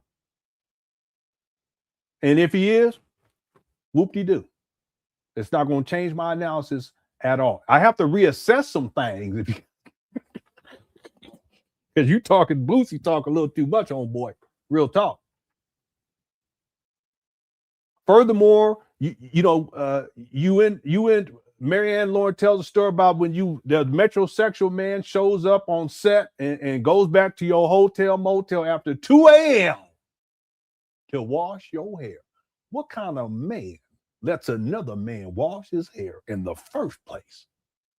But a metrosexual man in a hotel room after 2 a.m.? What you got to say, homeboy? And then this metrosexual stays the night and sleeps on a couch, but there is no couch. If he didn't sleep on the couch because there is no couch, where did he sleep at? In the bed with Umar. So what you got to say now, homeboy? See, Umar been calling me gay for about a half a decade. Ain't no gayness in me. And no disrespect to the LGBTQ. I don't get it. You gay men, you missing out with the women with that good boy. That's a good stuff. Women good, boy. You don't do what you do, but you missing out, bro. I'm sorry. You know what I'm saying? I want some of this. I don't want what I already have. You feel what I'm saying? I'm sorry. I'm just playing. You got, if you gay, you welcome here too. I ain't got no animosity towards. Back in the day, I was tripping on y'all because that's when I got the conspiracy theories. But these, I've matured. I ain't tripping off y'all. Y'all welcome here. Welcome to Cook Crush Chat. Okay, hit the one if you're gay.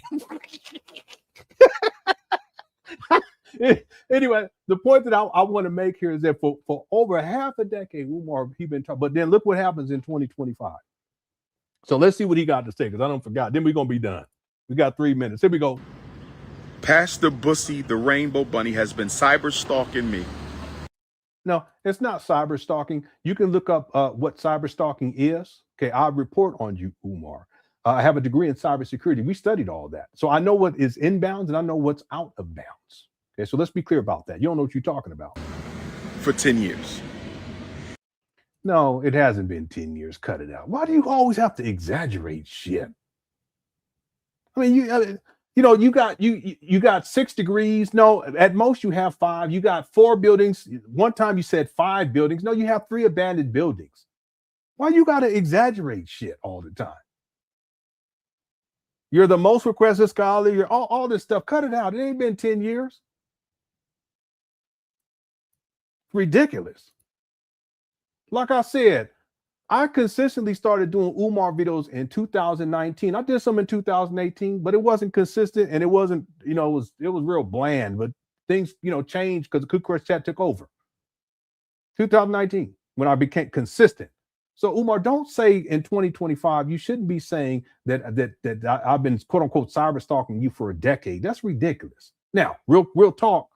Like I said before, and then we're gonna be done. In 2000, I knew about Umar through the Hidden Colors because there was someone who was trying to sell DVDs. And I think it was bootleg DVDs. Someone that I knew that was trying to sell me, and I was like, no, I'm not interested. And Umar was in that Hidden Colors, but I didn't know about Umar to any significant degree until about 2018. When I'm talking about started researching, I did a video back in 2014 talking about narcissism, because in 2014 someone sent me the video of Umar when he was trying to get money for the St. Paul's College, and they said, "What do you think about this?" And I looked at it and I said, "No, something's not right here. He doesn't have a team. He doesn't have a plan. He doesn't have a board of directors. It's just him. And then whoever was filming it. So something's not quite right here." And I did a little research into Umar at that time, nothing deep, because I didn't know any of the backstory in this stuff. And I started to notice Umar and how he would talk about himself and how he would refer to himself, in the third person. He would call himself these grandiose titles. And see, at the time I was studying narcissism and I started making these connections. Wait a minute, that sounds like narcissistic, what he's saying. And that sounds narcissistic. So I did a video to talk about narcissism, and I used Umar as an example, as someone who at the time I believed had some narcissistic personality traits. Did I know Umar's backstory? No. Can't even say that I knew much about this whole FDMG school scam. The receipts that I showed you guys from 2010, 11, 12, 13, 14, even going back to 2005. Could I have told you guys when Umar was born? No. Can I tell who his daddy was? No. Who his mommy was? How many kids that they had? No, I couldn't tell you any of that stuff back then. It wasn't until 2018 that I started to research Umar, but it wasn't until 2019 that I started to consistently do Umar Johnson videos. So cut it out, Umar. Here we go. People have asked me to put a stop to him legally. I had 2 attorneys who sent him cease and desist. Okay, by the way, I received 1 cease and desist. I don't know if you had 2. I don't remember it being 2 attorneys on there. It may have been. I didn't take that shit serious. See, that was an act of intimidation on Umar's part. So he was trying to punk me. That's what I'm saying. Sometimes I think Umar's stupid. You was trying to punk me, and you thought I was going to back down. You doxed my personal information, all this other stuff he was doing back then. Now, Umar, my premise, real quick, and we're going to be done. My premise in covering you, because you probably watch this right now in your mama closet, is that you are scamming the Black community, collecting millions of dollars for a school that does not exist. That's the premise. So if you want to take me to court for slander or anything like that, you know what's the first thing that's going to happen is in discovery is that the books will have to be open dealing with my premise. And if the premise is dealing with the financials, that means that the financial books have to be opened. And it would have to become public record. And if that ever happens, and it may still happen with the class action lawsuits that's been filed against you that you're dealing with now, shout out to Sister Marianne Lauren. If that ever happens, what I've talked about for years dealing with Umar with this FDMG school scam, which has been my primary focus over the years, everything that I said about the mismanagement of money, Umar collecting more money than he's reported to the public, more money that he's reporting to the IRS, so forth and so on. All of that will be shown to be true. Now, Umar, if you want to go there, let's go.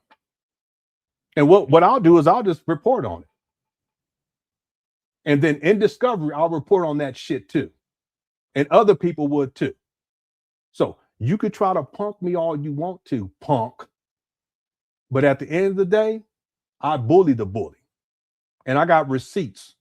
Real quick, I don't lie on this guy. I don't spin false narratives. People have done that with me. I'm not going to do that. It's called integrity.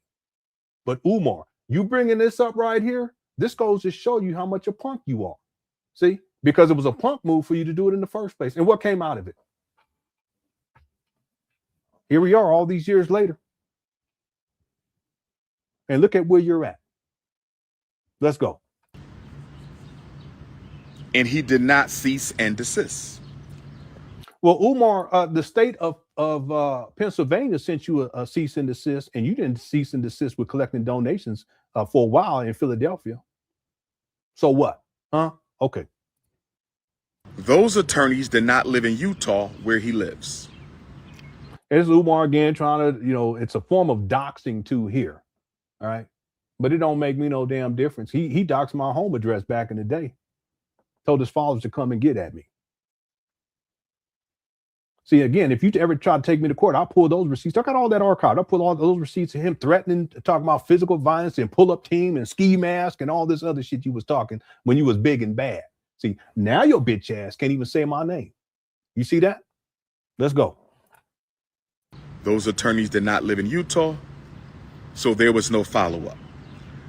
I recently consulted with a Utah attorney. He lying. Watch this. Who told me I have a serious case against Pastor Bussy the Rainbow Bunny. Notice he says Pastor Bussy the Rainbow Bunny. Even for you to say that as a heterosexual man, that's weird. Okay. That's why I think that at this point, I think that you are bisexual, and a lot of what you're talking about is projecting your own little issues, whatever they may be. That's what I think. Okay, because a heterosexual man ain't gonna call another dude. Well, anyway, I don't know. Maybe that's what they do in other places, but where I come from, at least, we don't do that shit. Right? No disrespect to the LGBT. All right. More specifically, if you're gay, no disrespect. Okay. He said something else, and then we're gonna be done. Supposed to be done 4 minutes ago. Here we go. Attorney who told me I have a serious case against Pastor Bussy the Rainbow Bunny. Okay, notice he says Pastor Bussy the Rainbow Bunny, and then he references Utah. Okay, he's talking about me, right? But I'm going to have to fly out to Utah a couple times to appear in court. Well, come on in. Shit. Come on. You're always running your mouth, and you don't never do nothing you say you're going to do. Again, if you want to go there, let's go there. And then in discovery, it'll prove everything that I've been talking about you for years. Again, my main focus is not about Umar going back to childhood. It's not going back to him in college, although I've done the research. It's in the documentary, or him in the UNIA, his UNIA resignation letter. That's not my primary focus. My primary focus has been Umar with the FDMG school scam.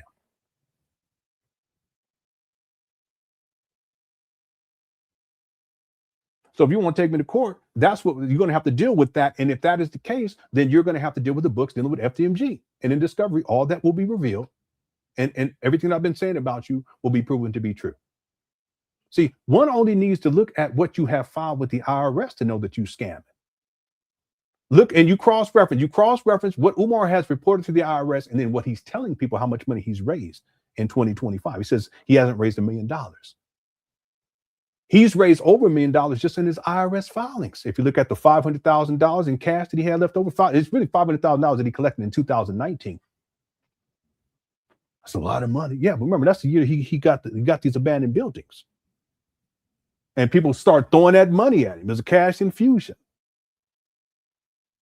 And then look at the purchase price. Umar said it was around $700,000. I've been saying $400,000, but if you want to go there, because that's what the online records say, $400,000, you want to say $700,000, that means that you had at least $700,000 when you purchased these shits. And if you had $700,000 when you purchased these shits in 2019, look at all the money that you raised in 2020, 2021, 2022, 2023, 2024 with the IRS filings. It's well over $1 million. So what you talking about, homeboy? It would be around $1.9 million. But you're telling people in 2025 that you haven't raised $1 million.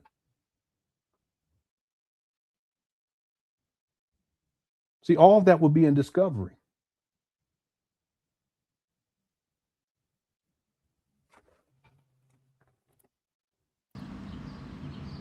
So this attorney told me that if I give him the retainer, he will begin the investigation on Pastor Bussy. And after looking at Pastor Bussy's YouTube What investigation for what? Page, he says he is quite certain that I have a case for slander. I've not lied on you not one time, Umar. Give me one time where I lied on you, where I've slandered you.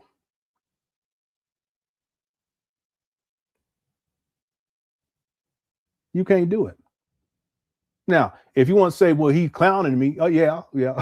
I don't think you have a case for it because someone's clowning you, okay? But slander, no, it's not necessary. I got all the receipts. And I don't got to fabricate stuff. Like I said, I don't got to paint false narratives or lie. It's not necessary. You know, I could literally just take Umar Johnson clips, put them back to back to back, make sure that there's context too, right? Because you can paint a false narrative about someone just by putting just one little clip and it seems like they're saying one thing, but that's not really what they're saying. And people, they'll buy into it. They'll believe it. No, I would provide enough context. And see, the thing is, historically speaking, we've gone through all the videos. So there's already that context that we've already referenced in the past. But I can literally not say anything about Umar and just take clips and make sure there's proper context and then play clips and show Umar contradicting himself when it comes to FDMG, specifically dealing with the financials, which is my premise. I have a case for libel. I have a case for defamation. No, you don't. And he also said because he's been making money off of my name for 10 years. No. I didn't even start making money talking about Umar until 2019. So what are you talking about? Anyone remember this? And shout out to Brother Darian Marion. It might have been 2020, but I think it was 2019. Brother Darian Marion, rest in peace. See, when I first started doing Umar Johnson videos in 2018, when I did those videos, it wasn't even monetized. I didn't have super chats. I don't even think super chats existed back then. I didn't have my PayPal information on there. I didn't have my Cash App. I don't even think I had Cash App at that. No, I didn't have Cash App. What ended up happening, and I would have to go back and find out exactly what year it was, but it had to have been 2019 or 2020. The numbers that I started to get while covering Umar became substantive. Like it was significant enough. And Brother Darian Marion hit the one. If you guys remember this, he suggested that I monetize. Wasn't even monetized back then. I didn't want to do it. And there were people in the chat room saying, no, monetize. I didn't want to do it. But after a while, and I remember Brother Marin, rest in peace. We were on Skype back then, and he started crunching numbers. He said, no, you should do this because people, they want to support you. It's good content and you put a lot of time and work into it. You should monetize. And he started crunching numbers. He said, you can do this in a year. You can do this in 2 years. You can do this in 3 by the time you get to year 4 or 5. And you know what? He was absolutely right. Rest in peace. So Umar, cut it out, man. Why you gotta lie? We're almost done. Here we go. That he can be made to pay me back all the money that he made in my name? That's so stupid. That's like someone who, with all they cover is Donald Trump, and Donald Trump don't like what they saying about him. So Donald Trump files lawsuit against the person that only talks about Donald Trump, and all the money that person made on YouTube, Donald Trump's gonna get that money. See, that's how I, yeah, he said, pay me back. That's how I know Umar lying about an attorney, because an attorney wouldn't even say no shit like that. That's ridiculous. We're almost done. Here we go. And that we can lay siege to any property that he owns. I told him. Cut it out. Stop. You gonna lay siege to what? We can go in the refrigerator and get all of his ham hocks and chicken wings, and we can get all the cheesecake and Seagrams out of it in his pantry, whatever he has in his. We can take his dog Chino. We're gonna take his dog Chino. Don't shut your ass. We gonna get this dog, family. We are gonna get his dog. we gonna get all his grits. We gonna get all his grits. Umar, if you don't stop, this guy, he be lying so much, it's ridiculous. That's what I'm saying. I really think something wrong with him. Okay, and I know, because he talked about it, that his wife got a bag of red potatoes from Costco. We gonna get that shit too. We gonna get them red potatoes. And we gonna put them red potatoes inside my mama closet next to the brown potato. Well, Umar, he said Umar be tripping. If he got any pair of Nikes, we getting them shits. I said, Umar, stop. You need to cut it out. Okay, we're supposed to be done. Let me just we're gonna go for 2 more minutes. Once he's done talking and lying about me, then we'll end it and we'll come back tomorrow and do part 2 where he starts with the fish tank talk. Okay. Edward, don't do that. Don't. Edward, you my homie and stuff, but don't do that, brother.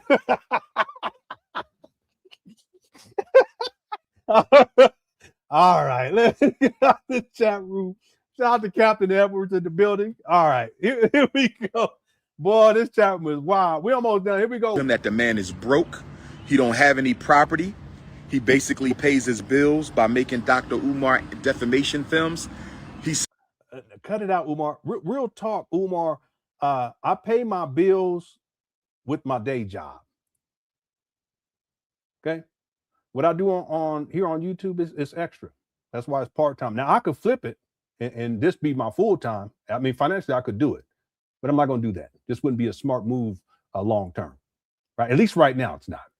So cut it out. Okay, just stop. Said, well, if that's the case, if he has a job, then his wages can be garnished until he satisfies the balance. What balance are you talking about, you goofy? There is no balance. He's so hypothetical with everything. You sound like you sound like I owe your ass child support. See, now we need to get with this. This scrub daddy shit's gone too far. This guy sound like I owe him child support. No, you're projecting your own experience of owing all this child support for 2 decades now. Hit the 1.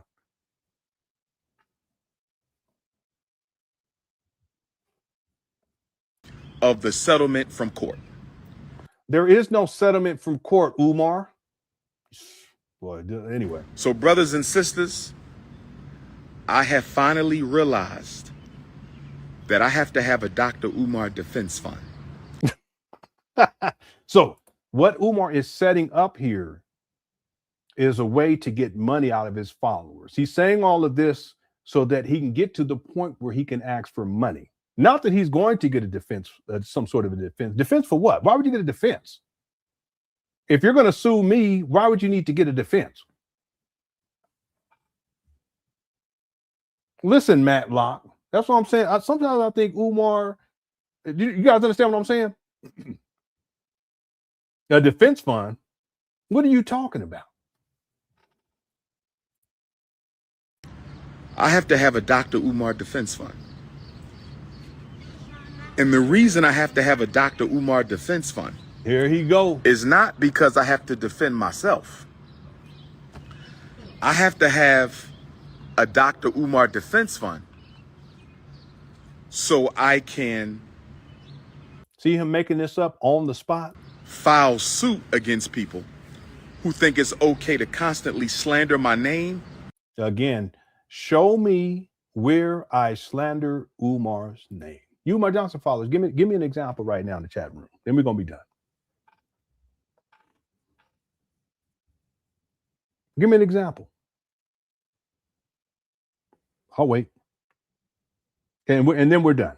Okay, because he's about to get into the fish tank.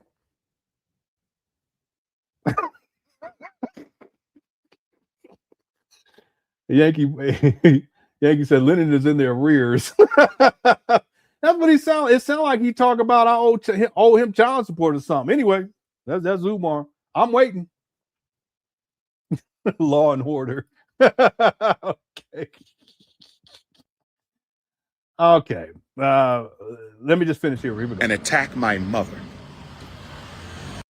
Okay, I've never attacked your mama. If anything, I've lobbied for your mama to be set free from you hoarding her and keeping her locked up inside of that Section 8 housing in deplorable living conditions, and you not allowing family members to see your mama.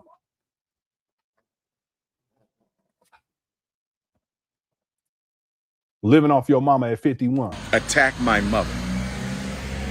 Attack my mother.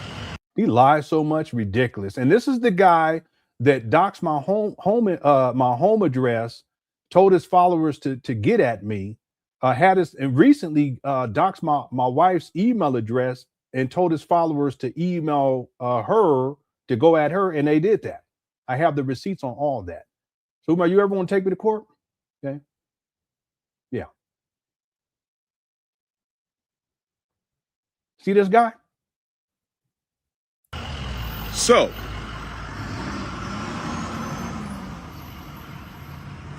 brothers and sisters, this woman told Pastor Bussy, the Rainbow Bunny, the YouTubian struggle streamer. If I'm such a YouTubian struggle streamer, then how is it going to be possible for you to have me pay you for the money that I make talking about you? This is Umar projecting. You're the struggle streamer. That's why when you go live on Instagram, you can't get 1,000 people up in there. I don't even know how many people you got to sign up for your member content up over there. But the last time I checked, I think it was like 32 people at $10, or 60 something people, or 30, either 36 or 63 at $10 a pop. I don't know what Instagram takes out of that. But you ain't doing too good if you got over 1 million subscribers and that's all you're the struggle streamer. That's why you look like this. That's why you're always online begging for money. That's why you don't even have your own home, your own vehicle. Living off your mom at the age of 21. So cut it out. He told Pastor Bussy that I went down on her. Brothers and sisters, I'm willing to take a lot. Wait, what do you say? What's this guy talking about? She told Pastor Bussy that I went down on her. Brothers and sisters. Oh, okay. She's saying Lene, okay. I'm willing to take a lie detector test. Brothers and sisters, I'm willing to take a lie detector test. Brothers and sisters, I'm willing to take a lie detector test. When that woman... lie detector tests are not admissible in court because they're not reliable. There's people who know how to pass a lie detector test, or what they call polygraph, something like that. Like they know how to, so they could be lying, but they know how to pass it. They know what to do in order to pass it. So cut it out, Umar. It's ridiculous. After gummy bearing my Shango stick, that woman Here he go. took off her underwear, and I'm telling you, brothers and sisters, and I don't mean no disrespect to feminine energy. I don't mean no disrespect to feminine energy. I don't mean no disrespect to feminine energy. When she took her underwear off, brothers and sisters, she smelled like something crawled up inside of her and died. And we'll leave it right there. Look at this guy's face. Okay. See, people, it's not just what Umar does, it's who he is and what he is.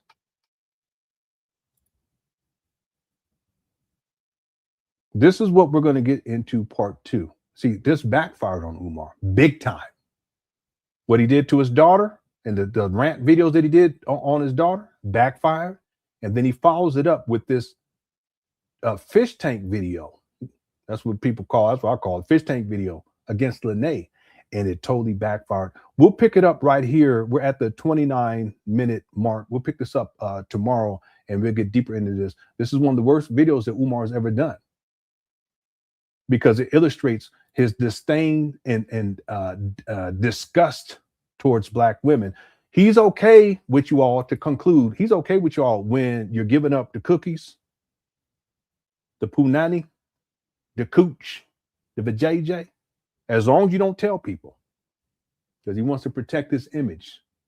He's like this wholesome man who has respect for y'all. Listen, if you're out here living like this, sexually promiscuous lifestyle as a man, and Umar's 51, he's been living like this for what, over 30 years. No, let's say roughly 30 years. You can't say that you have respect for women or that you love women. I don't think he cares for y'all, to be quite honest with you. Not at all. So when he does this video, it backfires. A lot of the women that used to defend him, they stopped and they criticized him. So tomorrow we'll pick up right here where he starts to really get diabolical and talking about Lenon's private. And the thing is, last point is that any man, if you're dealing with a woman, whether you're in a committed relationship or not, and really if you're not, you shouldn't be, in my opinion, you should be getting down like this. Come on. Okay, but if that's how you living, that's how you living. If a woman got issues, you don't keep going back for more. If she got issues down there, and let's say if you're in a committed relationship, you talk about it, say, hey, listen, what do we need to do to get whatever issues going on cleared up? But see, the truth is most women take care of their stuff down there. Hit the one. Well, you ain't got to hit the one. I'm just saying. Most women, that they're trained and taught at an early age to take care of that stuff. I don't mean to sit. I'm sorry. To take care of their privates. Hit the one. Now, listen, I'm 50, so I can talk about this. I know what I'm talking about. So Umar, if what he's saying is true, and we know that it's a lie, why did you keep dealing with her? And I don't mean to go here, but tomorrow, how Umar describes this alleged smell is such that even if she was fully clothed, it would have been an issue, right? Well, if that's the case, Umar, why would you be dealing with her not just once, not just twice, but at least 3 times? See, the math ain't mathing. It ain't mathing at all. All right. Thank you guys, everyone, for tuning on in to the live stream. Let's see here. YouTube says, I sent the original super asking Lenon about, yeah, I remember that. I remember that. Thank you, User225, for the super chats. And then you said, why Umar Johnson talk about HIPAA when he built like a, all right. Thank you for the super chat. Simply Complicated says, as you wrap up, Lenon, not to be off topic, but I had to share with the fam, I adopted a new pup and named him Coach. Oh, that's like, yeah. And he is extra smooth. Yeah, John Coltrane is my, he's my favorite jazz musician of all time. going back to when I was probably 15 years old. Yep. In fact, one of my children's middle name is Coltrane. Right. So yeah, shout out to the new pup. Congratulations on the new pup. Our dog Chino was tripping today. I don't want to say too much. He was tripping. We took him out to walking because it's getting cold. Ain't no snow either. It's crazy for this time of year. No snow. But we took him out to walk him so he can use the bathroom. And like, and we took him out. He urinated. We figured we'd bring him back in and let him run free. And we let him run free. He went right upstairs and took a shit. I was so mad at him. And we put him in his crate and you're staying in there. But he be tripping sometimes. But I don't know why dogs do that. I don't know why they do that. All right. Thank you, Simply Complicated. Congratulations on the new pup. I love the name. Okay. Thank you for the super chat and happy new year to you. Okay. And then Kadar, how's it going? Kadar says strong alpha males while air thrusting. Yeah, that's what he did in that one video. And see, now we have to look at that differently. What you doing like this for when you talk about strong? All right, whatever. Thanks, Kadar.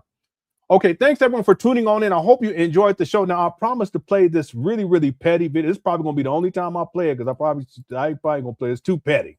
But we're going to close out with this. Thank you guys again for tuning on in. Let me close out this poll question. We had over 1,461 votes. How bad was Umar Johnson's fish tank rant? 13% said bad, 9% said really bad, 13% said extremely bad, and 64% said diabolically bad. We'll get deeper into the fish tank rant tomorrow. We'll pick it up at the 29-minute mark for part 2 with this video. I hope you guys return. Let me go ahead and close out this poll. And here we go. Okay. Miss Vernica says to place nobody love, Lenon. Okay, well, I can't do both. So this is what I'm gonna do.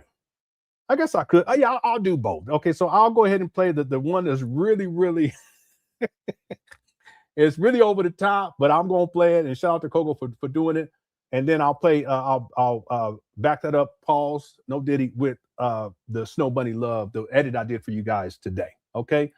And thanks for the super chat, Miss Vertica. Coltrane's home Philly house is being turned into me. Yeah, that's great. That's absolutely great. Yeah, a lot of great musicians came out of Philly, not just jazz musicians, but a lot of great musicians come out of Philly. Okay. All right. Here we go. Let's start with the one that's a little okay. Here we go. And shout out to Coco for doing this. I appreciate it. We got to 717 likes. Thank you guys so much. We went way over what we had anticipated and hoped for. So I appreciate everyone for hitting that like button. If you enjoyed the show, hit that like button.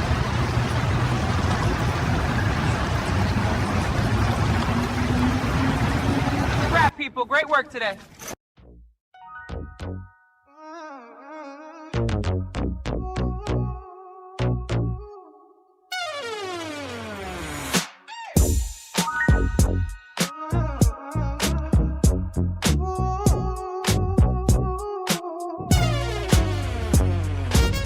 Lights are rolling on a movie set today.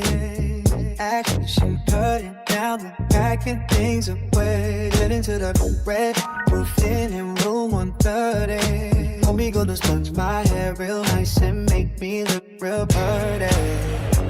Rose over hoes, that's how we roll. Turning down the heat, you know where we meet. At the red roof in room 130. My guy gonna do my hair and make me look real pretty. Ain't no couch where he can sleep, but the bed real sturdy. So come and stay the night in room 130. Drink so big they barely fit the silver screen. Director yells, heard as we end another scene. Red roof nights, with me and the homie B. Sponge my hair all night, probably won't get no sleep. Bros over hoes, that's how we roll. Turning down the heat, you know where we need. At the Red Roof Inn in room 130. My guy gonna do my hair and make me look real pretty. Ain't no couch where he can sleep, but the bed real sturdy. So come and stay the night in room 130.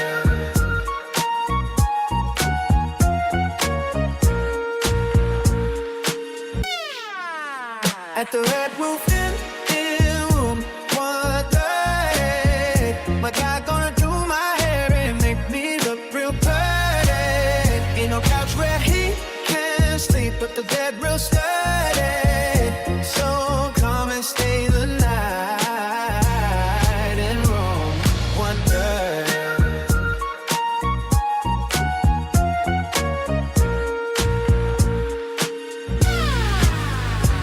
All right.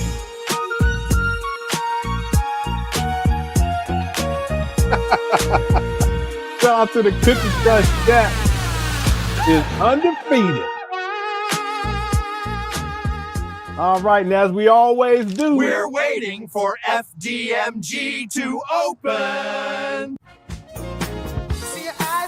all right, thank you guys so much. I want to talk to Cookie Crush Chat's undefeated. Love y'all. We'll be back tomorrow with part 2. Shout out to everyone in the Cookie Crush Chat. Make your goose step and I rip out of control. It's me and you tonight. Snow bunny. Moving on the floor. Everything's alright. Got that smooth soul feel. No, that's Dancing till the light. With my snow bunny love. We're party about the right. Under disco lights, my smile is my muse. In a sweet glamour, that's nothing I refuse. Hand in hand we sway, that's music in our veins. Her love's a melody that takes away my pain. With you I'm feeling free. Nobody Brother Jose, Sí, señor, ¿cómo estás? You and me. peace and love, good brother. Let's play it till the dawn. With my snow bunny love. Together we'll move on. In the stopless groove where the world stands still, the laugh to the tune, echo a thrill. Every step we take, a dance in the stars glow. Snow bunny dream, love the midnight show. Love. This feeling so divine. Rap in this groove. I'm glad your heart is right. Tonight's our fancy. We're in the starlight. With my snow bunny love. She wants cookies crushed. Was it in the cold? Her warmth still freeze. With a gentle smile, she sets my soul at ease.